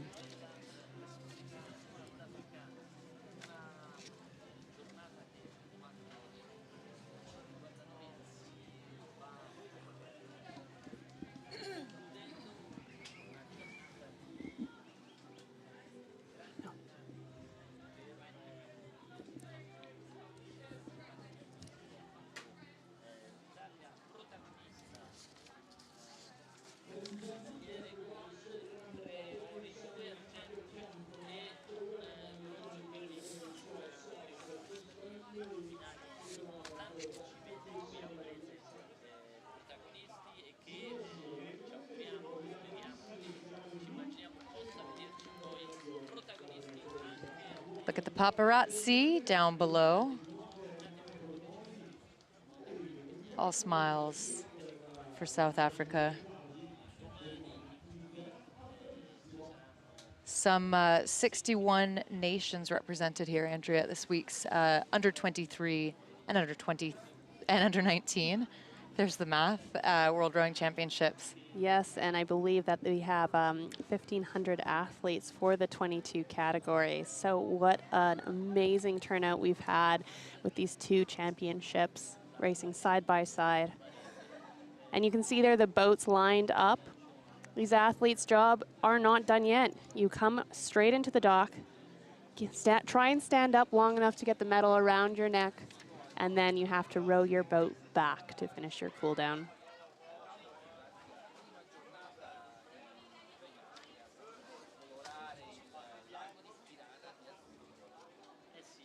Great shot of some of the highlights here today. We've seen some fantastic rowing, nail bite finishes, not least of which we just witnessed with that fantastic sprint from the women's quad. And shortly we'll be moving from the A finals to the B finals, which I'm sure promises just as thrilling results. So we stay tuned for that.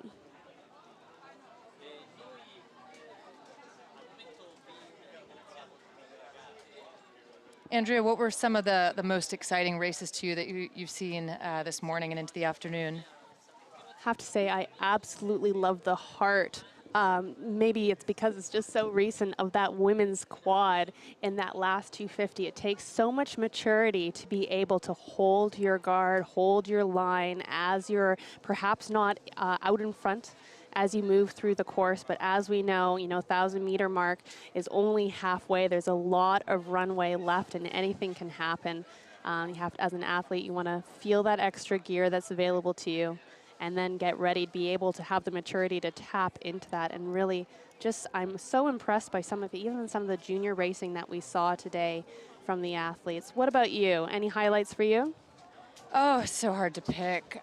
Some of the races that we just saw down to the wire were just an absolute delight to watch, including the victory ceremony of the South African pair, who has just gone in front of Andrea and I, where we're perched here at the tower at the finish line. I love the representation truly from around the globe. Thailand, the People's Republic of China, the Bahamas. Tell us about the Bahamas. So I am an athlete, a commentator, and a coach because I enjoy wearing all of the hats.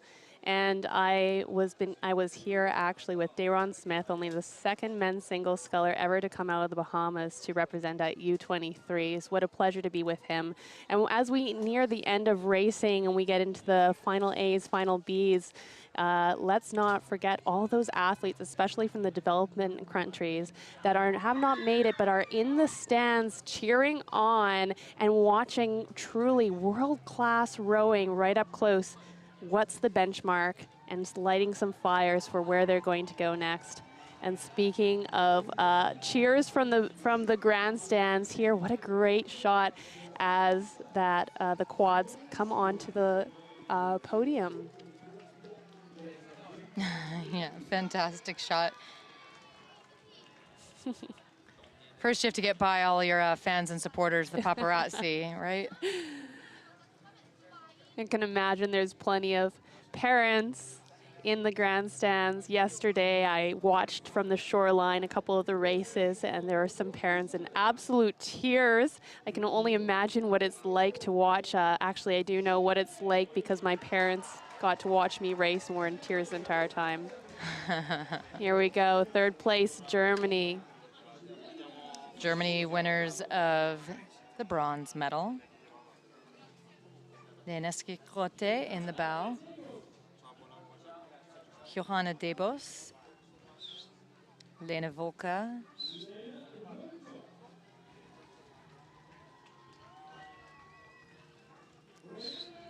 And Rihanna Lago-Pusch setting the rhythm from the stroke seat.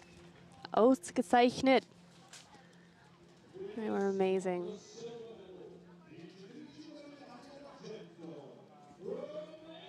Romania taking the silver. Manuela Iona Chiotau in the bow. Christina Druga, Alexandra Ungoreanu, and Patricia Cyrus.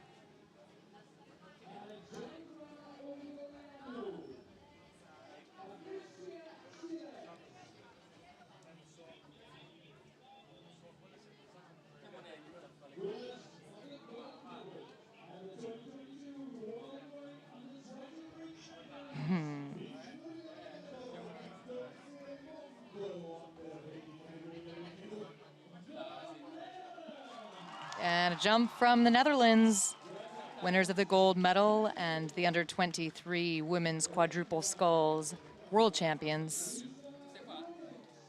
Lisa Brunix, Veer Schneider, Wilhelmine Müller Fankopolis,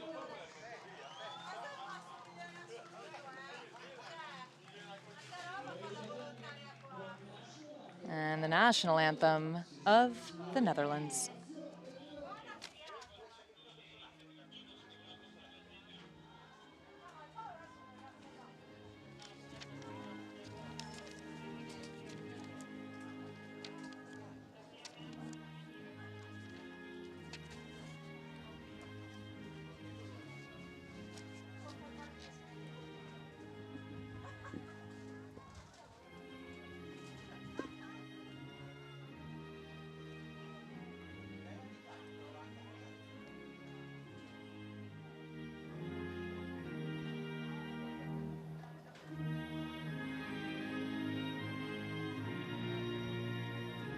And that's the victory ceremony.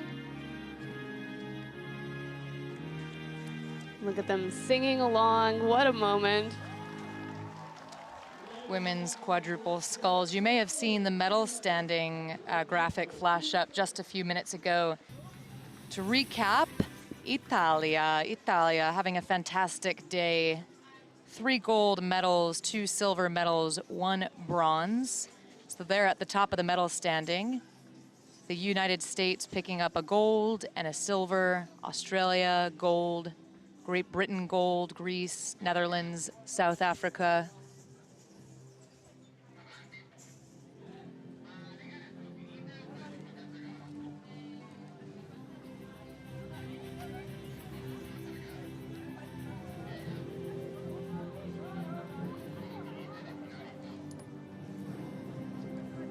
And a look again at the paparazzi in Lago di Varese. World Rowing, of course, committed to clean water.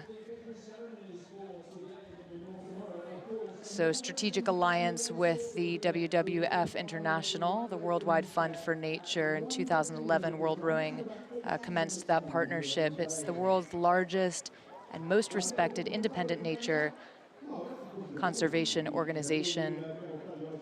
Some more than 5 million supporters and a network active in more than 100 countries across the continents.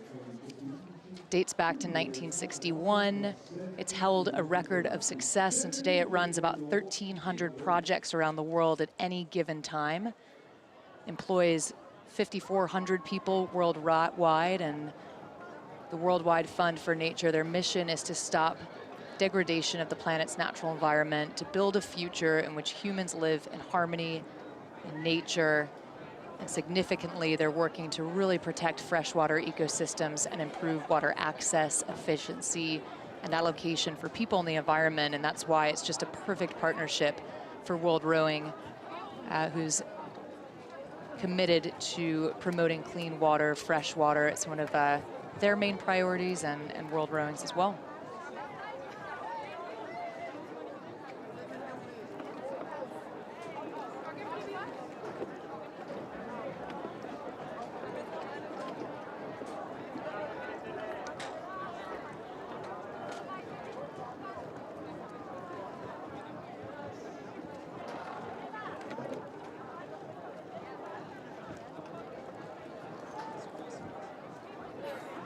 And just getting some replays in and a beautiful overview of the course.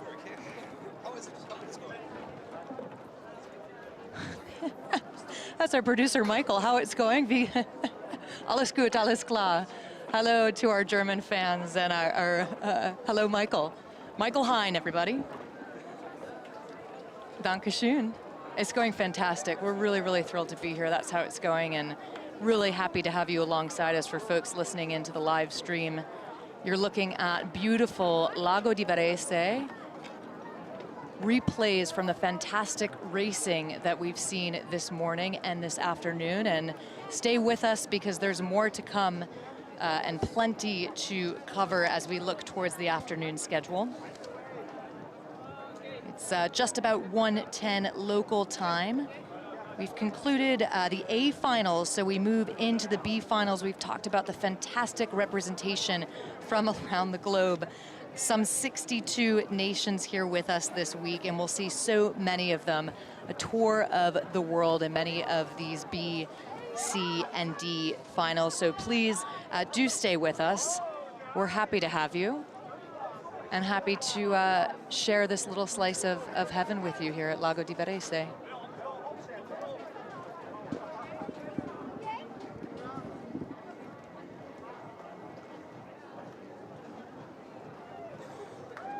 And the US pair, Moldova.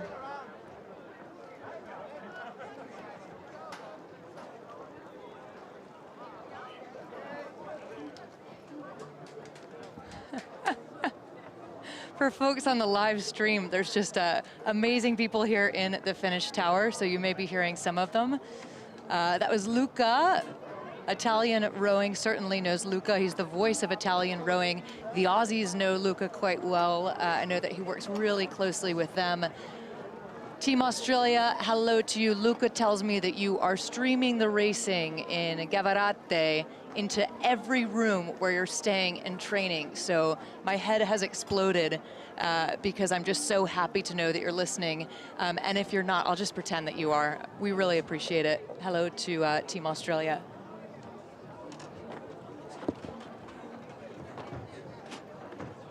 It's the Italian quad who captured the gold. Italy at the top of the medal stand, as mentioned.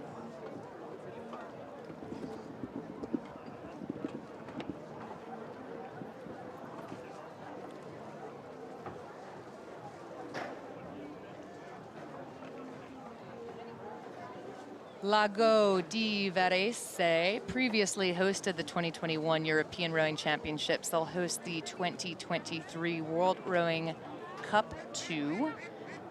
So we look forward to having many of the athletes whom we saw race today, particularly at the under 23 category, return at the senior level in the World Cup circuit. That's a lightweight US men's quad, I believe. Fantastic racing from them.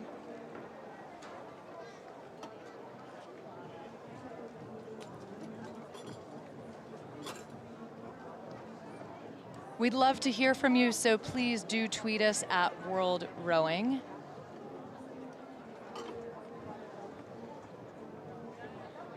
Daniel Spring, thank you for the stat that I see on your Instagram page that you tweeted. Daniel says it looks like there's a new under 23 world best time for British rowing in the under 23 men's Coxed 4, taking gold at 6:02.9. So fast times, records to be had. The water's a little bit warmer here at Lago di Varese while we're having a slightly cooler day today than what we saw earlier in the week. I'm told that makes for faster times, just barely, and a little slight tail breeze. Yes, warmer waters. Even the salinity of the water can affect the speeds. Of course, rowing is a game of drag, so the more that boat is going to sit out of the water, the more likely you are to go fast on the course, and we certainly saw some fast rowing today as we watch this highlight reel.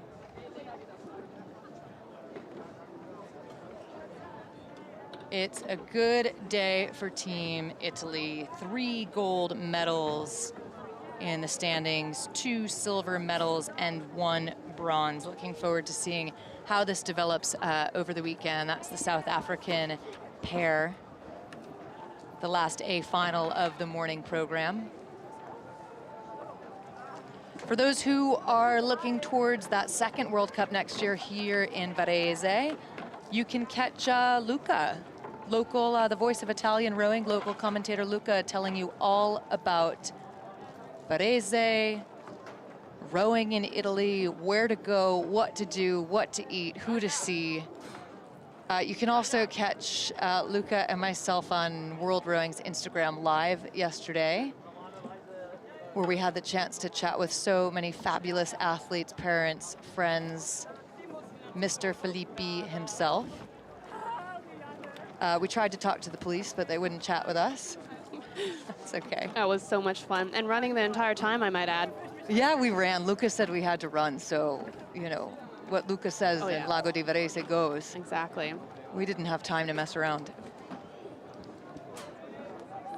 So if you're just joining us on the live stream, a very, very warm welcome. And for those who are staying with us, we thank you. My name is Colleen Seville. It is an absolute privilege to bring you the racing from the finish tower here in Lago di Varese at the under-19, under-23 World Rowing Championships. I'm joined by Andrea Proska, 4-seat in the gold-winning Canadian Women's 8 in Tokyo. Absolutely. I'm also hungry. Commentator here as we catch our breath in between this fantastic morning of racing. The program was a little bit condensed. We want to make sure the athletes, World Rowing wanted to ensure everyone got a fair lane, and with a couple of thunderstorms rolling in the afternoon, we condensed the race. But it looks like we're a minute away from the next and another final, Colleen. Yeah, we move on to the B final of the under-23 women's lightweight pairs. These athletes contesting for positions 7, 8, and 9 in the world in this category. It's a 3-boat race. Hungary, Sara Boca in the stroke seat, Anna Gideon in the bow.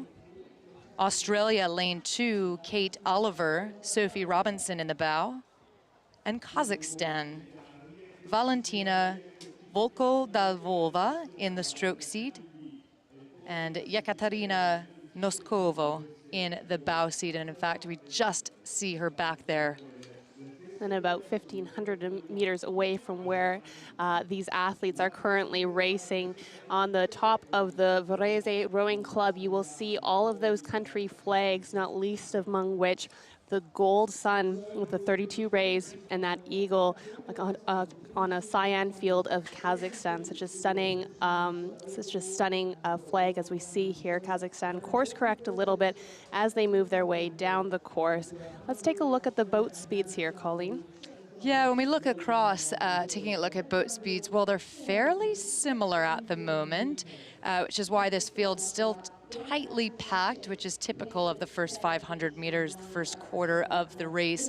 Kazakhstan making the most of it. So Valentina Volko Dadova and Yekaterina Noskova in the bow seat. Cool 35 strokes per minute, and you see that has them about 3/4 length advantage over Australia. Australia running a close third. Hungary maybe just overhauling Kazakhstan. And that Hungarian crew did show some speed as they won their rep a few days ago. The Australian combination, Kate Oliver in stroke, Sophie Robinson in bow, 19 and in the bow seat, 20 in the stroke seat, all University of Tasmania crew, and in fact coached by Sean Finlayson. That's a great shot of them right there, of that green and gold. Yeah, making their international debut. Sophie Robinson, 19 years old. Kate Oliver, the 20-year-old stroke seat representing Team Australia in the lightweight women's pair. And while I'm sure these athletes are not strangers to racing, perhaps this seems like this is their the highest caliber of racing they've come across so far. So they would have had plenty of opportunity in the previous races to really work out their race plan, make sure they know exactly when they're going to move, how to read the race. And as we can see here, looks like overlap for all of the boats still. So all to play as we move down the course, just about to hit the 800-meter mark. 800-meter mark, telling us that they're mid-second quarter in this B final. Important to note, I think, Andrea, that this is the last race of their regatta. So what approach might they come in with something like this? How do you want to end your regatta? You'd love to be in the A final. You didn't quite get there. What's the strategy here? I think it's an opportunity to get right what you maybe missed out in, to leave the water with the personal best. Tell my athletes that you want to take your boat and put it on the rack, proud of the job that you've done, and having raced with focus. And what is focus? Focus is doing what you say you're going to do. So these crews will have had a pre-race talk with their coach. What are our goals? What are we out there to do? Hungary, as you can see in the bottom right-hand corner, still coming through first at that 1,000-meter mark, but not a lot separating second and third as these athletes wind up into the last half of the race, looking to put that boat on the rack, proud of how they raced. Good look at the Aussies. 35 strokes per minute for Kate Oliver. Now well through the halfway point. The Aussies, bit of a patient race strategy. They were third at the 500, moving into second at the 1,000. They're holding on to that second place position, but if they continue to build boat speed the way they've been doing, they may well be able to overhaul the Hungarians. Saraboka in the stroke seat for Hungary. Anna Guidon in the bow seat.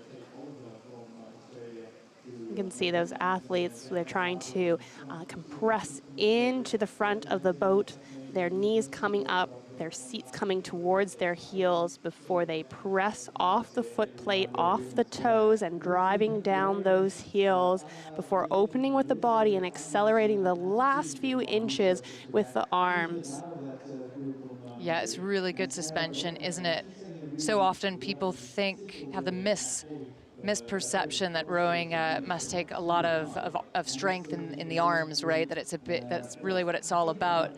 And of course it is, but it's primarily the legs. Absolutely. It's the arms are only really providing about 20%, maybe 30% of your overall speed. You want to think about using those big muscles in your legs, as we can see the Australians demonstrate so well for us, using those big muscles in the legs down first before prying open with the body and allowing the blade to continue towards your body, snapping it back as those elbows drive through the finish, engaging the lats.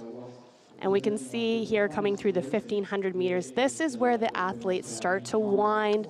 You start to looking to like slightly increase the rate, slightly increase the pressure as you drive towards the line. Even though there's no medals here, these athletes will be giving everything they have, looking to wring out every ounce of experience on this world-class course as they come towards the last 250s, waiting, hoping, yearning for those white buoys to turn red, indicating the final sprint of the last 250, Colleen.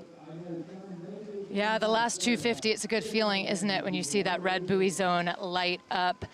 Looking for it, not quite there yet. Hungary with really good suspension. Hungary moving from second at the 500 mark into first at the halfway point, and they have been able to hold off the Aussies. So the Aussies building speed, Kazakhstan maybe losing a little bit of speed that we saw off the line, but moving now well through the last 500 meters. Continues to be Hungary, about 1 length advantage or so over Australia. So Sara Boca, Ano Gedeon, it's their last race of the regatta, the under-23 lightweight women's pair, and doing it in style. And the grandstand is cheering them in, as I'm sure their supporters are across the world, screaming at their laptops. And here they come, about to come through the line here at the 1,000 meters. Pardon me, 2,000 meters. That would be cruel to send them back up there.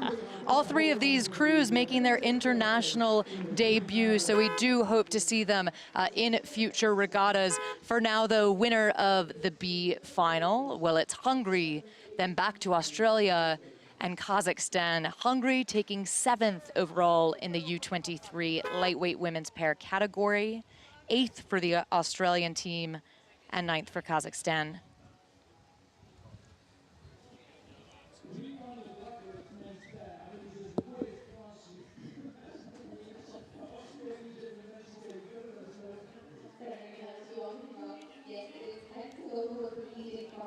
And we move straight up back to the start for the next race, the B final of the lightweight men's pair. Looking on our screen here, we have Egypt pulling strong into the body there. You can see there's the muscles and the strain on the face of the athlete as they make sure that they get out, away, and clean. A back view here of lane 3, that's Mexico. I believe these are brothers, if I'm not mistaken, Colleen. Yeah, I think that's right, brothers indeed. And we mentioned this before, but it bears repeating so often in the pair because it requires unbelievable skill to perfectly just match, get the shell moving straight, and not only straight, but efficiently. That it is the case so often you'll see not only siblings, but twins rowing the pair together. In this case, siblings, Garcia Rodriguez, it's Luis Fernando, Emilio Armando, pairing up quite literally for Mexico. They lead, then it's back to Egypt and over to Austria. And Austria beat out Mexico by just 2 seconds in their heat a few days ago, so they're going to want to repeat that, probably looking at that. A couple glances over at that Mexican crew, and indeed, here we go, we see a wider shot. Maybe, Colleen, you can tell us a little bit about the stroke rates that we're seeing. Yeah, it's quite interesting, isn't it? Because Egypt is at a cool 36, Mexico holding down 35 strokes per minute, Mexico leading this race quite comfortably, while the Austrians, well, they are not content to settle. So a job well done to them in terms of stamina and racing and attacking in a really aggressive way. So they're out of lane one, just on the top of your picture, and they are at 45 strokes per minute as they cruise through the final 250 meters of this race. So looking to close as much margin as possible. And in fact, this combination from Egypt under pressure now to hold off the Austrians as they attack the last stretch. Absolutely incredible. It will be the brothers, Garcia Rodriguez, Emilio, and his brother Luis to come through first and win the B final. But what a push from the Austrians at the end, just over Egypt to overtake the Egyptians and get second in the B final and 8th overall. Really impressive. Omar Hami Ibrahim racing twice at the 2022 Under-23 World Rowing Championships. So in the lightweight men's pair, but also in the open weight men's coxless 4. So doubling up, really making the most of the trip over here to Italy.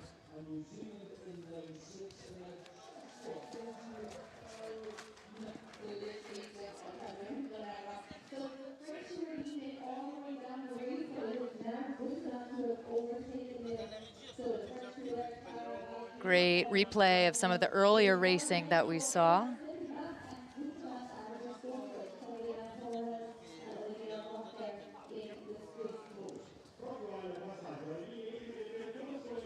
It's the Swiss pair.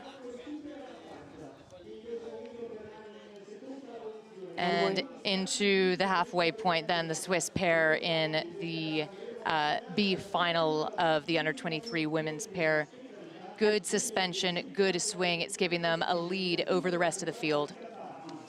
And that Swiss pair is one to watch and one to listen for, as I'm sure there's going to be some cowbells incoming shortly. The Swiss and Americans just missed out on that A final, but both were fastest in their reps. So we're going to be watching them carefully here as they come through the 12:50. And maybe you can tell us a little bit about the race that's unfolding. We're about to see. Yeah, it's looking really good, the race that is unfolding. They're into the third quarter of the race. At the halfway point, it was that Swiss combination whom we just saw a moment ago, Olivia Roth and Serena Fuejos in the bow seat. In close contention, though, well, it is the United States. So the USA, it's Megan Lee in the bow seat, Sue Holderness in the stroke seat, closing in inch by inch, couple of beats higher than the Swiss, taking it up one beat more.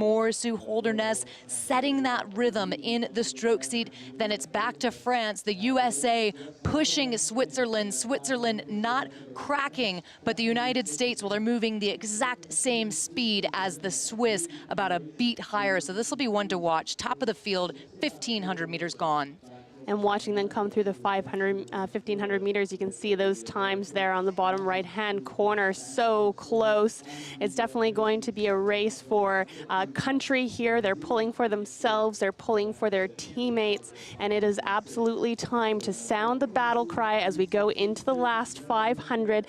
Be unyielding, empty the tank. It's going to be good, but how good is it going to be? It's going to be fantastic. Switzerland continuing to hold cool 36 strokes per minute. The Americans up at 38. The Swiss not folding, steadfast in holding on to this lead as they approach the final 250-meter mark, the last race of their regatta in the Under-23 women's pair. Switzerland holding, Olivia Roth setting the tone, Serena Fuejos in the bow seat.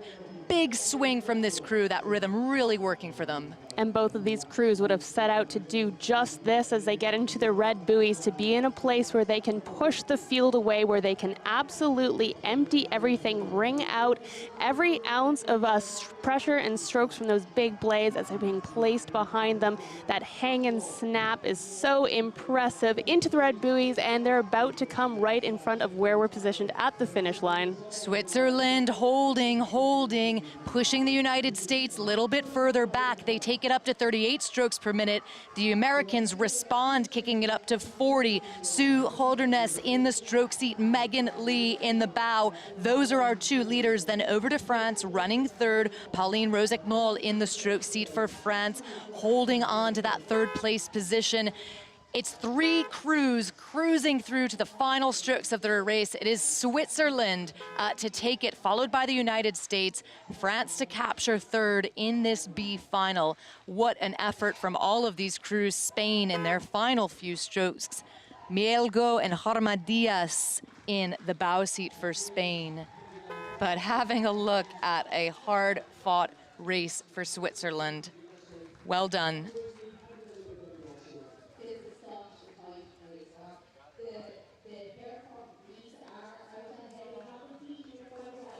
And we move straight back up. It's the under-23 men's pair, fast and furious. Germany, lane 1, France, lane 2, Greece, lane 3, Croatia in 4, the USA, and Hungary. And we're riding now with this combination from Hungary, Tomas Kuhaz in the stroke seat, Dominique Patrick Konsic in the bow seat. Greece early leaders, holding on to that position through the halfway point. We join them already mid-third 500, so already well into the second half of their race. And this combination from Croatia, the Croatian brothers, Patrick and Anton Lukaric, twins nonetheless. Yes, we promised you siblings, didn't we? And we've delivered here with Croatia, but also with Greece, with brothers in the boat there. And no surprise, bears repeating that in this boat class, you have to be so evenly matched because you want that boat to run as straight as possible. Although the athletes have access to toe steering where they can move their foot slightly and keep it in the middle, they want the straightest line from A to B here. And here they come through the 500. 500 through Greece, continuing to lead, riding still with the Croatians. The Americans have managed to push themselves up a little bit closer, overhauling Croatia. The USA now running in a really close second. This combination from Croatia, the brothers, perhaps a little bit surprising to see them in the B final. And also surprising to see the French in the B final here with Emmanuel Mathieu in stroke, second in the trial at the French U23s. Yeah, it speaks to just the level of competition and depth across the men's pair. Greece, though, all day, leading start to finish, closing in on the final 250 meters. Brothers Zisas and Dimitrios Boukoulevas from Greece, holding on to their advantage, showing no sign of slowing down in this B final. Just behind them, though, will the Croatians answer the Americans. As mentioned, Patrick and Anton not super happy to be in the B final, I'm sure. They won medals at 2 of the World Rowing Cups last season, making the most of this B final. We'll see if there's time for them to overhaul the Greeks. I don't think so, no time at all. It is Greece to take the win, with a time of 6:23.3 unofficially. And Croatia, a really good second half of the race for Croatia.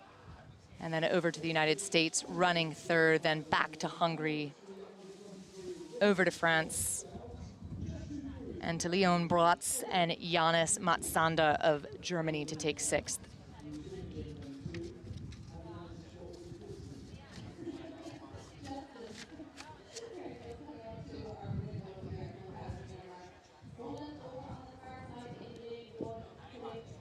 It's a 2-boat B final, up about halfway where we join the under-23 women's quadruple sculls.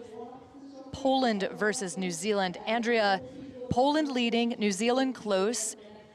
This is what we would call a dual race. How does the strategy change? Sounds like a little like Henley racing as well, 1v1, one person takes all. So here there's, in a typical race, you have 6 boats across. There's a lot of looking out. With the boats this close, the athletes will probably be feeling the boats on either side, almost subconsciously understanding if a push is happening. And you can see the absolute concentration on the face of the New Zealanders here. All those athletes athletes, I believe, making their international debut, and what an amazing opportunity to earn the fern as they do. There's been a lot of supporters in the stands, so I can expect that we're going to be hearing them anytime here as the Polish continue to charge down the field in close contention. The Polish quad, all with World Championships experience from last year, all but bow, finishing 7th in this boat class with our bow Veronika Ludwizak, an A final, 4th in the 8. Margin's pretty consistent. They're certainly making this dual race a fantastic one to watch. We see New Zealand, well, just out of your picture, I can tell you New Zealand is leading. We're riding now with this combination from Poland, bronze medalists at the under-23 European Championships last year, 3 of the 4 in the women's quad with the bow seat. Ludwigczyk in the 8, also taking a bronze medal.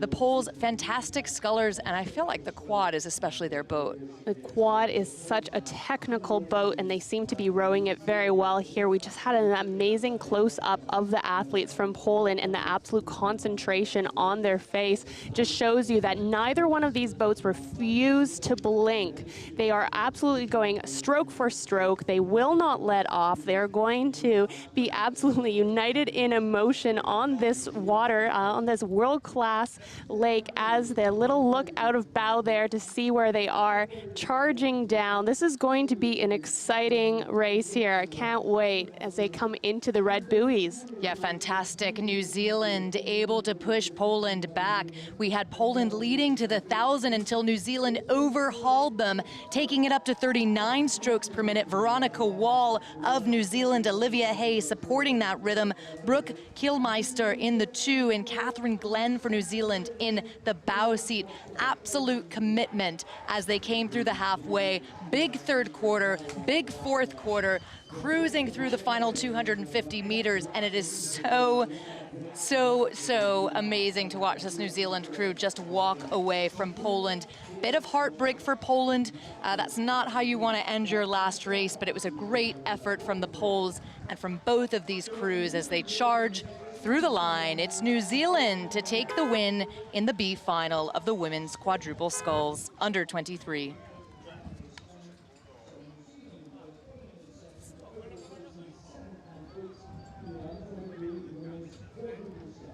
Absolute exhaustion for these 2 crews. Barbara Strang in the stroke seat of the Polish shell. Paulina Czerzanowski in the 3. Katarina Duda in the bow, in the 2 seat. Veronika Ludwigczyk in the bow. So we move on then to the C final of the under-23 lightweight men's single sculls. And what a field it has been. This is an absolute depth of talent that we've seen this year in both the heavyweight and the lightweight men's single sculls. Moving over to the sea, you can see there, that's the Brazilian rower taking nice long strokes as he continues to lead the field at the 1,000-meter mark, but close behind we have Italy and Spain. Yeah, the Brazilian rower, João Vinicius Ferreira Batista, making his international debut, 19 years old. In the earlier rounds, just absolute gutsy racing as he comes onto the international stage. And we see that materializing now in this C final of the men's single sculls. It's a long race in a single, just you by yourself against yourself, or in this case also 5 other rowers, having to decide again and again as you come across that pain, are you going to go there? Are you going to sit in the hurt? Are you able to be clear thinking? A little bit of a look out of the boat there from the Italian rower, Emanuele Bergamin. He's going to want to know where everyone else is in the field so that he can respond. Big push as they move through the 3rd quarter continues to be Ferreira Batista from Brazil out of lane 3, holding on to the advantage. And as I say that, of course, the Italian sculler challenging him for it, Emanuele Bergamin of Italy out of lane 5. Well, those are our two front runners. And I have a feeling, particularly for the Italian sculler, although for all of them, that they'll make a real effort going all the way down the line. Well, there's something special about hearing your country's name being called. You're no longer racing for yourself anymore. You are racing for your country. And there are plenty of supporters on the stands here and across the world who are cheering on all of these countries. Italians have the home field advantage here, as we've seen previously. So I imagine that he's going to find an extra few ounces of strength and perhaps even a power 10 when he hears that cheer of Italia. Closing in on the final stretches of the race, Emanuele Bergamin of Italy continuing to push all the way down. The Italian sculler just off the podium in the junior men's double at the 2021 Junior World Rowing Championships. He's graduated to the under 23 level and looking to win this C final if he can do it on his home water. He'll have to break the Brazilian first, Pereira Batista of Brazil, holding that advantage up at the top of the field, closing into the final stages of this race. It's looking good for Brazil. It absolutely is, and these athletes are so mentally resilient. This is a race against yourself as well. How deep are you willing to go? How good is it going to be? No medals, but plenty of pride up for grabs here as they come towards the finish line. Brazil leading from early in this race, second off the line to the 500, but first at the 1,000. He's managed to hold it. João Ferreira Batista of Brazil, the Italian sculler behind him, Emanuele Bergamin, an absolute fantastic effort, but it does see him in that second place position as they come through. Spain in the final strokes, Gerard Sunetanco of Spain to capture third. Absolutely phenomenal. And then taking a look across the board, Paulo Fidalgo of Portugal. It's Jakub Bajczek of Poland out of lane 6. Israel Daniel Dubitsky in lane 2. But the 1, 2, 3, Brazil, Italy, Spain. Jakub Bajczek of Poland capturing 4th. Paulo Fidalgo in 5th, Daniel Dubitsky of Israel in 6th. That was the C final of the under 23 men's lightweight single sculls.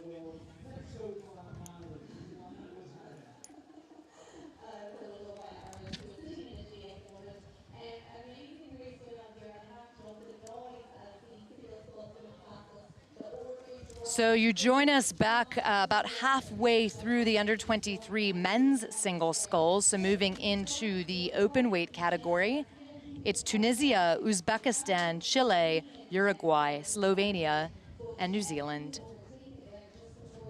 Uruguay leading the pack, second at the 500 mark.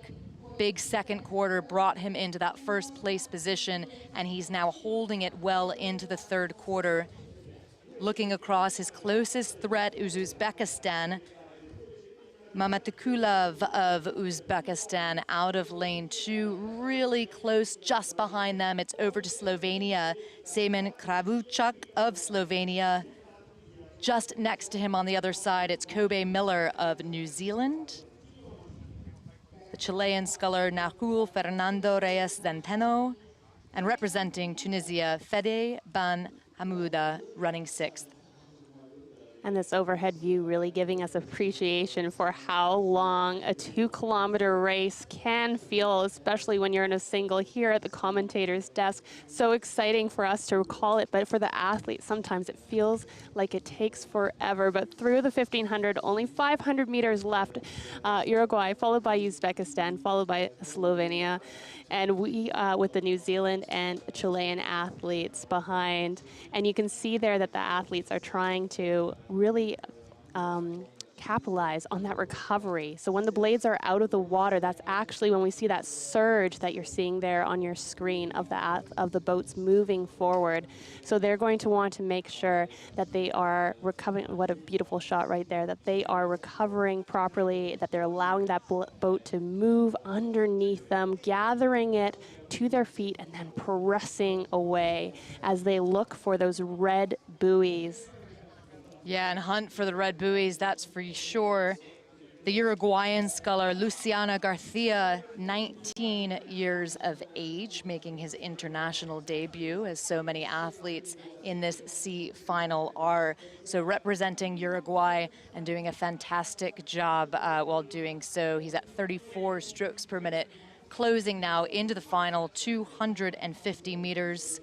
Just behind him, well, he knows that he's got quite the advantage, but surely he'll be seeing the battle developing between Uzbekistan and Slovenia. Semen Kravucek from Slovenia.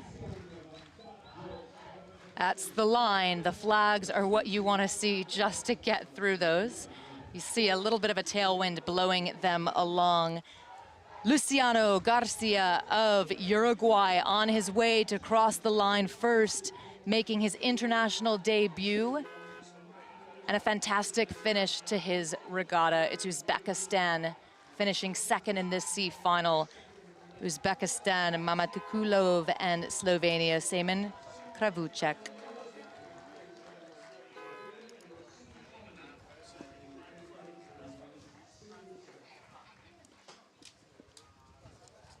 And if I am reading my information correctly, we have a new World Championships best time with that 6:55. The last World Championship time being 6:56.72. I'll wait for confirmation on that, but how exciting would that be to be racing in these fast conditions? Yeah, really, really great to see some World Championship best times. I know we've seen a few of them across the board. We'll get our stats in order and look to share those out with you all.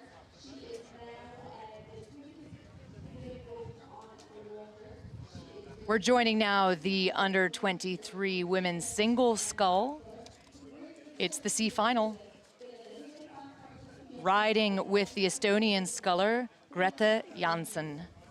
Grete Janssen, Princeton University athlete, coached by her mother, an elite athlete in her own right, Tatjana Janssen, who was the first female rower, first woman to row from Tallinn, Estonia to Helsinki, Finland. Incredibly impressive. And I'm sure she's a fantastic coach, and Greta's all the better for it. So Greta out ahead at the top of the field, looking though at the moment with the athlete from Mexico, Mildred Belen Mercado Palacios. And even though it's slightly overcast, still hot conditions here as the athletes make their way down in these quick conditions, the wind blowing them along, but only making a couple seconds difference, I'm sure, as it still feels an incredibly long race. As an athlete, you are going to be looking to row the conditions, not let the conditions row you, as a coach of mine used to say. So they will be using any tailwind to their advantage, letting it blow along. It makes it even more important in quick conditions to make sure that you're capitalizing on that recovery, letting the boat surge underneath you, come underneath you before coiling up those legs and springing off the foot plate. And here we have another great shot of that American athlete, Ella Berry. Ella Berry, her sister, racing in the under-19 double. So we saw her race the repechage earlier this morning, and it's a family affair. I know that she's got great supporters in the grandstand. That's the back, though, of Janka Siros from Hungary. Up at the top of the field, just out of our picture, it continues to be Grete Janssen from Estonia. Back to Mildred Belen Mercados Palacios from Mexico, the United States running third, then over to Hungary and to the Philippines. Great representation around the globe, including this in the C final. Absolutely. We mentioned before we have 61 nations at these World Championships, 1,500 athletes for the 22 categories. It's a fantastic opportunity for athletes in development countries to really see what it's like to race against the best of the best, what the benchmarks are. And I can see that these athletes are not going to leave anything on the water here. Look at those white buoys turn red. Everyone knows what that means. It's 250 meters and it's time to fly. Estonia clearly in command of this race. Greta Janssen will have a look over the full field as she has had since the 1,000-meter mark when she moved into that first place position. So second quarter brought her into first at the 1,000, at the 1,500, and she's continued to build her lead over the rest of the field ever since. So really nice pacing from the Estonian sculler. It's Mexico, Mildred Belen, Mercado Palacios, holding on to that second place position, a cool 31 strokes per minute. This is the last race for these athletes. This is how they end their regatta. So for Ella Berry, she's deciding that she wants to get her bow just ahead of the Hungarian sculler. Is there time? Can she do it to take third in this C final? It's looking like Hungary holding, Janka Sieros holding. What a finish to the C final of the women's single sculls. Contesting positions 13 through 17 overall, so the C final. 13 through 17 in the women's single sculls category. One of the deepest fields here at the Under 23 World Rowing Championships. It is Estonia, Mexico. A great effort from Janka Sieros to hold off a charging Ella Berry from the USA, and back to Christine Perron from the Philippines.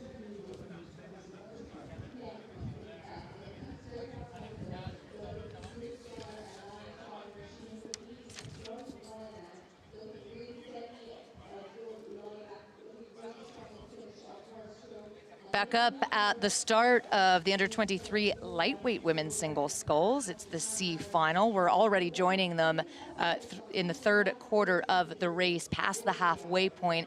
Switzerland, Aline Schweizer, coming third at the 500 mark and moving into first by the 1,000. So a really big second quarter for her. Uruguay was leading, slipping a little bit further back. That's Nicole Yarzon of Uruguay.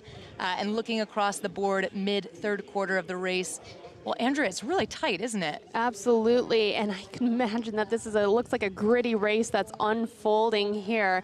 So exciting to see the athletes absolutely driving towards the finish lines here. As we said, C final, so it's all on the table for pride, for country. You can imagine any nerves that the athletes had before they launched have now been whisked away as they're in the middle of the pain and the discomfort, but pushing their bodies on, executing their race plan, staying laser focused on what is the job ahead. And the job ahead is to get your boat through the line first and to win this C final.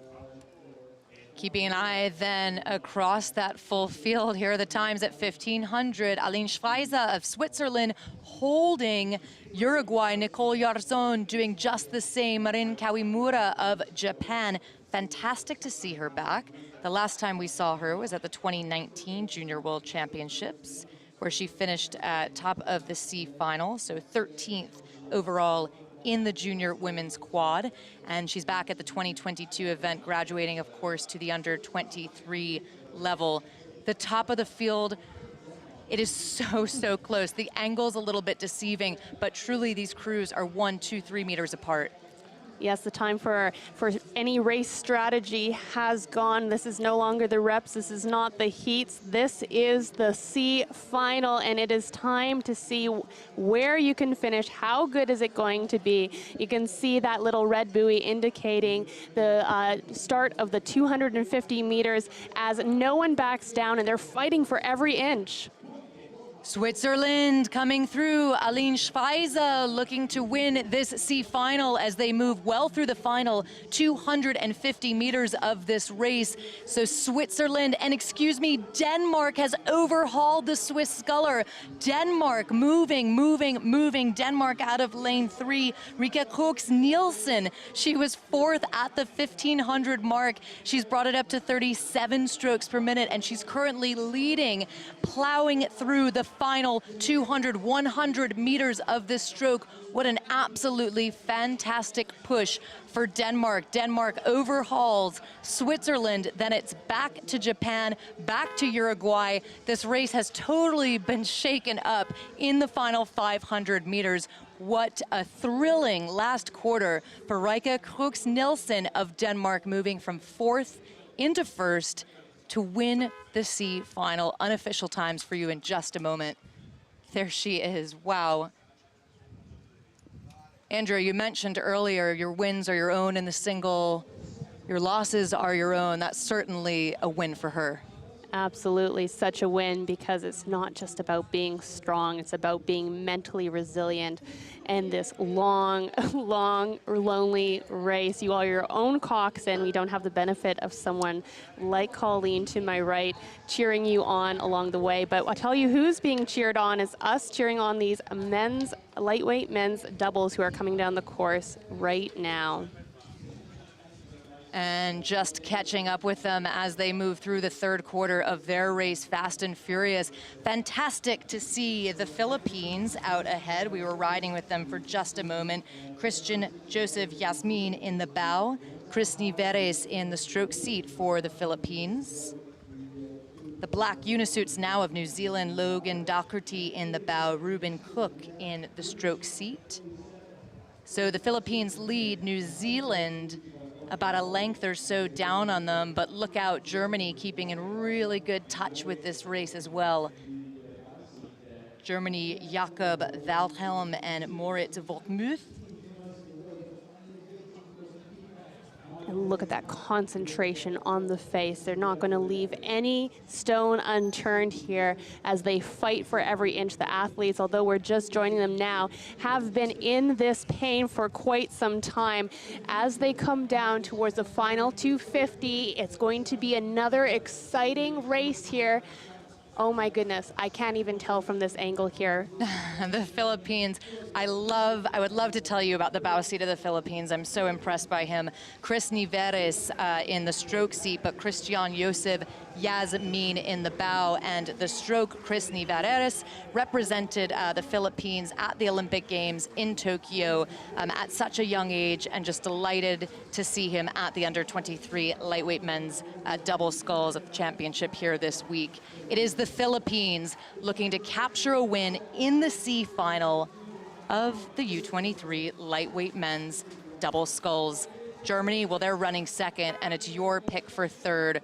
A really close Estonia. Wow, what a battle between Estonia and New Zealand. A fantastic way to end your week at the World Rowing Championships.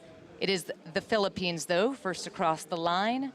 Germany running second. It was Estonia to capture third. And a really, really close New Zealand in fourth. What a push from Estonia at the end. Singapore rounding out their final few strokes. Tu Gu Wei, Kumar Mayan Kanji in the bow seat. Well done to Singapore.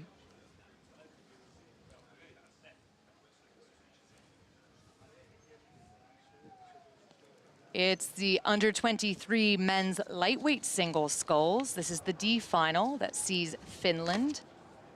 Vilma Kangasmäki out of lane 1, representing Thailand, Nuntinda Krangjangjam. And Isabella Begley out of lane 3, representing the USA. Joining them just shy of the halfway point, Nuntinda Krangjangjam of Thailand holding on to the lead. The United States keeping in close touch, that's Isabella Begley, coached by Roger Payne. Then back to Vilma, Kangasmaki from Finland, riding with her for just a moment. And all these athletes do have world rowing experience here. Finland having raced at last year's U23 and the EU U23. Thailand at World Cup 1, where they came 8th. And in the US, at third last year in the World Championships, but in the lightweight women's quad. The lightweight women's single sculls at the under-23 level, one of the biggest boat classes at the championships. The field truly packed with talent. And I love seeing a D final. It just means that the enthusiasm, the depth of the field is second to none. So D final, quite a big field of lightweight women's single sculls. Last race of the regatta for these athletes in Thailand. Nunthinda Krajangjam continuing to hold the lead. USA looks very in control. Little look over to take a peek at the field here, but she looks like an athlete who is right in the zone, executing her race plan, racing her race. Isabella Begley from Morristown, New Jersey, who rows at the University of Virginia under the famous Kevin Sauer.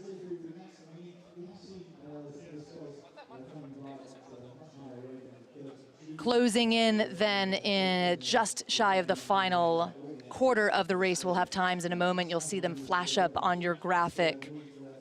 Great race for Nunthinda Krajangjam, representing Thailand, with the United States just about 2.5 seconds off of her time. Isabella Begley and Finland about 7 seconds off of the leading time set by the Thai Vilma Kangasmaki.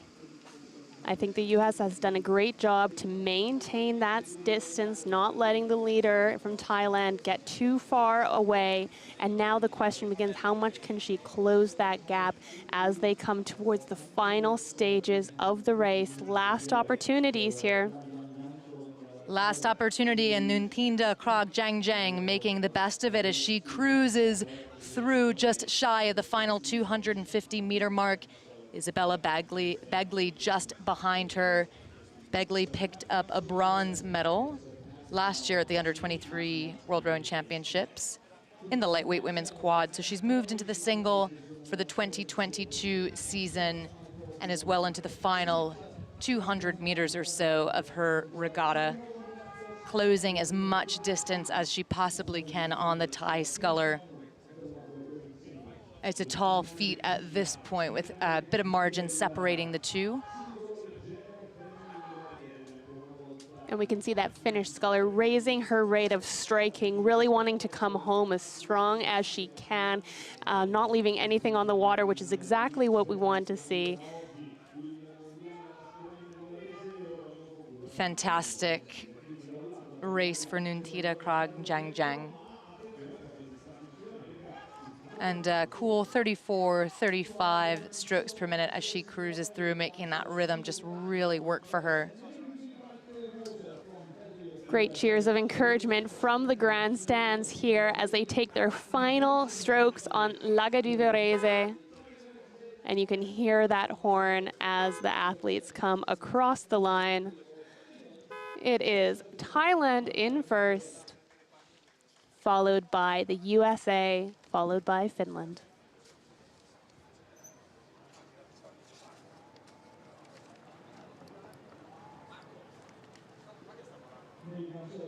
Just absolute exhaustion from these athletes as they cool down from a big effort over 2,000 meters.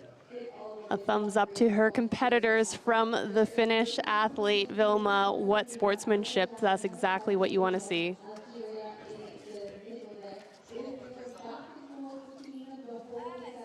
Back up at the start then for the under-23 men's lightweight single sculls. It's the D final.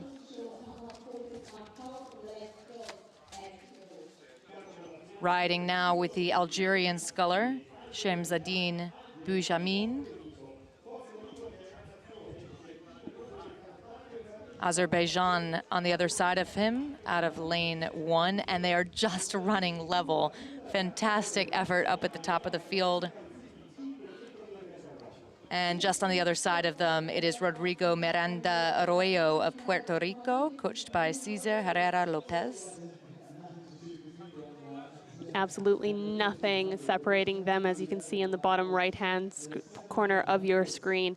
500 meters left, and I have a feeling that we're going to see a couple of changes here of the torch as they fight their way down. A look over to the left to see where his competitors are. You can see the concentration on his face as he hangs off of those blades, accelerating them towards his body, pushing those dark puddles away.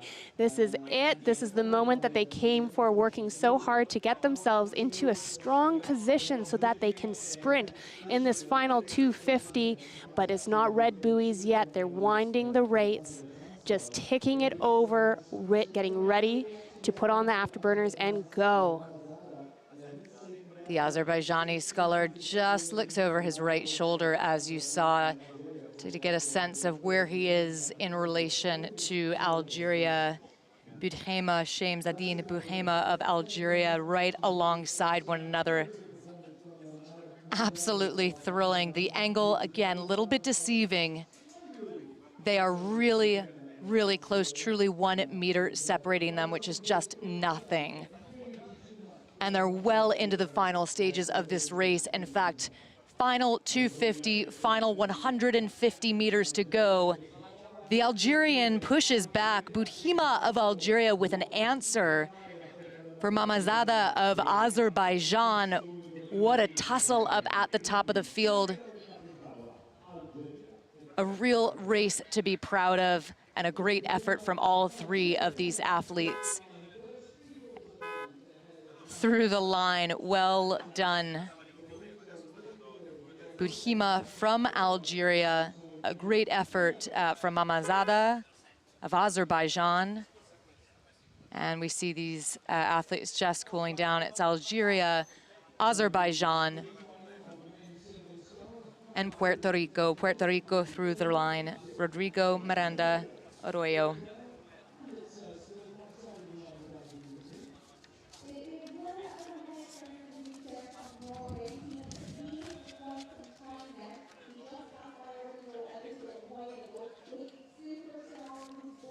So we're really pleased to have you with us at the Under-23 World Rowing Championships as we round out the final 2 races of the day. If you're joining us now, you're picking up the D final of the Under-23 men's single sculls. Finland, Egypt, Latvia, Norway, and Israel. Elias Havisto of Finland, Sifeldin Muhammad of Egypt, Rikard Stenders of Latvia, Frederick Wright of Norway, and Itay Yukiteli from Israel. And here we go right into it. These athletes will probably have been waiting with great anticipation throughout the day to have this race, really thinking about their race strategy. How are they going to be responding to the pressure that the other athletes are going to place them under? And here we can see that there's plenty of pressure to go around as there's a little bit of overlap between a couple of the crews, Colleen. Yeah, absolutely incredible, isn't it? Making for a really exciting D final. We see Norway just pushing to continue opening up his margin. Long strokes there, absolute pain on the face of the athlete, but pushing through. Norway first through the 1,500 meters, but level, 26 meters behind for both Egypt and Latvia. These athletes are going to know that they're right in contention with each other, both looking to have the upper hand as they come towards the finish line. Yeah, it's thrilling, isn't it? So it's looking really good for Norway up at the top. Frederick Wright of Norway, coached by Esther Verberg. Just behind him, though, that tussle, though, continuing on. These athletes live for this, racing side by side, being in these hyper-competitive moments. It's just an absolute thrill, albeit a painful thrill, isn't it? Absolutely, and we get to see and enjoy the 6 to 7 minutes of this fearless racing, but the athletes have been training for days on end, on years on end, in order to do this, often 6 days a week, 2-3 sessions a day, just for this moment, for these last 250 meters as they go. How good is it going to be? So exciting as they charge towards us at the finish line. Closing out their regatta in style, Frederick Wright of Norway with just an open water advantage over the rest of the field. Behind him, well, Egypt has managed to push away the Latvian sculler Egypt, Muhammad from Egypt. We saw him at the first World Cup in the men's single sculls, where he raced at the senior level, senior category, and that effort paying off for him here as he pushes past Latvia, repechage of Latvia, to finish out the regatta. Norway is through. Fantastic effort. Sifeldin Muhammad from Egypt through the line. Repechage just looks over his left shoulder, looking for the red flags of the finish line and the buoys. And Israel, a job well done. Itay Yuki Tiali from Israel, coached by Eros Renzo Goretti. And well done here to the Norwegian sculler, Frederick Wright. He left nothing on the water, decisive lead there at the end, really pushing for a personal best. But now, unfortunately, Colleen, last race of the day. Of the year. Of the year. Say it ain't so, Andrea. Yeah, it is. It's the last race of the day, and it's going to be a fantastic one. It is the under-23 women's single sculls. And as Andrea and I mentioned earlier, this is what we would call a dual race, side-by-side race. So it's a bit of a different strategy. Yes, the 1v1 race, in a lot of ways, a lot simpler. You only have one other athlete. You don't have to look across all 6 lanes in order to see where you are. And so I can imagine here that the athlete in front, who I believe is from Algeria, yes, is perhaps she's tapping it along, but I imagine that at a world-class event that she's probably going to be going for her personal best and not just looking for a win. What do you think? Yeah, I think that's right. I think in these scenarios, you know, you've said it a few times, I think it's spot on, Andrea, it's an opportunity. The race is what you make it, and so whether it's a personal goal to meet a time standard or a goal to have a certain distance ahead of the competition by a certain point in the race, whatever those milestones are, if you will, to reach the ultimate goal, well, that's what they'll focus on. These are the best women's single sculls under 23 in the world. They're here representing their countries, so they've just got a lot sort of in their minds as they think about how to approach that and how to best represent themselves. Algeria, Rakahind Mansere, representing her home country very nicely as she takes the lead at 29 strokes per minute. And as they come towards the final grandstands, there'll be spectators lining along the shoreline. And if they didn't have the laser focus that I know they both have, and they look to their right, they would be able to see their flag flying proudly on the top here of the Varese Rowing Club. And that is really what this is all about. As you so rightly said, Colleen, the ability to represent your country against the best in the world, to go toe-to-toe. This is what it's all about. And so it's not just about results. It's about having a personal best, taking a step forward, and getting excited for what is next. And here, what is next is the last 500. Algeria coming through decisively at the front of the field. The concentration on the face of the Israeli sculler here, though, lets me know that she is still right in the middle of her race plan, trying to finish this as strong as she can. Yeah, the 18-year-old Ilana May Matilda Tayyib Haggerty of Israel making her international debut here at the Under-23 World Rowing Championships, closing out the final stages of her race. Up at the front, the Algerian sculler continuing to command, to hold that command, hold that first place position in this D final. So quickest moving boat on the course, looking for that red buoy zone, the buoys to change over, indicating the final 250 meters. She's really close to them, and in fact, of course, there they are as they light up. Rakahind Mansere of Algeria, a job well done to her. Early lead, able to maintain it, has rode her own race according to plan. And the red buoy is always so bittersweet. Relief that you know that it's going to be over, but also I imagine a sense of sadness that this is going to be the last race that they will race here at Lago de Varese, and indeed that we will see for the day.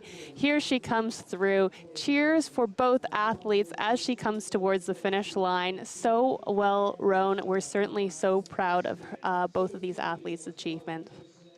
And both making their international debut. So we do hope that we get to watch them, have the pleasure of watching them again in future championship regattas. Up at the top then, it is Raka Hind Manseri, the 22-year-old representing Algeria and finishing her regatta in these final few strokes. The hooter, the horn, indicating that she's safe and she's through. A little bit of a tail breeze, helping push her along as she cools down. And the Israeli sculler Ilana May Matilda Tayyib Haggerty, the 18-year-old representing Team Israel. It's the last stroke of her championship too. It's been an absolute pleasure, Andrea. It absolutely has, and fair play to both these athletes. 18 and representing your country. Wow, very few people in the world can say that. That's really exciting.